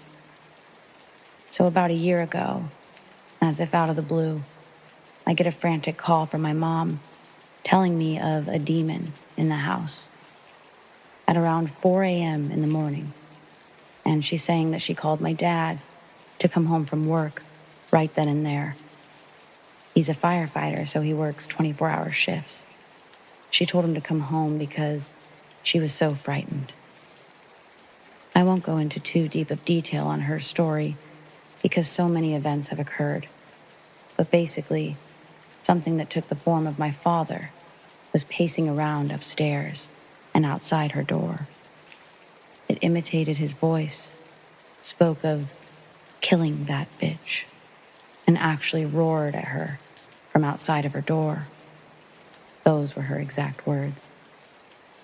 This is what she recalled to us, but in my mind, I didn't want to believe it and half-heartedly shrugged it off as sleepless paranoia or something. Well, she passed due to suicide in October, but wasn't suicidal to our knowledge. And the day before, she texts my dad something along the lines of, "I'm moving out of the house tomorrow. The house is haunted." The next day, she is dead. In the following months, I moved back in with my dad to the home, since I didn't want him alone in the house where his wife, my mom, just tragically passed away. In the months following, I've had terrifying experiences nearly every night. Footsteps pacing up and down the stairs, almost always starting around 3 a.m. We have a burglar bar on the door, so nobody can even get past the door to come upstairs. But it's nonstop and very loud. I had gotten so shaken up and was almost certain somebody was inside and upstairs that I barricaded the door with a mini fridge, and I kept a rifle next to me. I hear running around a lot, things being thrown around, etc. Well, last week, it intensified a bit as I was in my parents' room, where a lot of this stuff has been heard or has originated. They have a closet, and the door doesn't exactly latch as the frame and the door don't exactly fit, and it's very stiff. When it's closed, you nearly have to give it a rough pull to open it. Well, the entirety of the previous night, I was hearing the same walking up and down the stairs, and I was basically sitting up in bed, saying prayers from 3 a.m. onwards. It's now 9:30 a.m., and I'm laying in bed. I have my head under the covers and the TV playing. All of a sudden, I hear a large bang in the room. My heart stopped, and I pulled my head from under the covers, and bam, the closet door is wide open and still moving from the force of it being opened. My mouth dropped, and after 15 seconds of sitting there going, what the fuck, I got the courage to jump up, and I ran outside from shock. Weird event. Well, today I got home around 11 p.m., and nobody was home. My dad had quadruple bypass from a sudden heart attack a week prior, but he was not home at the moment. I go upstairs to his room, and his closet door is wide open. I'm like, hell no, and shut it, and pushed it in real tight. I turn my back, not even 3 seconds pass, and boom, it flies open so hard that it nearly shuts from the force of being swung back. I start rebuking any spirits and praying, calling a friend, grabbing my cross, etc. Then, I'm downstairs, still shook up about the fact, and laying on the couch, trying to forget about the whole thing, and it's nearing 3 a.m. This is when I hear the loudest, angriest stomps I have ever heard, coming from upstairs. It was extremely loud, like somebody was pissed off and stomping off to start a fight. I jumped off the couch, looked on the porch in case maybe it was my dad coming home or something of the sort. I look, and nothing. There is not a soul. At this point, I know for an absolute fact these stomps occurred upstairs, near where the door had swung open. I instantly started to panic and was shaking badly. I grabbed my most important things like my charger and shoes and literally fled the house as fast as I possibly could. I was shaken so badly that as I backed out of the house, the brakes were pumping due to my leg going out of control. I fell into tears due to how frightening this was. There is a dark and malevolent energy in my home, and I'm scared to be in the house after dark at this point. This just occurred about exactly an hour ago. Just wanted to share a piece of my story for anyone who's interested. Ghosts in the afterlife are a very real thing, and very terrifying at that. I'm not sure what to do besides sell the house at this point.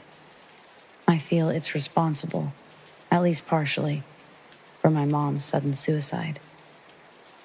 Thanks for listening.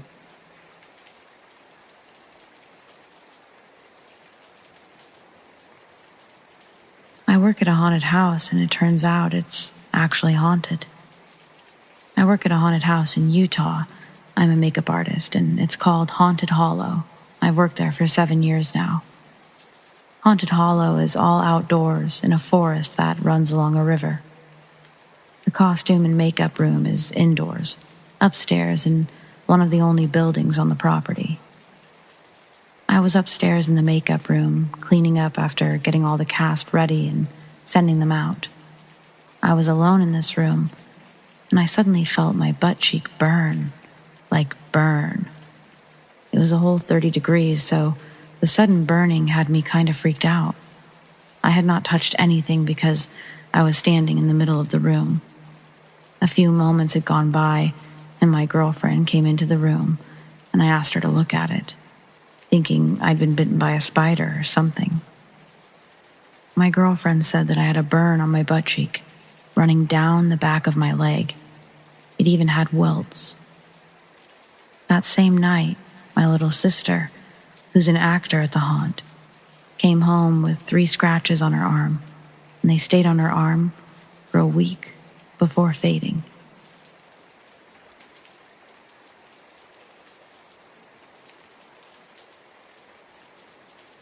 My house was haunted as fuck. We moved from this house 2 years ago. At the time, I lived with my parents and my brother. I'm far from a believer in the paranormal, which isn't really the desired opening to a ghost story, but we move on.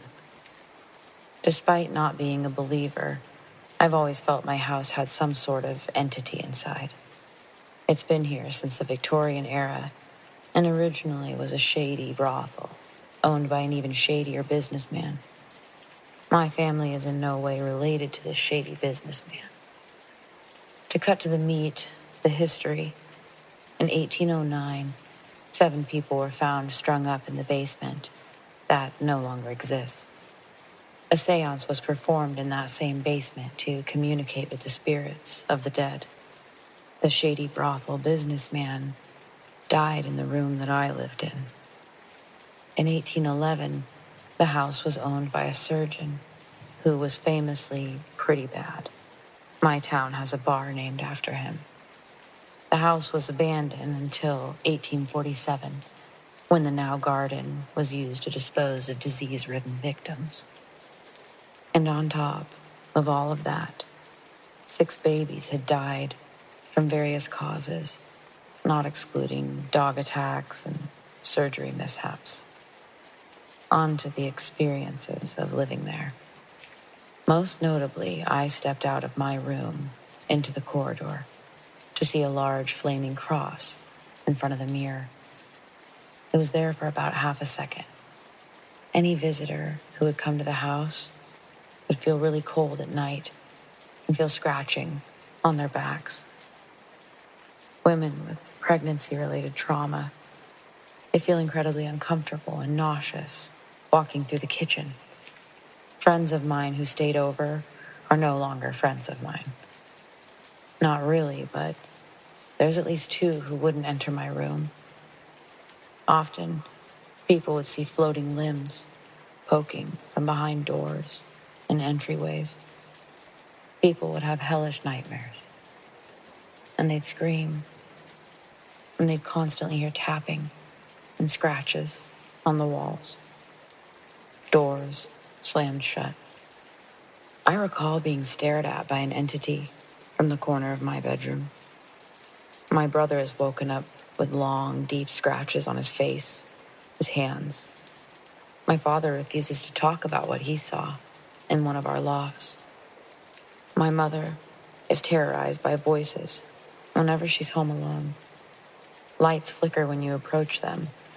Once you pass them, you feel helpless and incredibly cold. Non-sleepwalkers become sleepwalkers. Posters and signs ripped off of the walls. I've had my hand grabbed with immense pressure when I reached up into a cupboard for a drink. Women yelling, footsteps coming up the stairs, dishes having faces on them. Clothes get ruined, hats get stolen, never returned. People occasionally would get flung around, food spoiling in minutes sometimes. So yeah, my house was haunted as fuck.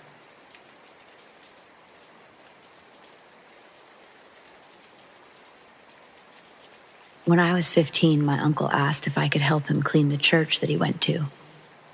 Saying yes, I went with him on a Saturday morning. Before entering the church, he told me that it was haunted. I thought that he was just trying to see if he could scare me. He told me to take off my shoes before entering.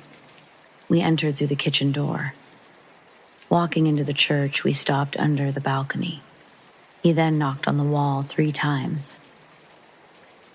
That was when I heard what sounded like someone jumping down from a high place above us.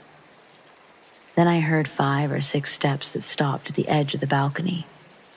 For about 10 seconds, I didn't hear anything.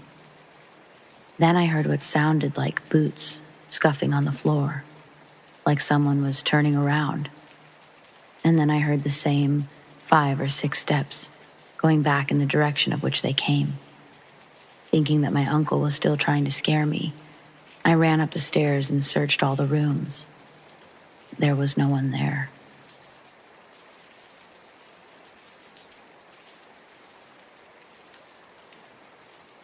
Haunted by a man who wanted us to find his family pictures? The title alone sounds very odd, but hopefully this will all make sense by the end. My family and I have lived in our current house for about 10 years. Shortly after it was built, the owners put it on the market and we moved in a year later. Before the house was built, it was part of a large field owned by a farmer who lives behind us. There was never any sort of activity in this house before the past month. We've lived in a haunted house before, the kind where you feel you're being watched, footsteps, voices, the works. This house felt like a relief the moment we stepped in because there was nothing. And how could there be? It's so new. Well, last month, after my siblings had gone off to school, I heard very distinct footsteps to the upper level of the house, followed by a voice of an unspecified gender calling, before walking down the hallway, pushing open my parents' door. It's broken. At first, I'm thinking somebody must have gotten home extremely early, or maybe the bus didn't come at all. Then I realized that wasn't the case and figured we were being robbed. While I'm internally panicking, I hear one of my dogs trot down the hallway into my parents' room. After hearing the door open, I guess. And I knew he definitely would have barked if he saw a stranger poking around. When I summoned up the courage to look around the other rooms, no one was there. I thought. A little odd, but not a ghost. It couldn't be a ghost. But then the footsteps on the stairs became more persistent. They always went up the stairs and into my parents' room. I started waking up in the middle of the night with the overwhelming feeling of being watched. Worst of all, one night I woke up to someone pushing down on my shoulder. I assumed it was my youngest sister who often gets scared at night. So without opening my eyes, I told her to go to bed. But when there was no response, I got up and found that she was sound asleep in her bed. After that, family members kept complaining of having their shirt tugged on while standing in the middle of the room. At one point, 3 of the blinds pushed down on the living room window, as if someone was looking outside at a neighbor. Like we saw the blinds move. Something was obviously going on, so my parents installed a ring device to see if they could pick up anything. They picked up a man's voice on 2 occasions, with 0 explanation. There's only one male in the house with a voice deep enough to match that, and he wasn't home when it happened. It sounded like it said, "What are you doing?" And on a separate occasion, "Look at this, babe." It was getting really, really creepy, to the point where I couldn't sleep at night from the overwhelming feeling of being watched. But then, one day shortly after that, my family went to a nearby friend's house to dig through their yard with their metal detector. In a pile of trash near the scenic byway, they found a USB with pictures of a man with his family. The wife's name was on the USB thing, and when we looked her up, we found out her husband had died a month ago, unexpectedly. I have no idea why the USB was thrown into this person's yard. Bad fight between them years ago, maybe? There's no way of ever knowing. What I do know is, once we dropped off the USB at the funeral home, the day of the man's service, all the activity in the house came to a halt. No more voices on the ring device. No more footsteps. I can sleep peacefully at night, and I don't feel watched. The house feels safe again. How this man knew to find us or knew that we would find his family pictures is beyond me. I'm just glad he was able to move on now, if that is the case of why we had this activity in the first place.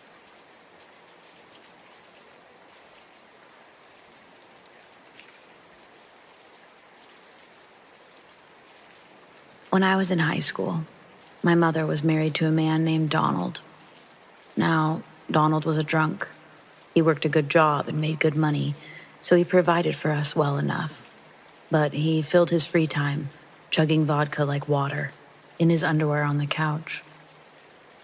Donald wasn't always aggressive when he drank. However, after a hard day at work, he would come home, drink a bottle, and try to pick fights with me for anything that he could think of. Very often these fights would turn physical, and while I was no lightweight in high school, on the first occasion I fought back, he called the cops on me. As a result of this situation, once he was about 3/4 of the way through a bottle, my mother took to packing an overnight bag, having me load up, and going to stay in a hotel for the night. I always stayed in the same hotel, just down the street from my house. It would allow me to go back home before school the next morning, after Donald had left for work, to get ready.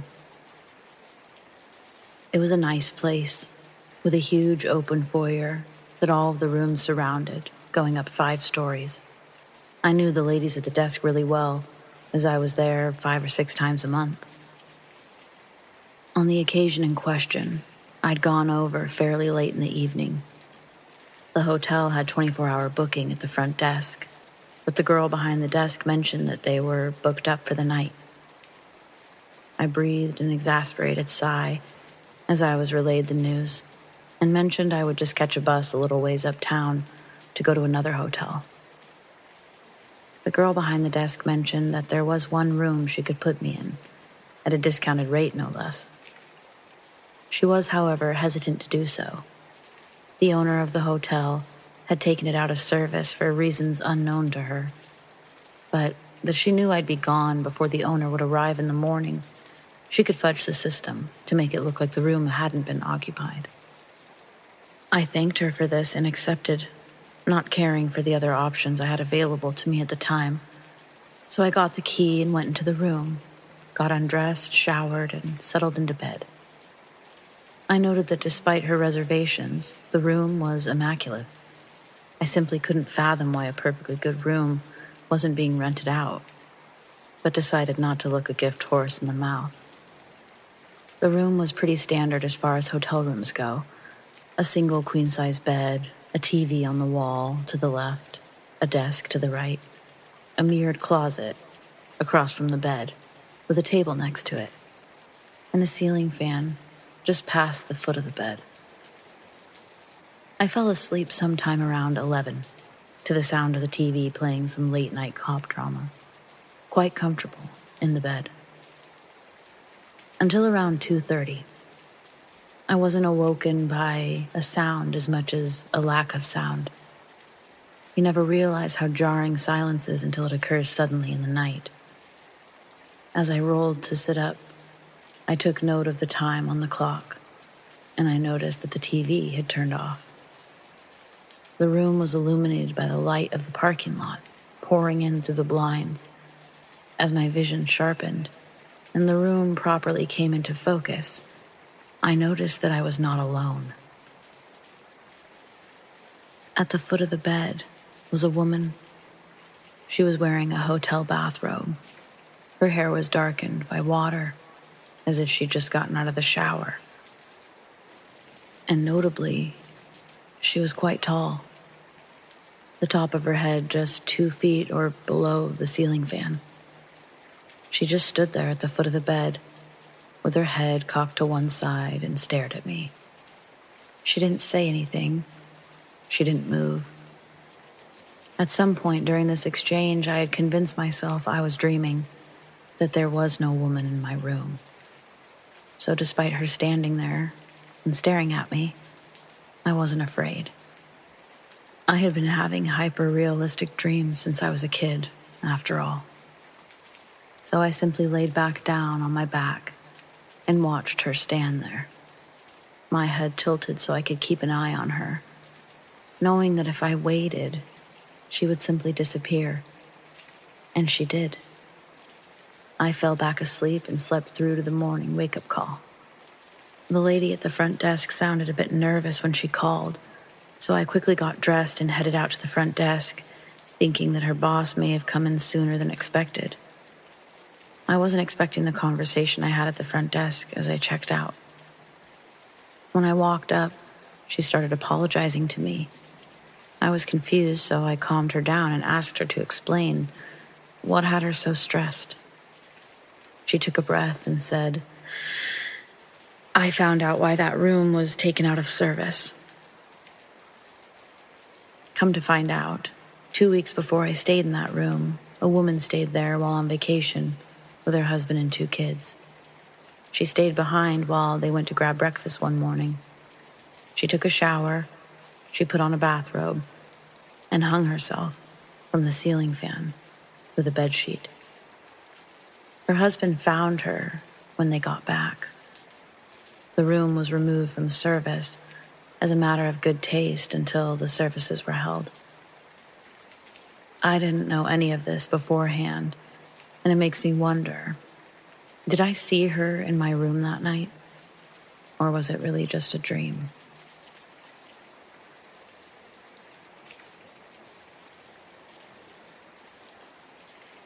This happened 30 plus years ago, so I will explain what happened as best as I can remember. When I was 3, my grandmother, maternal side, died of a heart attack, I believe.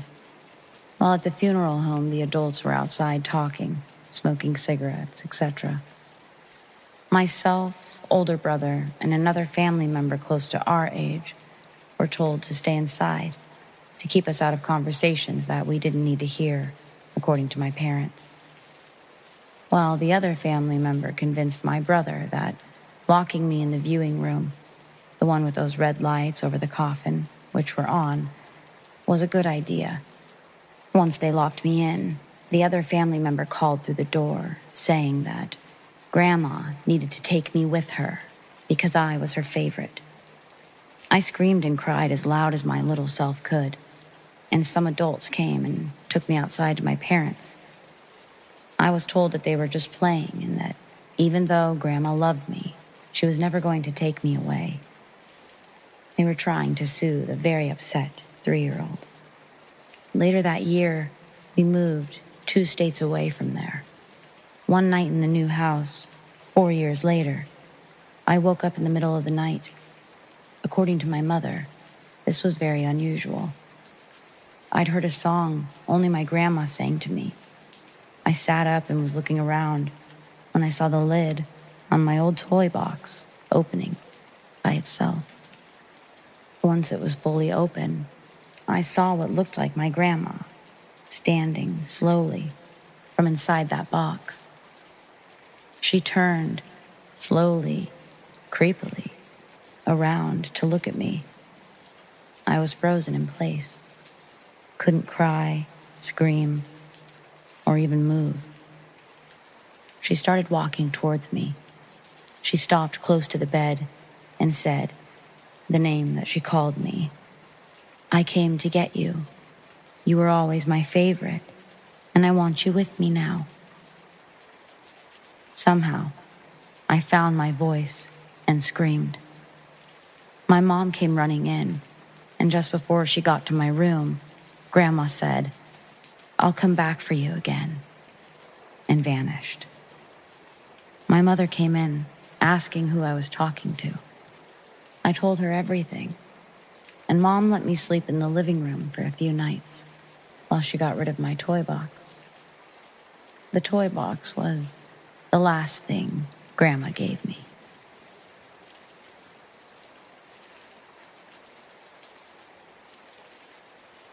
When I was younger, elementary school age, I spent a spring and a summer living with my mom's aunt, so my great aunt, while my mom was in and out of the hospital.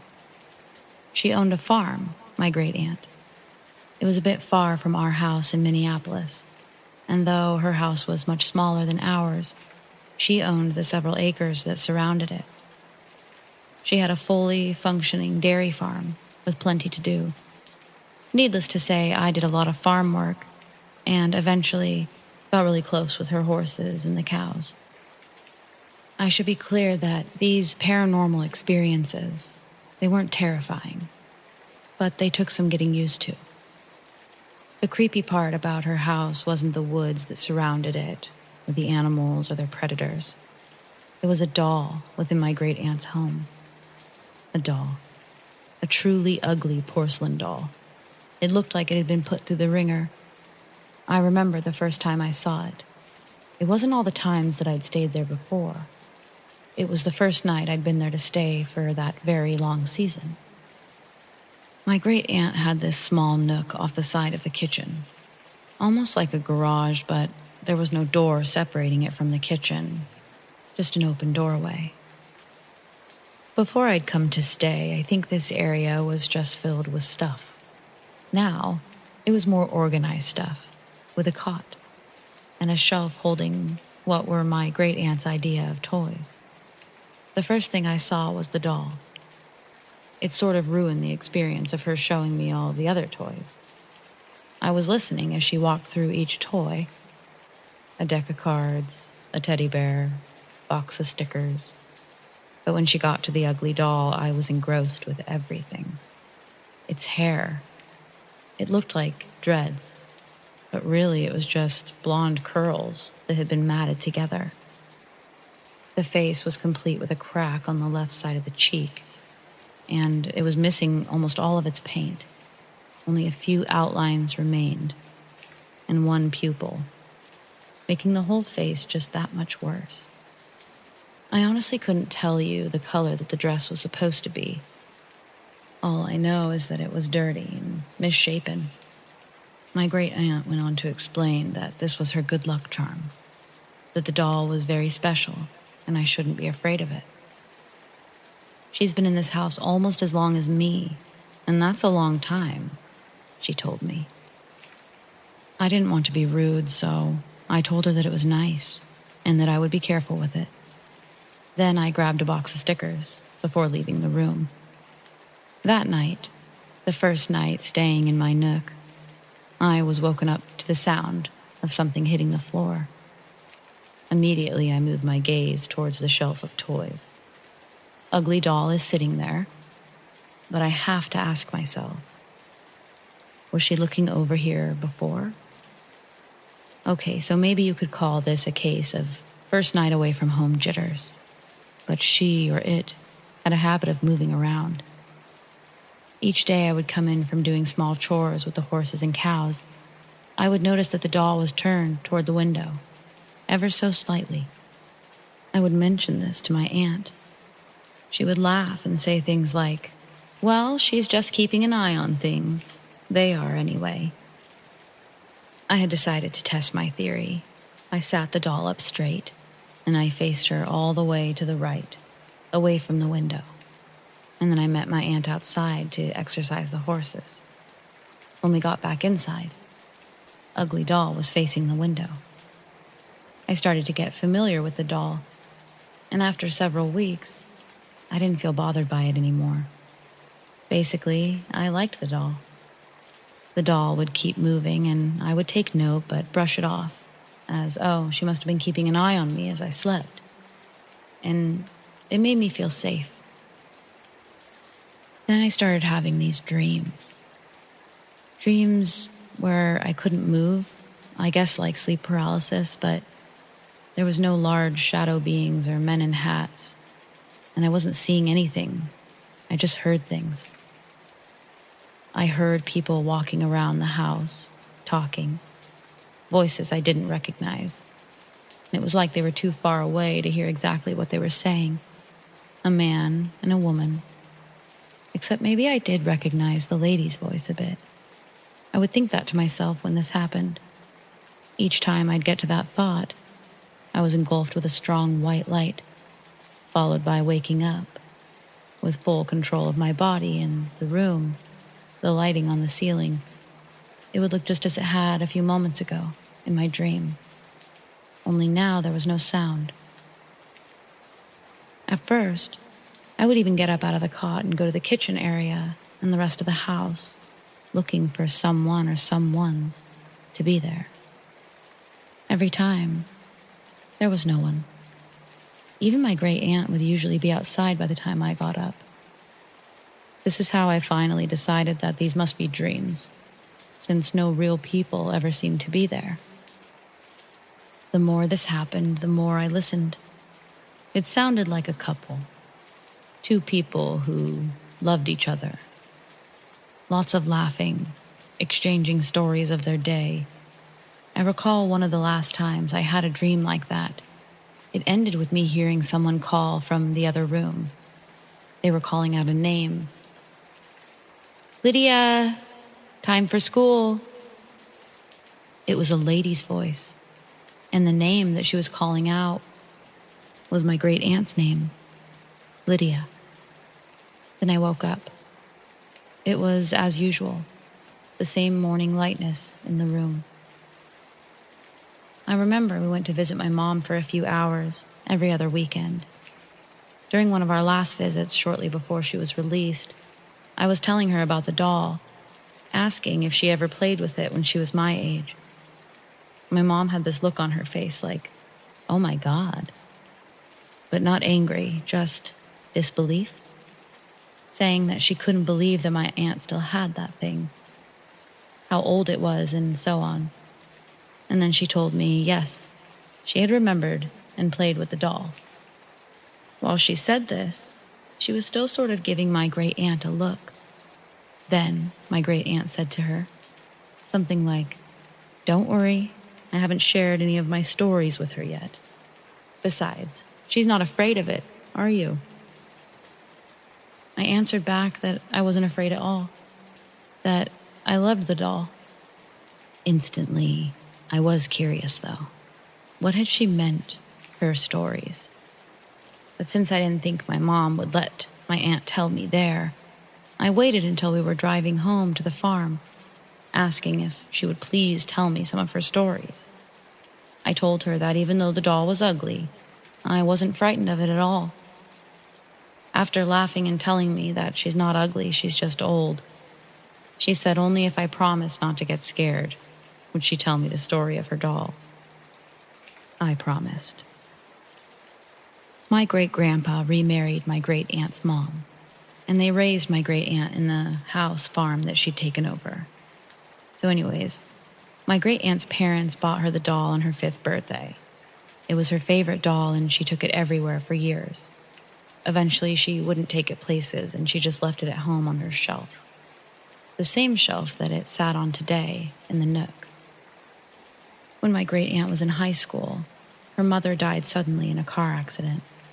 She said that when she got home from school, the doll was sitting in the middle of her bed, but her father hadn't moved it. She started keeping it close to her from that day forward, usually at her bedside, always where she slept. One night, she said that she was having a dream about her mom, but it was interrupted as she felt something hit her in the face. She woke up to find that it was the doll. It had fallen on her face somehow, from her side table. What she really noticed, though, was a barn fire that looked to have just started. Panicked, she woke up her father, and together, they managed to get the animals out and get the fire under control. Something had chewed through the wires near the main circuit breaker, which was a small barn next to the large barn and stables with the horses. She swears this was her mother and attributed it to the doll. Knowing had it not smacked her in the face, she probably would have kept on dreaming, leaving her and her father with a horrible discovery in the morning. From that moment forward, she knew that what she'd been feeling and experiencing was her mother's presence, and that somehow her or her spirit was connected to that doll. She started noticing the doll moving almost immediately, and like me, wasn't scared by it, though her good luck charm, because it was her mother, but also because she truly felt protected and that she always had someone to talk to, that her mother was still looking out for her even when she was gone. I had asked, what about great-grandpa? Where did he go? She smiled and said, "They are together, silly. Can't you hear them both? I hear them all the time." "Like in your dreams?" I asked. She didn't answer right away. I don't know if they're dreams. They're more like living memories. Does that make sense? For some reason, it really did. What I'd been experiencing didn't feel exactly like a dream. So somehow I guess I was tapping into those memories. Whether it was the doll, the house, or something else, it was something. The house, the doll, they were special. My uncle on my dad's side owns the property now, and every time I travel back home, I go to visit. And I always make sure the doll is properly displayed. He doesn't move anything around in that room. As he puts it, things start getting funny around there when he does. The last time I went out there was about a year ago, before the pandemic. And he asked if I wanted to just take the darn thing home, which naturally I declined. I just knew it wasn't right to move all of them away from that house. The doll had always belonged there, and so we'll keep it that way.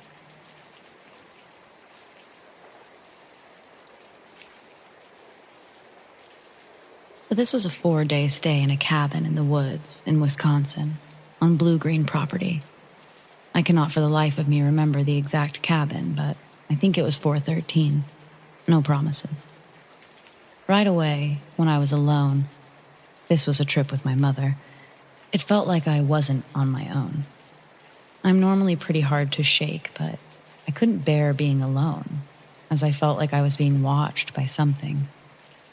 Both my mother and I checked the cabin thoroughly, but we never found anything. The first night, I heard what sounded like footsteps on what would be the room above me. But the cabin only had one floor, with a slanted roof. So it doesn't make sense to have been someone. It sounded like a small child running across the length of the slanted roof, and both me and my mother heard it.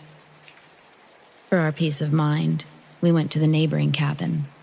The cabins were divided into 2 suites, one on the right and one on the left. But we quickly discovered it was vacant, so we went back to our own. The next morning, I awoke to find my clothes, including the ones I fell asleep in. I get cold really easily, so I tend to have pajamas on and a hoodie on as well. I had on pajama pants that were much bigger than me. They were hand-me-downs and tied really well around with a string. So I find it a bit hard to believe that I would have untied them while I was asleep. But all the clothes were thrown about the room, and it took me a solid 5 minutes to find the shirt that I had on, which was tangled up in the sheets. Maybe I just got hot and took it off while I was half asleep. But I'm from a fairly warm place, and never have I done that before. So part of me doubts that I took off my own clothes. Even if I did, it wouldn't have explained how the clothes that were in my suitcase in the far corner of the room were scattered about. I'm typically a bit of a neat freak, and never would I have been able to sleep if I knew my clothes were thrown everywhere. Later that day, I was alone once more, as my mother had run out to get some food from a nearby restaurant. I heard breathing from the next room over, which would have been my mother's bathroom. I brushed it off as nothing, but then remembered that I was alone in the cabin. So I called my mom and I told her to get back here quickly, and then I listened. It sounded far too rhythmic to have been the air conditioner, and I could have sworn I could hear a clear exhale and inhale. The cabin layout was simple-ish, so I'll try to describe it to the best of my ability. There was a living room when you first walk in, and a closet with a washer and a dryer that we never used, and a kitchen. Then down the hall, perpendicular to the kitchen, was the bedrooms and bathrooms. One was outside of the respective bedroom and larger than the other bathroom, and the bedroom at the end of the small hall had a bathroom hanging off of it. Go back to the living room. There's also a balcony, which was protected from the wind by the other suite, which was vacant, and our own suite. And there was a bathroom through a thick wall from the balcony. Hopefully that made sense. It'll be important later. Once my mom was back, I remember getting up from the table in the living room and heading to my bathroom. but I swore I saw something in my bedroom. So I backed up and checked. Nothing was there. I thought I saw a lady dressed in all white. Cliché, I know, and had vanished. So I decided that I was just going batshit and went to the bathroom. Nothing happened to me the rest of the day, so I'll skip to the third day. This was the day the running on the roof got extremely prominent, as though a child was running back and forth. Once again, that would have made no sense, as the suite next to ours was vacant. At some point, we'd even called the front desk, asking them to call the suite next to ours and ask them to quiet down some, and they themselves said, "There's nobody in that cabin." At around 2 p.m., I looked up from my laptop. I was sitting in the corner like the child I am as opposed to the couch, and I swore I saw a woman who didn't fit my mother's body type staring at me through the window's reflection. As in, she was inside the cabin, watching me using the reflection. And I even got a picture of it, and I'll eventually post that. For reference, my mother is rather large. The woman I saw was clear, not the outline of the curtain, and she was thinner, still overweight but not by much. And she was in the long white gown of who I thought I saw in my room. They looked to have a romantic tuck and a messed up face, and they were much taller than me. For reference, I am 4'10", am a guy, and didn't even have a dress packed. Neither did my mother. Plus, I was sitting down and out of the reflection, so I knew it couldn't have been me. And the dress went out some. The curtains didn't. So I don't know what could have caused that reflection. Half of why I'm here. I want to know a decent answer for the woman in the reflection, as it didn't look entirely like a woman or human, for that matter. It seemed more humanoid and in a dress than a woman in a dress. Final night there, I was exhausted, as I didn't really sleep well the night prior, and I went to bed at about 8:30, but I got up before I ever fell asleep and went to the living room as I felt something hit my foot. It felt long and hard, almost like a round pole. I told my mother this, and she told me that the first night she felt like something tried to push the top of her head down and out of the bed. We talked about it for a while, and eventually I laid back down, and nothing happened the rest of the trip. So, to recap, running across the roof on nights 1 through 3, night 1, my mom apparently felt something try to push her out of bed. Day 2, I woke up to find every article of clothing, including what I'd had on, was thrown about the room. More roof running, seeing something in my bedroom, and weird breathing from an empty room, and loud breathing. I heard it through a wall. Day 3, weird reflection of a woman that looked like her face was damaged in the window. Night 4, felt like my foot was hit by a pole. I also want to include that nothing in the cabin felt evil per se, more mischievous and almost felt motherly at times. Granted, misguided, but I am pagan, so maybe my mind is a bit off on detecting this. And according to my mother, nothing felt evil, just off and ultimately creepy. The trip, again, was only me and my mother. I really need your all's opinion on this. I believe in some occult things, but cannot provide a solid yes or no as to if I believe in ghosts. I'm looking for any answer, be it paranormal or not.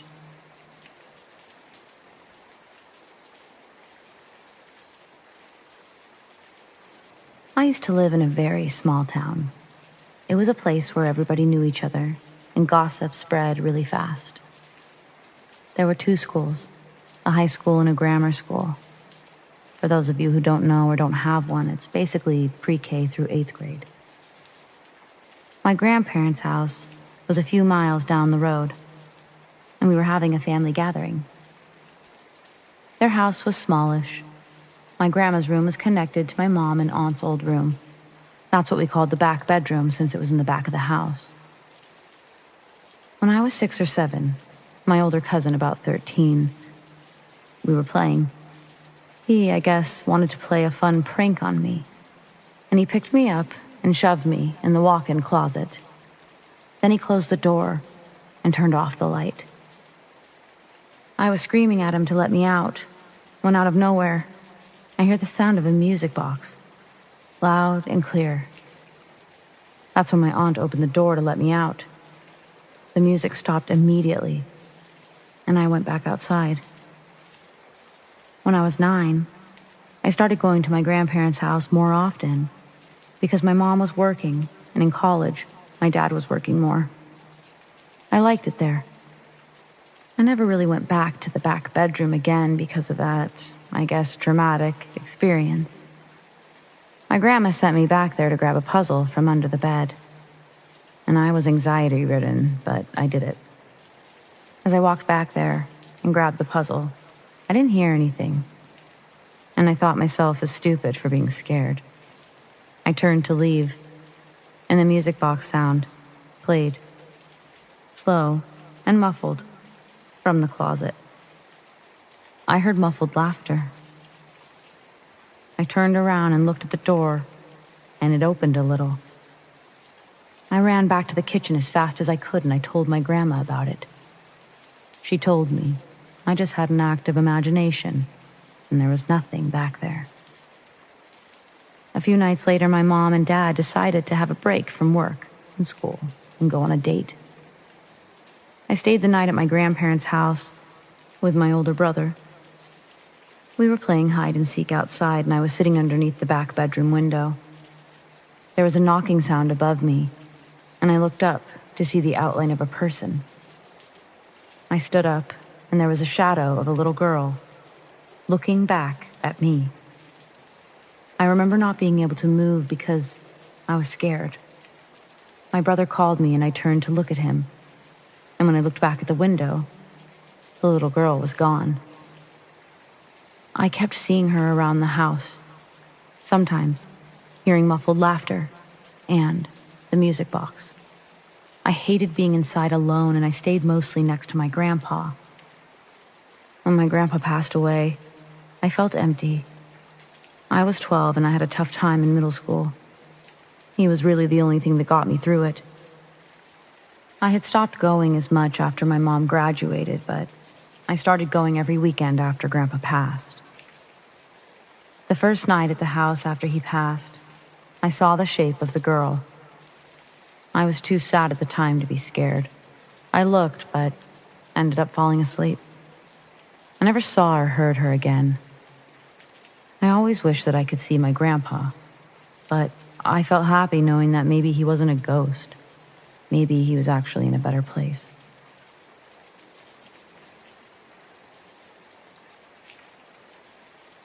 When I was 13, my family moved into a home in a nice neighborhood in Tucson, Arizona.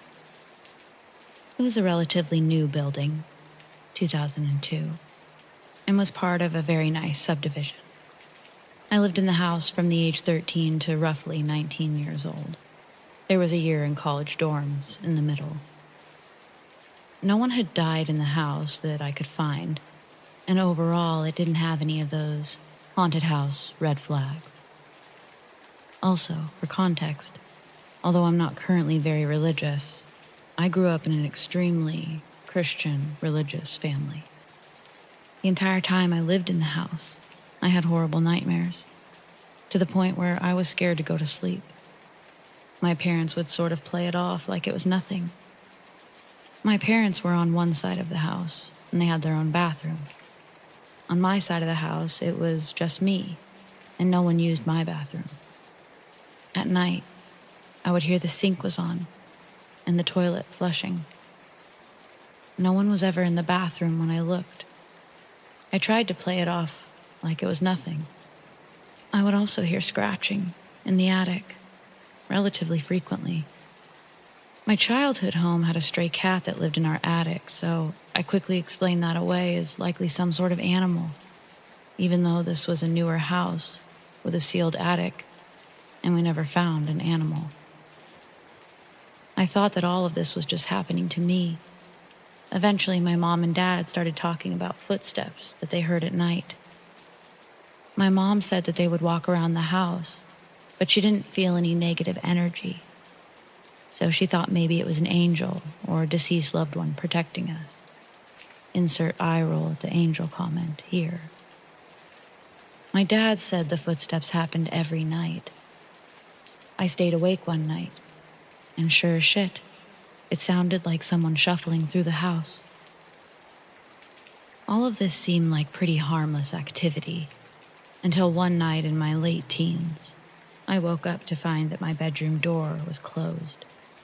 I had a mirror on the back of my bedroom door, and I was always afraid of seeing something in the mirror, so I kept the door open and the hall light on. Everyone in the house knew about my obsession with keeping the door open. Later, when I asked about it, no one in my family said they shut my door. Upon seeing the door shut, I immediately panicked. I got out of bed, heart pounding, and I tried not to look in the mirror. I opened the door, took a deep breath, and walked back to my bed. I remember thinking something like, this is the part of a horror movie when I would get attacked. And then I laid down in my bed. The next part. I'm not kidding. And I know people will call BS and say that it didn't happen. But I know without a shadow of a doubt, this happened to me. And I can't explain it to save my life. The second I laid down in bed, it was like the covers were pulled over my face, and someone was holding them down over my head. It felt like hands were all over my body, pinning me down. I felt like I was burning all over. And I could hear the sound of firewood burning in my ears. I could also hear laughing. I couldn't move, and I felt like I was going to die. Regardless of your views on religion, all I could think to do was pray. I don't know if I prayed out loud or really loud in my head, but I said something like, "In the name of Jesus, stop," 3 times. I remember very specifically on the 3rd time, everything evaporated. My house was quiet, and I ran.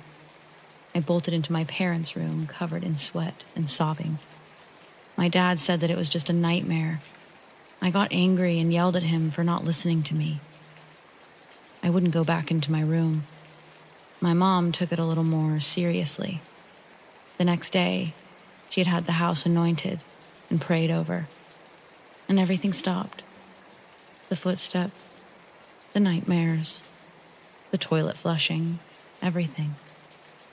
We eventually moved out of the house, and nothing like that has ever happened again. But it seems that everywhere I go since then, weird shit still happens to me, periodically, but not at that scale. Like I said, I'm not super religious anymore, but this is one of those things I can't really explain. I know it happened. My family knows it happened. I can't offer any logical explanation for what happened.